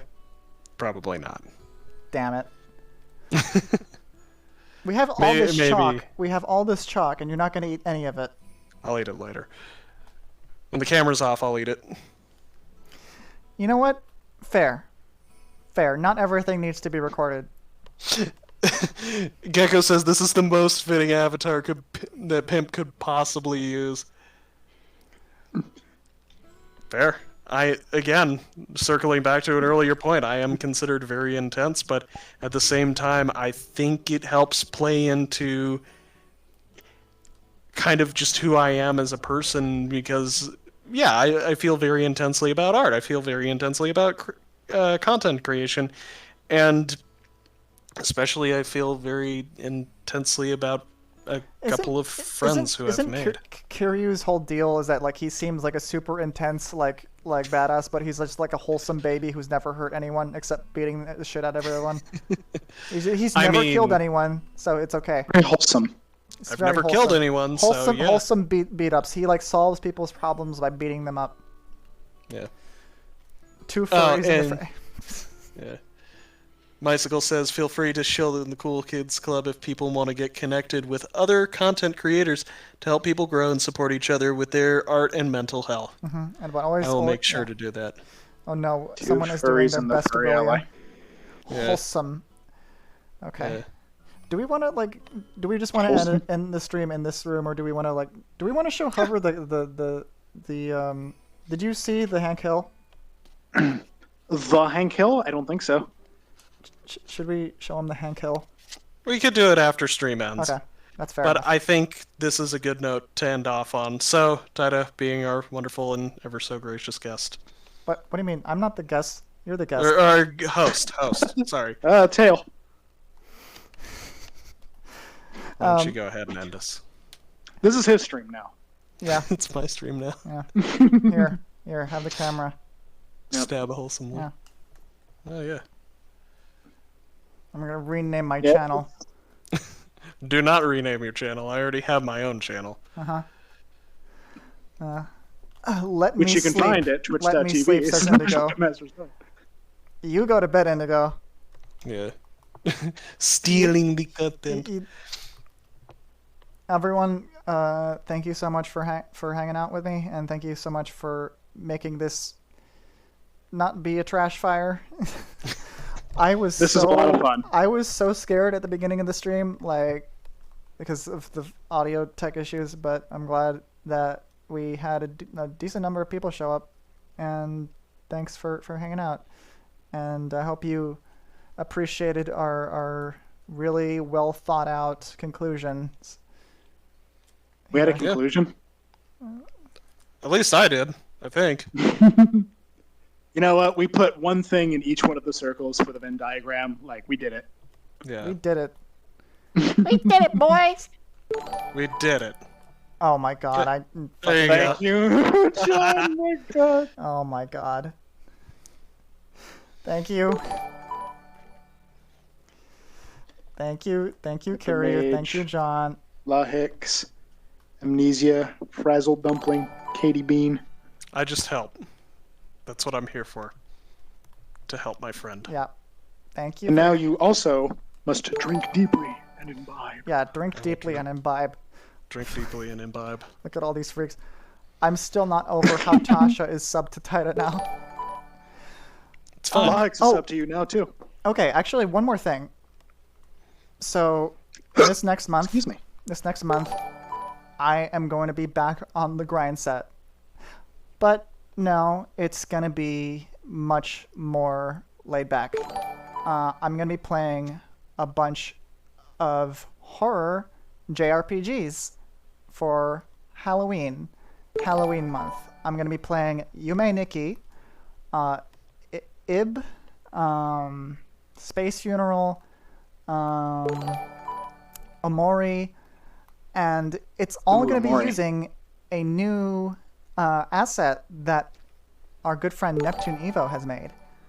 It's going to be more laid back. I'm not going to have the whole VTuber rig on. It's just going to be it's just going to be a PNG tuber that has a lot of different expressions. And I'm just going to be doing that as chill as possible, just doing things at my own pace. Though I'm still going to be playing... What? Thank you for the bit. Thank you for the bit, Sam.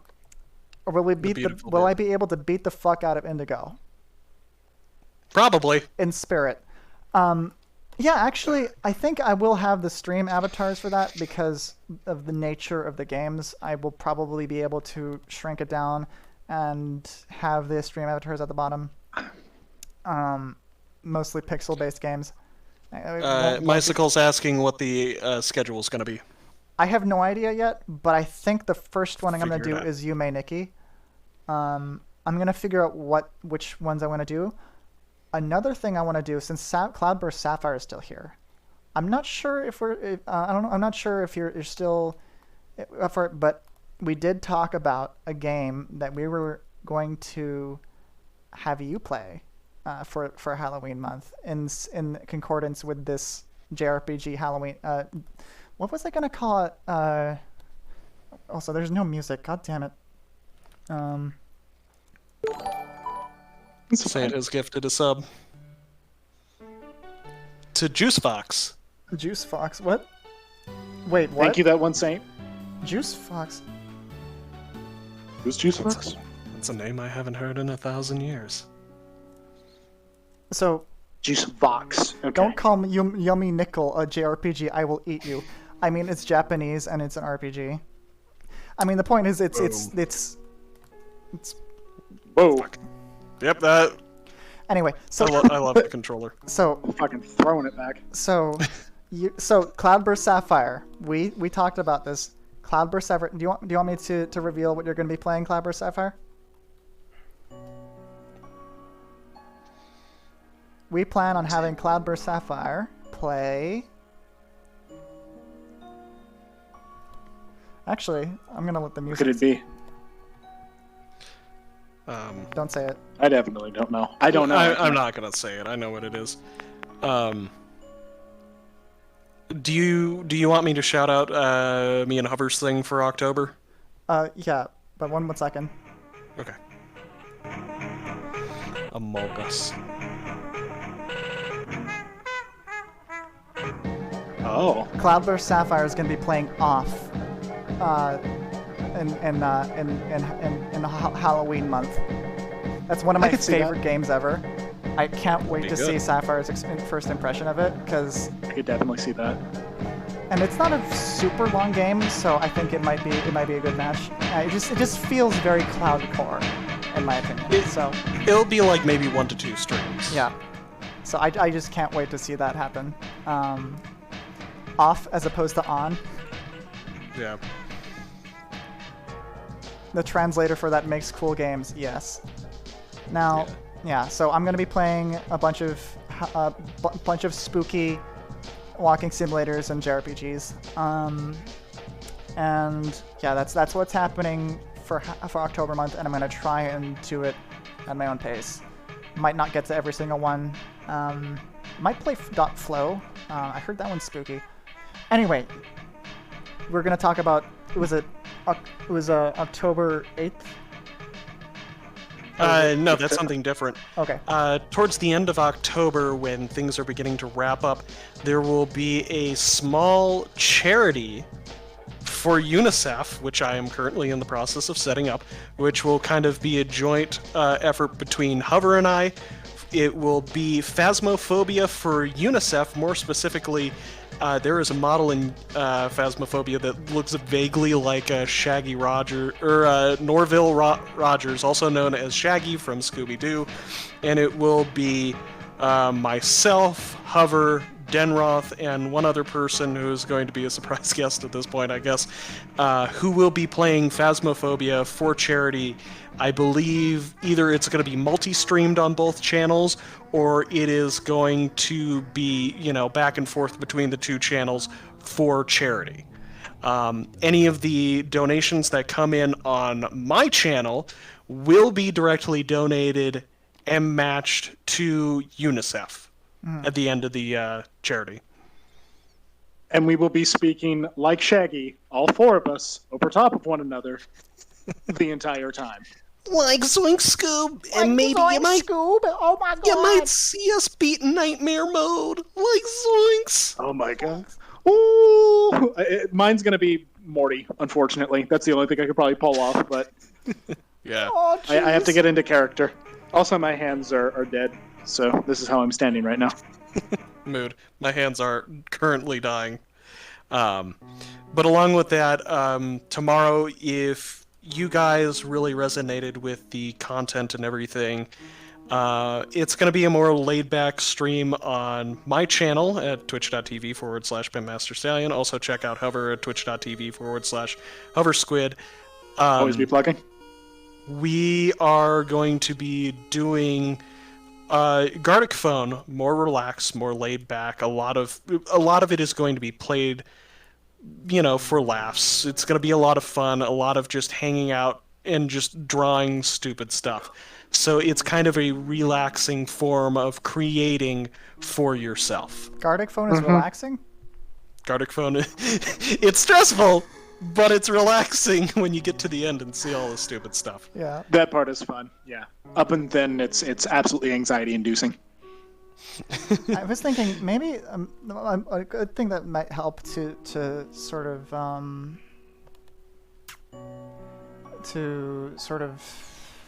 what's the word when you space things out in time, fucking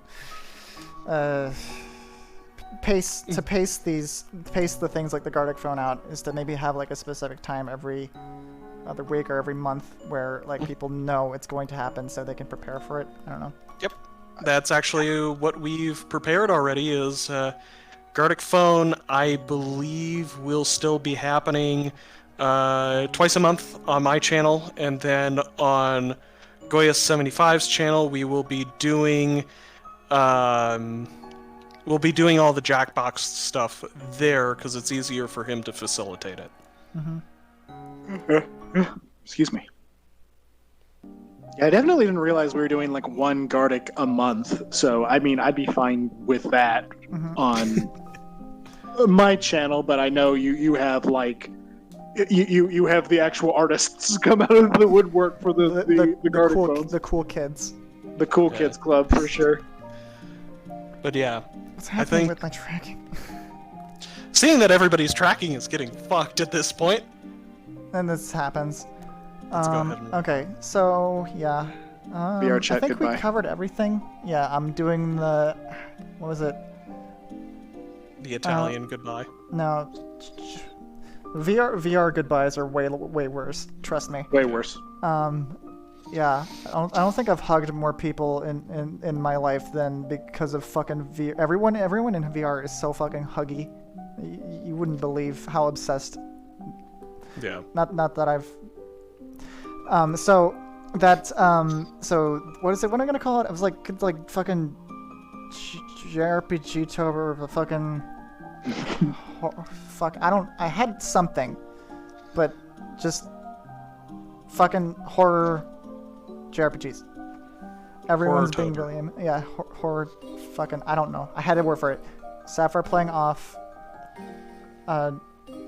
Shorting Woo number 1. John What? and Vermin Tover. Vermin Tover. Yeah, I'm the Vermin. John and Hover doing charity the end of October, I think. Yep. There should never be more than one. Then one wrote it? What? One William.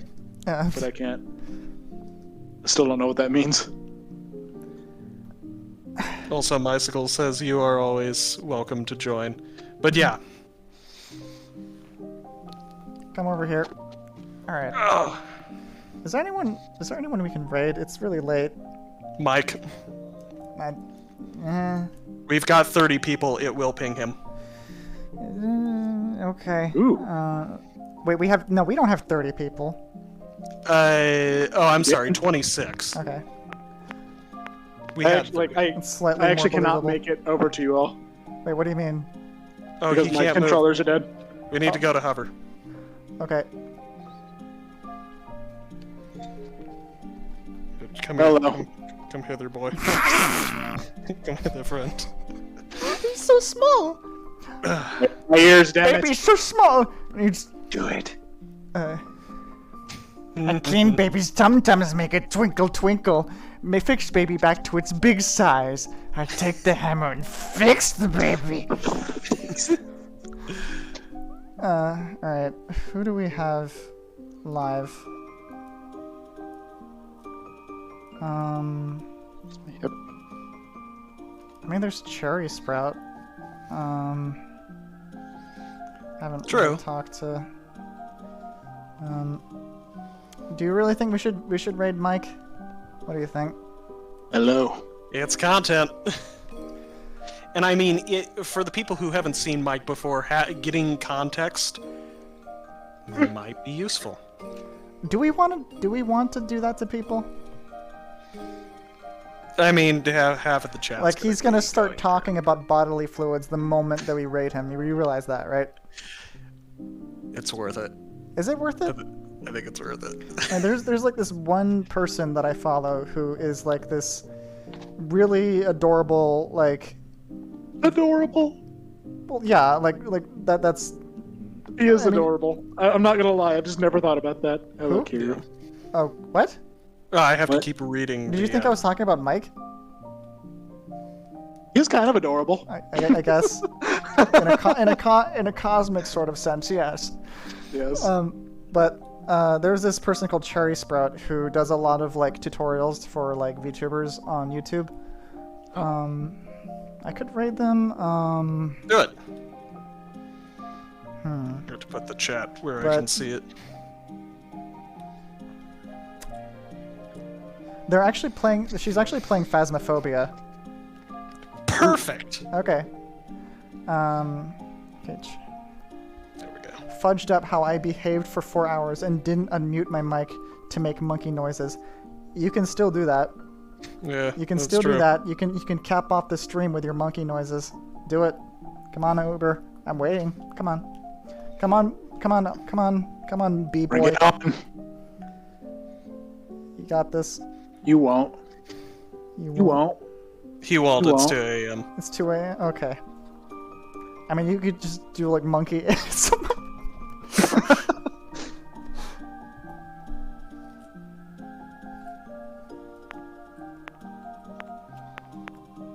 So go ahead and I think it's time. Go ahead and initiate that raid.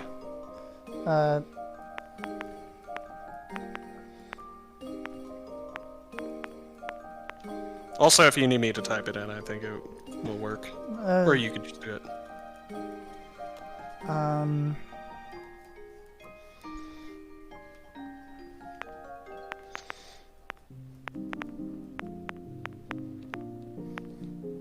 When the Among Us be jump scare. Amogus is sus. Okay, time to hear myself echo through. Did anyone notice the tag pretentious on my stream? Yes. Oh, I did. I thought it was great. Yeah. Oh wait, did Cherry go offline? No, she's still going. Excuse me. Okay. Sapphire says, Cecilia. Raid. Shadow Legends. Okay, what do we want? Content. Nah. Whoops. Let's all raid. No capital letters, just like a perfectly formatted sentence. We are here for the content. Period. Be very intimidating. Okay. Provide us with content. It's like the opposite of what we've been doing this entire time. Yeah. This has been primo content. I don't know what you're talking about. No, it's just the opposite message of what we've been saying for 4 hours. Yeah. Content. It'd be funny. Yeah. We now know that it's wrong. Alright, hit the gritty and send that raid. Okay. I can't hit the gritty anymore. My tracking's dead. My controllers are at like 10% each. I can Living shuffle. dangerously.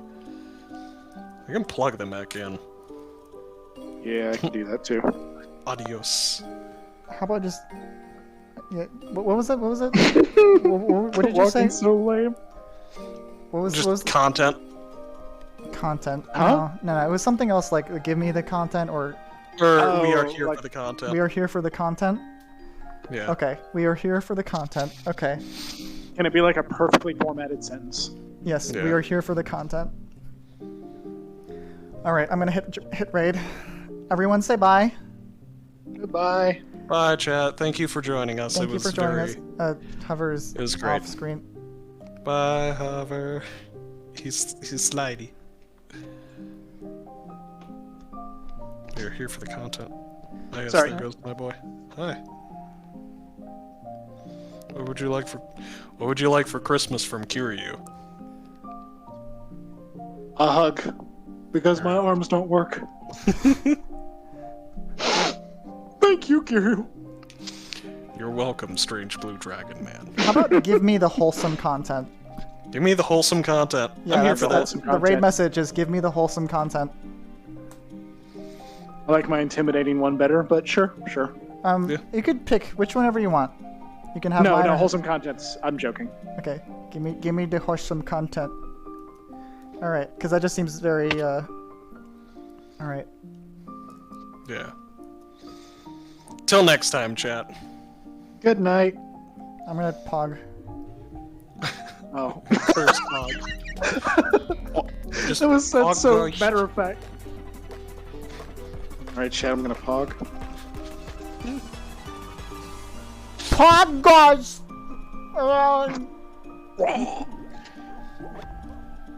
Truly upsetting. Well done. Wait, that's not actually the right one. It's this one.